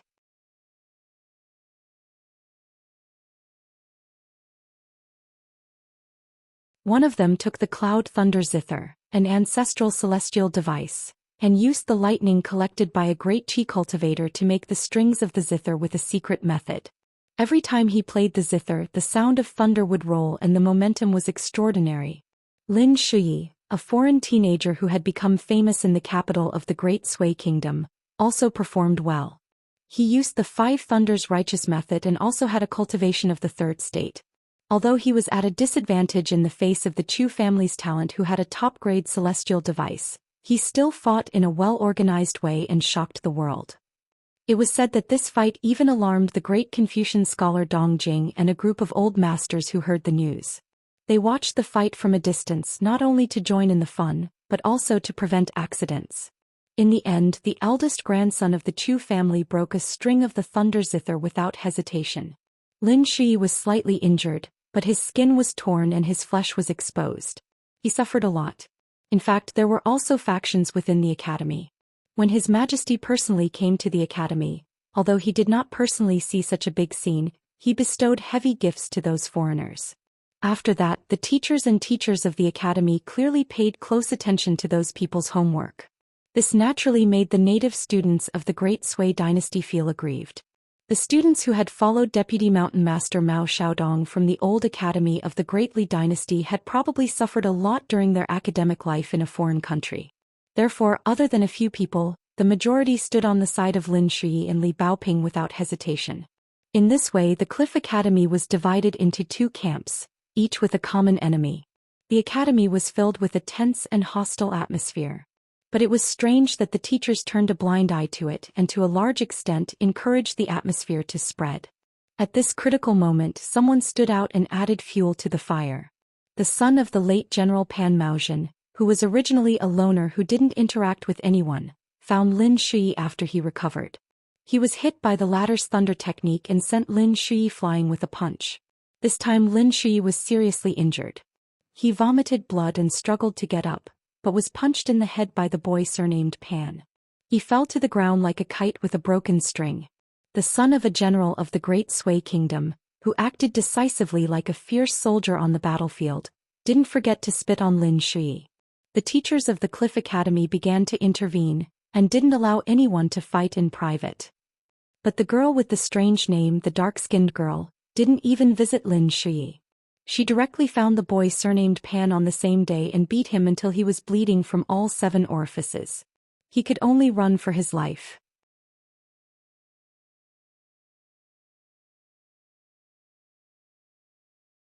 If it wasn't for a teacher hurriedly intervening and stopping the girl's pursuit, the boy who was originally proficient in martial arts would have become a sickly invalid.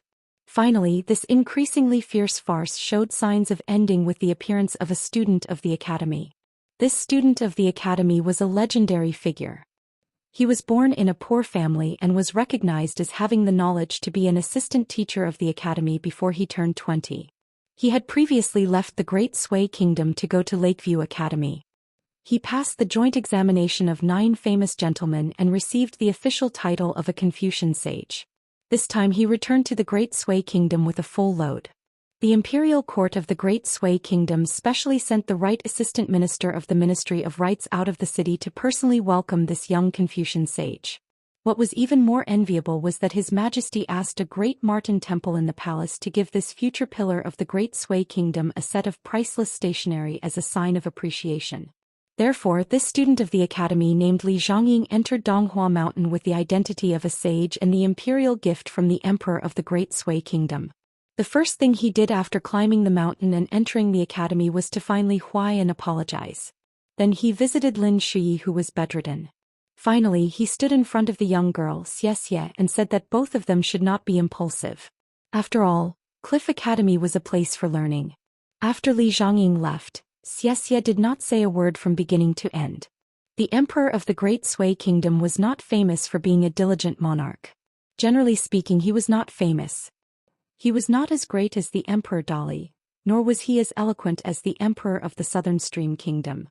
He was not even as famous as the Emperor of the Lu family who had fallen. However, the Eastern Vase continent had always been rich in the south and desolate in the north. The Great Sui Kingdom was unique in the north. Even the dignitaries of the Southern Stream Kingdom were willing to visit them. The children of the Great Sui Kingdom were also frequent visitors of the Lakeview Academy.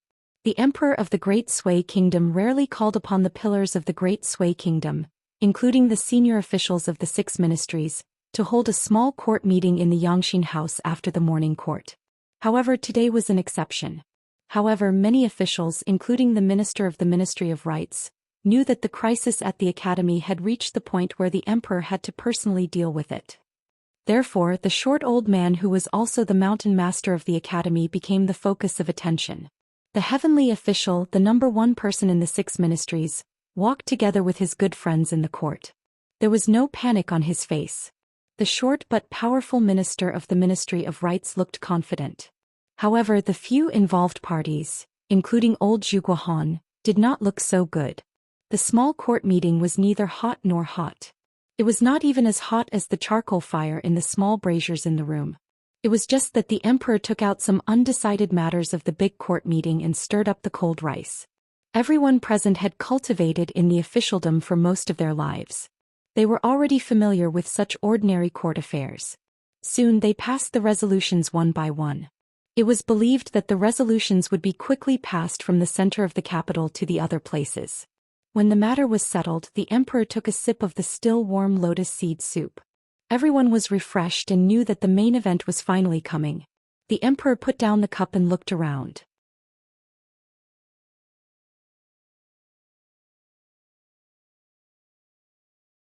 He smiled and said, "What, my dear ministers, are you all waiting to see me make a fool of myself?"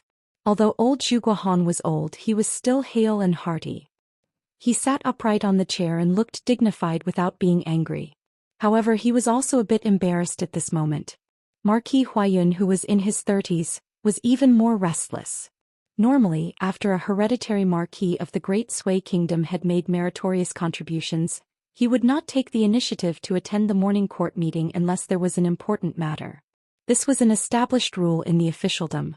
However, today several big shots, including old Zhu Guohan, had kindly sent him a message and asked him to attend the morning court meeting today. Otherwise he would not have a chance to explain himself if something happened. When the emperor of the Great Sui Kingdom saw that several ministers wanted to stand up and apologize at the same time, he smiled and gestured several times. Don't stand up. Just sit down and talk. I'm not here to denounce you today. I just want to know something that is not a rumor. You don't know, but recently everyone, including Xianxia, has been talking about this every day. Their schoolwork is a mess and their chief teacher has been complaining. He is so angry that he wants them to go to Cliff Academy to study. The Minister of Rites, who was the smallest but the highest-ranking official, slowly stood up and told the Emperor of the general story. He was impartial. The Emperor of the Great Sui Kingdom smiled and asked, "Was it old Mao himself who said that he would not interfere with the children's quarrels?" The Minister of Rites nodded and said, "Yes." The Emperor of the Great Sui Kingdom hummed and said, "I see." Then he fell into deep thought. In fact, none of the ministers of the Great Sui Kingdom were naive enough to think that the emperor really did not know anything. Did he really think that the spies of the Great Sui Kingdom were vegetarians? Just to deal with the infiltration of Dali's men of sacrifice and spies, the annual secret expenses of the Great Sui Kingdom's Ministry of Revenue were like flowing water. It was just that they did not make a sound.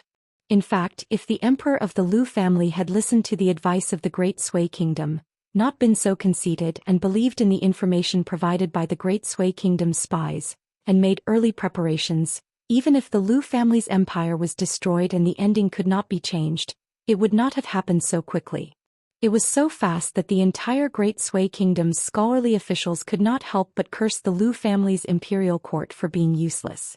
If the scholarly officials were like this, then the generals of the Great Sui Kingdom were even worse. The emperor of the Great Sui Kingdom slowly came back to his senses. He smiled and said to old Zhuguahan and the others, "That's it. Let's stop here. Even if the children have no bad intentions, there should be a limit to the quarrel between them."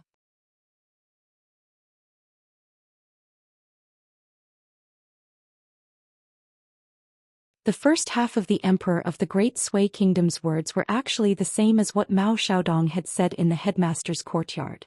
Then the small imperial court meeting ended just like that. The emperor of the Great Sui Kingdom left the Minister of Rites alone. When the short old man saw the emperor stand up, he went to the brazier and squatted down. He personally picked up the iron tongs and stirred the charcoal fire. The eunuchs guarding outside the door did not do it for him. The old man did not find it strange. The emperor of the Great Sui Kingdom put down the small iron tongs and reached out his hand above the charcoal fire. He said softly, "Looking at the history books, the pressure comes not only from the strong enemies of the neighboring countries, but also from our own people who are loyal to the emperor and love the people." The heavenly official's Adam's apple moved slightly, and sweat seeped out of his forehead. The emperor of the Great Sui Kingdom laughed self-deprecatingly, turned around and waved at the old man. The Minister of Rites hurried over and squatted with the emperor awkwardly. The emperor of the Great Sui Kingdom smiled and asked, "Why did Dali go south in such a hurry?" Originally, Lakeview Academy's attitude was vague and did not want to give a clear answer. Now they are even more anxious than us. That young man called Li Zhongying has been deliberately delaying giving him the title of a sage. I heard that later in Lakeview Academy, there are even voices of directly giving Li Zhongying the title of a gentleman. Don't you think it's funny? This question could not be answered casually even if he was beaten to death. The short old man became more and more nervous. The emperor asked, "If it were Minister Ma and the others, any one of them would not be trembling with fear like you. Their backs are very strong. Then do you know why it was you in the end and not the hill master of the Cliff Academy?" The short old man said softly, "Because I am the least literate. As the hill master of the new academy, Your Majesty does not have to worry about having a conflict with Mao Xiaodong." The emperor reminded, "Call him Elder Mao." The short old man said fearfully, "Yes, yes, yes, Elder Mao." The emperor nodded and said to himself, "How much respect can Dali give to Mr. Qi? I can even give the same respect to Elder Mao. This is the biggest difference between me and Dali, the barbarian of the Song family." The short old man was about to say something. The emperor shook his head with a smile. "But it is not very useful." The minister of the Ministry of Rites was completely flustered. In fact, His Majesty rarely spoke to his officials like this. Except for the time when the old man unexpectedly became the Minister of Heaven of the Great Sui Kingdom 10 years ago. This was the second time. His Majesty said with emotion, literate and bookish. Of course all of you scholars have to be literate. But just having literate character and only governing the court with morals may not be beneficial to the country. The old man did not dare to continue to be silent. He had to bite the bullet and reply dryly, Your Majesty is wise. The Emperor of the Great Sui Kingdom turned his head and said with a smile, You are good in everything but too cautious. In the future, don't do anything that will tarnish your reputation.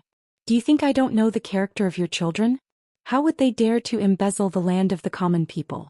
Especially your youngest son. He is such a good scholar. Not to mention that he will be in the top 3, he will definitely have the skills to pass the imperial examinations. Why do you have to suppress him?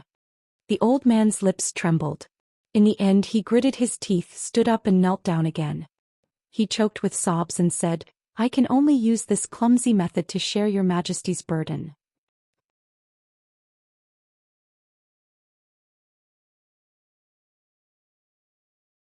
The Emperor of the Great Sui Kingdom helped the old man up and said gently, In the court many people say that you are just a good man who makes mistakes. But I think that a minister like you is the real indispensable pillar of the Great Sui Kingdom. The old man suddenly burst into tears. He only felt that the grievances of more than 10 years were swept away. He knelt down again and said, I am not worthy of your Majesty's trust. The Emperor of the Great Sui Kingdom gently kicked the old man and said with a smile, You are the minister of the Ministry of Rights. How dare you act shamelessly? Get up quickly. This is outrageous. The short old man got up and hurriedly wiped his face. Your Majesty, please excuse me. The Emperor sat back in his seat and waved his hand. Go back. The short old man bowed and left. The Emperor took out a Confucian classic from a small pile of books and flipped through it page by page. Without looking up, he asked casually, I heard that there are many strange winds in the world. Is one of them called the wind of flipping books? The Emperor's voice was very low, but the tall eunuch outside the door still answered, Your Majesty, it is indeed so. There is no evidence to investigate where this wind comes from. We only know that it likes to flip through books. The books are old and new. This wind is so faint that ordinary cultivators can't detect it. If it is guided and absorbed into the body, this wind will slowly flow in the 5 viscera and 6 bowels. If you often flip through books to read, it can prolong your life. The Emperor looked up and said in surprise, So good? Then does our Great Sui Kingdom have it? The old eunuch with white eyebrows and hair shook his head and said, The wind of flipping books has always been unique to the Confucian Academy. It can't be found anywhere else. Even in the Taoist sects, the Wind Snow Temple or the Jingwu Mountain, you can't find a trace of it. The Emperor sighed and said, The creation of heaven and earth is so mysterious. It's a pity that I'm an emperor. The old eunuch smiled and said, This is your Majesty's misfortune, but it is the Great Sui Kingdom's great fortune.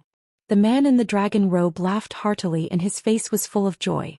The Emperor put down the book and suddenly asked the eunuch outside the door, Do we need to let Zhou Xian go to the Cliff Academy to study? The old eunuch didn't hesitate in the slightest as he shook his head and said, Even though the trip to Pearl Abode last time was dangerous, it was extremely rewarding. Your Highness can be considered to have occupied 2 enormous fortuitous encounters by yourself, so there's no need for you to seek knowledge. Moreover, since your Majesty dared to agree to this matter and follow me to the enemy country Dali, this is a great opportunity of the great path. The Emperor nodded and sighed, So Xian'er is luckier than me. However, the Emperor rubbed his temples and said with a headache, But Xian'er suffered an undeserved disaster.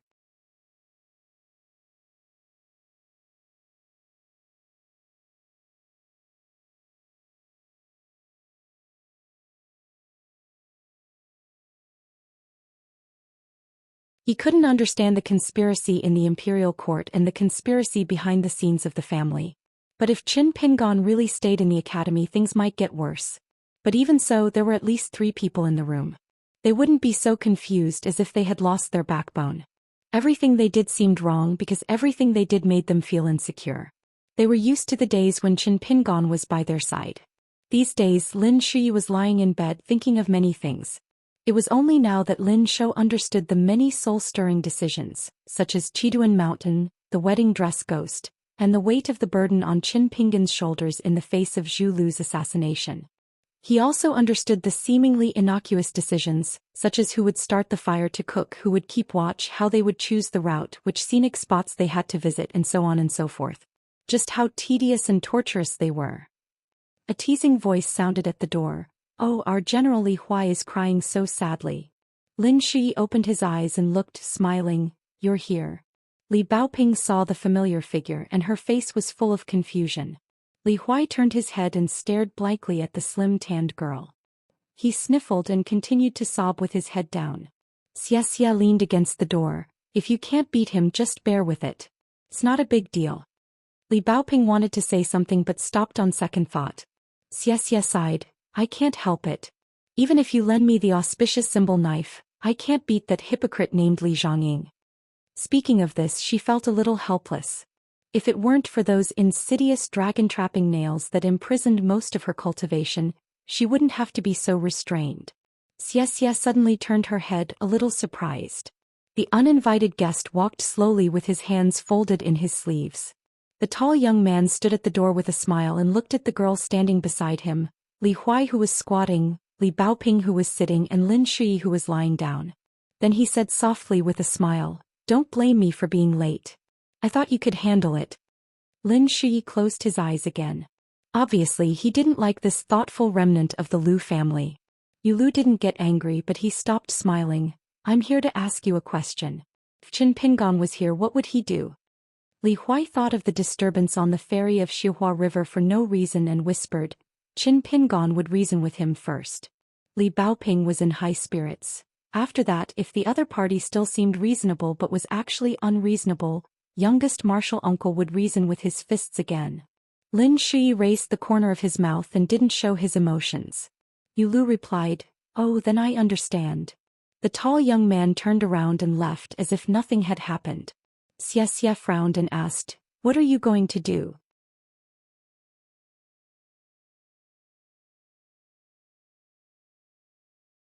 With his back to the girl, Yu Lu waved his hand and left. "On the way here, Qin Pingan guarded the first half of the night and I was responsible for the second half of the night. It used to be like this and it should be like this in the future." Li Huai was a little confused. Li Baoping opened her eyes wide and looked at Lin Shi. "Yu Lu wouldn't be looking for trouble with that hypocrite, right?" Lin Shi was skeptical. "I don't think so." Xianxia wondered, "But I feel like he's looking for trouble." Li Zhongying liked to read and was good at it. Not only did he have a photographic memory, but he could also draw inferences about other things. He was a true scholar. Therefore, the new library of Cliff Academy was his favorite place to stay. There was no curfew in the library. Late that night, Li Zhongying was reading alone by candlelight. He suddenly looked up and smiled. "You're Yu Lu, right? Do you need something from me?" Yu Lu put his hands in his sleeves. The tall young man habitually bowed and nodded with a smile. "Yes." Dressed in a scholarly robe, Li Zhongying stood up with a smile on his face. "Please speak." Yu Lu stretched out a hand from his sleeve and threw a bag full of silver to Li Zhongying. Li Zhongying was puzzled. "This is..." Li Zhongying's body suddenly tensed up as if he was facing a great enemy. He saw the tall young man who always gave people the impression of being polite and harmless slowly walk forward with a bright smile. "If the money for your medicine is not enough, please allow me to owe you first. First set a small goal such as 1 second to remember. Book Guest House mobile version reading website."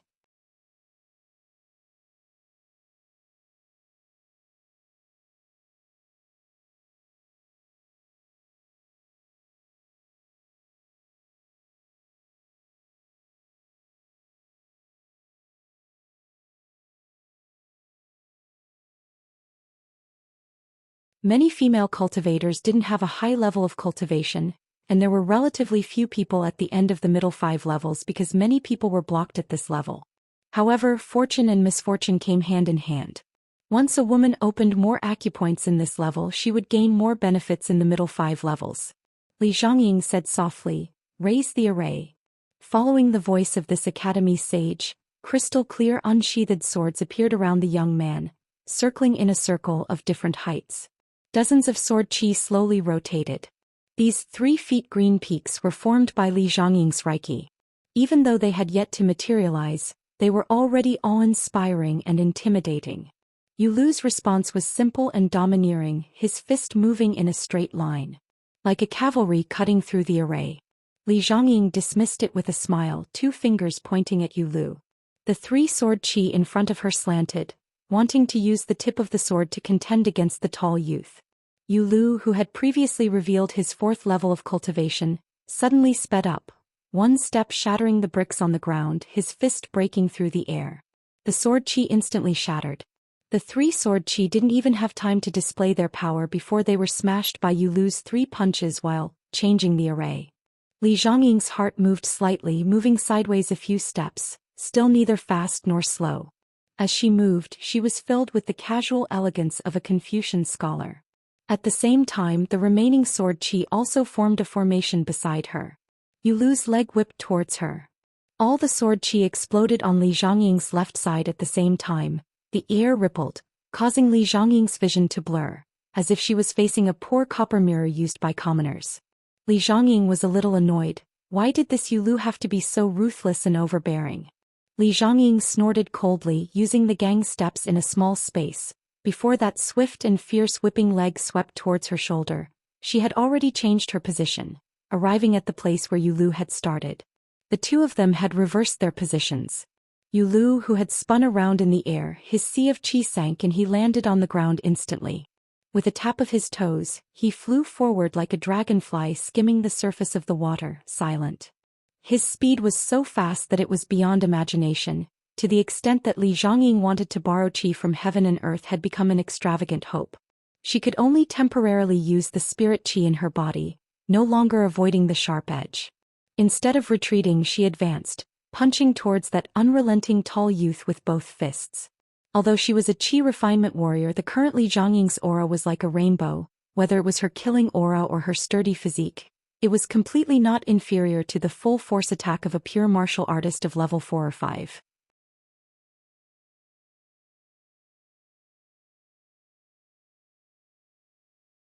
Li Zhongying first used the sword cultivator's means to defend, then used the Daoist ground shrinking technique to shift, and then directly used the military school's techniques to face the enemy head-on. It was an eye-opener. The way she walked, it was as if she had gathered the strengths of 100 schools of thought, smelted in a furnace. She was very ambitious and had very high aspirations. The 2 simple and unadorned fists collided, fists colliding with fists. There was only a loud sound in the air. Yulu did not move. Li Zhongying retreated a few steps, her arms drooping, her face slightly pale, her face full of disbelief. Yulu continued to close in, showing no signs of stopping while he was ahead. An old sigh sounded in the library. It was not close to the place where the 2 were fighting, a full 200 feet away, separated by many bookshelves starting from a wall. Then a snow-white sword light lit up. The 3 feet white light rushed forward. Bypassing a row of bookshelves after flying along the corridor, it bypassed the bookshelves again, passing by Li Zhongying's side as fast as lightning, heading straight for Yulu. The tall youth did not stop. At the critical moment, he leaned to the side, dodging the white rainbow flying sword, and continued to run forward in a strange posture. There was a hint of anger in the old voice. Still not stopping? The 3 feet white rainbow light that brushed past the tall youth paused slightly. It did not turn the sword tip, and just used the sword hilt as the sword tip, flying backwards. It was clear that the elderly sword cultivator hiding in the dark knew that even if he was skilled in controlling the sword to his heart's content, once he turned the flying sword around, the delay of this short period of time was still extremely likely to hinder the opportunity, causing that scholar from the Great Sway to truly be injured. Therefore he did not care about paying attention to any sword technique style. The flying sword swept towards the tall youth's back with an even faster speed. Yulu leapt up, 1 foot stepping on the bookshelf on the right, borrowing the momentum to move forward, not only dodging the sharp flying sword coming straight at him from behind, he also smashed a fist towards Li Zhongying's head. After the sword cultivator decisively attacked, Li Zhongying was already prepared for the worst, silently reciting a line from the Confucian classics from the Sage of Rites. The moment Yulu stepped on the bookshelf in this floor of the library, many bookshelves trembled slightly at the same time, scattered in all directions. From all the ancient books that recorded the teachings of the sage, a string of white words flew out, instantly arriving. The words were big or small, written in regular script, seal script or running script. In an instant they all came in front of Li Zhongying. Finally, in front of Li Zhongying, it turned into a stream of words, flowing slowly, shining brightly. Although the stream was small, it emitted a sacred and vast aura. The tall youth who was rapidly falling from the sky, his expression was normal and still punched her head. He directly broke the stream. One punch broke the stream in half, smashing all the words into pieces. Yulu's kick landed on Li Zhongying's abdomen. Li Zhongying, who was recognized as the #1 student in the academy in terms of knowledge and cultivation, was sent flying several feet away, falling into the aisle between 2 rows of bookshelves. After landing on the ground, she still slid more than 10 feet, enough to show the strength of this kick.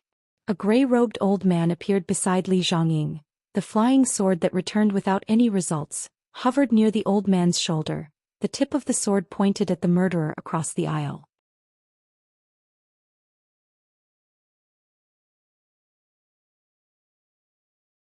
The old man squatted down, his face panicked, and hurriedly took Li Zhongying's pulse. The injury was not light, but fortunately there was no danger to her life. But the young sage who fell to the ground was a rising star, a talent that even the central officials of the Great Sui Kingdom had to treat with respect. The future of the Great Sui Kingdom without any doubt. He could not help but raise his head to glare at the tall youth. How can you be so vicious at such a young age? Dino. The old man quickly stopped scolding. Because the tall youth was still moving forward slowly, even if he had hurt someone, even if the old man had appeared, he still had no intention of stopping. Yulu shook his wrist, his sleeves swaying slightly, then he continued to fold his sleeves with both hands, strolling leisurely in the aisle, smiling. The reason is that Li Huai has not found the clay figurine, that Li Baoping heard the insults, and that the person who should apologize did not even make a fart. Yulu paused slightly, seeming to walk slowly, but in fact the distance between them was closing at an extremely fast speed. It is not because of Li Zhongying's understatement, the so-called not to fight based on personal feelings, of course. It is not because of Senior C viewing realm, this flying sword that always comes late, one step behind. The old man was so angry at the tall youth's shameless provocation that his beard and hair stood up. He hurriedly fed Li Zhongying an elixir, then stood up, laughing out of anger. Good, good, good, this old man wants to see if you can still reason when you are lying on the ground later. Yulu smiled and shook his head. I lost, of course I won't say a word of nonsense. When the time comes, there will naturally be a guy who will reason for me. Well, maybe it will be a little late, who asked him to temporarily not be here. As the old man stood up, the flying sword also slowly rose, continuing to hover beside the shoulder of the famous sword practitioner of the Great Sui Kingdom. However, the old man still seemed to be worried about Li Zhongying, looking down, full of melancholy. The youth's fist technique was extremely strange. At first, Li Zhongying did not seem to have hurt her bones and vitality, and even the old man did not think it was a serious injury. However, after feeding her the high-grade elixir, he saw the real mystery. Li Zhongying's sea of qi did not slow down, but showed signs of becoming more and more turbulent and uncontrollable. It was extremely dangerous for the seawater to flow backward. It was difficult to cultivate the cave realm of qi cultivators, and even more difficult to consolidate. Because once the enlightenment was decided, it meant that the body's aperture acupoints had to accept the external reiki, but it also formed a dangerous situation of seawater flowing backward, because the external reiki had to be absorbed from the countless chaotic qi activities of heaven and earth. The enlightenment was like the battlefield of the secular world.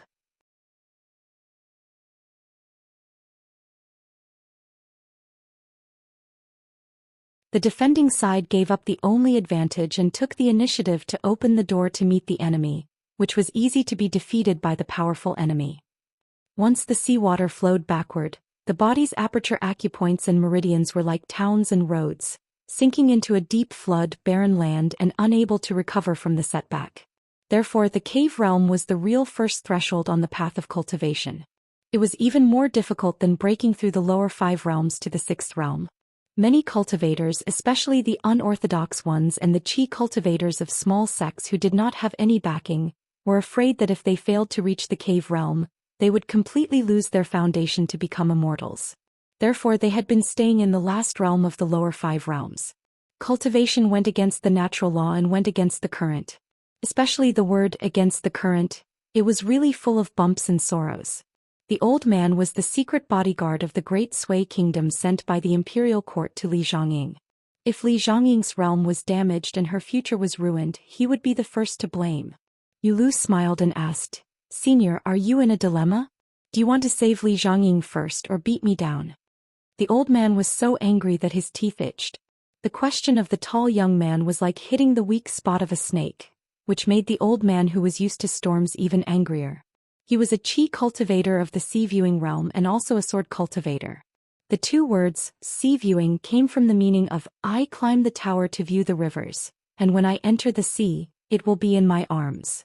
The Reiki of heaven and earth began to expand the meridians of the human body, like the rivers that eventually entered the sea, and like the official road that expanded the post house in the human world, the Reiki gradually condensed and sublimated, and began to nourish the body, thus allowing the cultivator to prolong his life. Ordinary chi cultivators of this realm could live up to 100 years old. A sword cultivator of the sea-viewing realm, in the Aquarius continent, was already worthy of the reputation of a sword master. In the Great Sui Kingdom, even the high-ranking officials of the six ministries, such as the assistant ministers of the six ministries, may not be escorted by a sword cultivator of this realm when they leave the capital. He took a deep breath. The old man made up his mind to end the battle quickly within 3 moves to determine the winner. Since Senior does not know how to choose, I will help Senior to choose. And the tall young man was even more arrogant and unreasonable. Still with the annoying smile and voice, he accumulated power and took 3 steps forward, each step more shocking than the previous. The bricks and stones were stepped on to make cracking sounds.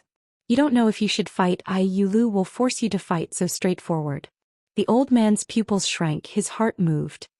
He saw that the tall young man's aura was not weak to begin with, but now it was a step further. His spirit was majestic, as if there was an ancient killing god's spirit in it. Even the old man's face showed a touch of horror. A martial artist of the 6th realm?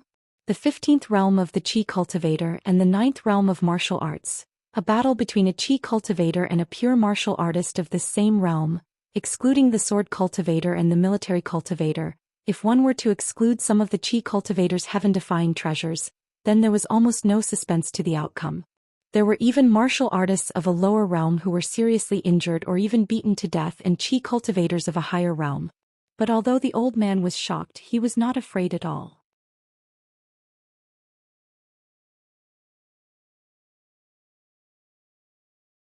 Because he was an experienced sword cultivator with many years of accumulation, he was at the 7th level of the chi cultivator realm, the sea-viewing realm. If he did not leave a way out and insisted on killing, even if he was facing a martial artist of the 6th realm, it was really just one move. So the old man sneered, "If you want to die, I will not really let you die because of the rules of the academy, but let you only have half of your life left, no harm." The tall young man who rushed forward seemed to be fighting to the death, but in fact his eyes were playful, and he said in his heart, "I beg you to be more powerful." Abandoning the official road, Qin Pingon brought the 2 children to cross the mountains together.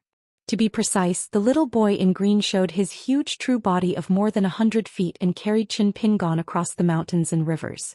An unexpected surprise was that Qin Pingon discovered that he could also practice the Hanshan manual on the back of the water snake. In the beginning he often slipped and walked incongruously. Over time, Qin Pingon could make the water snake deliberately shake its body and still walk as if it was flat ground. The girl in pink was not qualified to ride the water snake. She could only carry the book box and run at the side, clapping and cheering for her master. On this day Qin Pingon found a mountaintop to rest. The 3 of them gathered around the bonfire, and the green-clothed little boy began to nag again. "Master, you're not young anymore. Do you want to take in a few concubines, beautiful maids, or servant girls?" Qin Pingon put his hands close to the bonfire, and the light of the fire shone on his dark face. He shook his head and said, "No." The little boy in green reached into the bonfire, and the water snake grabbed a wisp of flame and then extinguished it little by little, making a crisp sound like soybeans collapsing. "Why, Master, don't worry, not only do they not accept betrothal gifts, they are also willing to bring their own rich dowry. Master, are you not tempted by this kind of business?" Qin Pingon smiled and said, "I am not tempted." The little boy in green was confused. He extinguished a wisp of flame and grabbed another one. "Why? Qin Pingon smiled and did not speak. The little boy in green clicked his tongue and said, "Master, you have a girl you like." Qin Pingon glared at him. The little boy in green whispered, "Master, it is not shameful for you to like girls, but it is scary to like men." All of a sudden his face was full of splendor. He pretended to be coy as he said, "Master, you see, I actually have delicate features." Qin Pingon's scalp went numb and he waved his hand and ordered, "Disappear." As the little boy in green ran into the distance, he said fiercely to the girl in pink, "Silly girl, did you secretly bring any rouge or powder? Lend it to me." Qin Pingon reached out and held his forehead. These days were tough. Later on, as usual, Qin Pingon looked for the little boy in green to spar with him and train his body.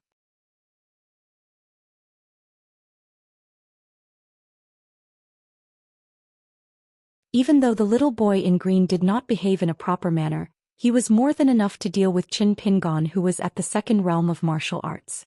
Even if Qin Pingon's realm was much higher than that of ordinary martial artists, Qin Pingon's punches on the little boy in green did not hurt him at all. On the other hand, his punches would cause a landslide if they landed on Qin Pingon. At first, the little boy in green did not control his strength well and caused Qin Pingon to be sent flying far away, crashing into a tree as thick as a thigh. The little boy in green was so scared that he thought that he was definitely going to die. However, after Qin Pingon recovered, he still wanted the little boy to continue punching him. Today Qin Pingon had just formed a fist stance and had not really punched, but the little boy in green was already rolling on the ground dozens of times. The little boy in green stood up and patted the dust off his body, praising, "Master, your punches are so ferocious. So scary." The girl in pink squatted in the distance, watching with her mouth agape. She had heard that the Imperial River Tyrant was violent, simple-minded and had a high cultivation level. However, she had not heard that he was such a shameless person. Qin Pingon was used to it and sighed, saying seriously, "Stop fooling around." The green-robed child immediately stood on one leg like a golden rooster. He waved his hands wildly and made a strange sound from his mouth. Qin Pingon's face darkened and he turned back to sit by the fire. The little boy in green rushed back to his side in a fluster and smiled apologetically, "Master, don't be angry. I'll be serious later." Qin Pingon waved his hand, "It has nothing to do with you. I'm just thinking about something and can't calm down." The little boy in green replied, "We'll talk about it after you calm down." Late at night, Cliff Academy at the foot of Mount Donghua. A young man in white started to climb the mountain slowly, sighing constantly. A voice quietly sounded in his mind, "What are you doing here?" Cui Dong said unhappily, "My master has something to do and I'm here to help." You're tuning in to the Zhou Xian's Legacy YouTube channel. Don't forget to subscribe and join us on this journey to catch the most captivating stories.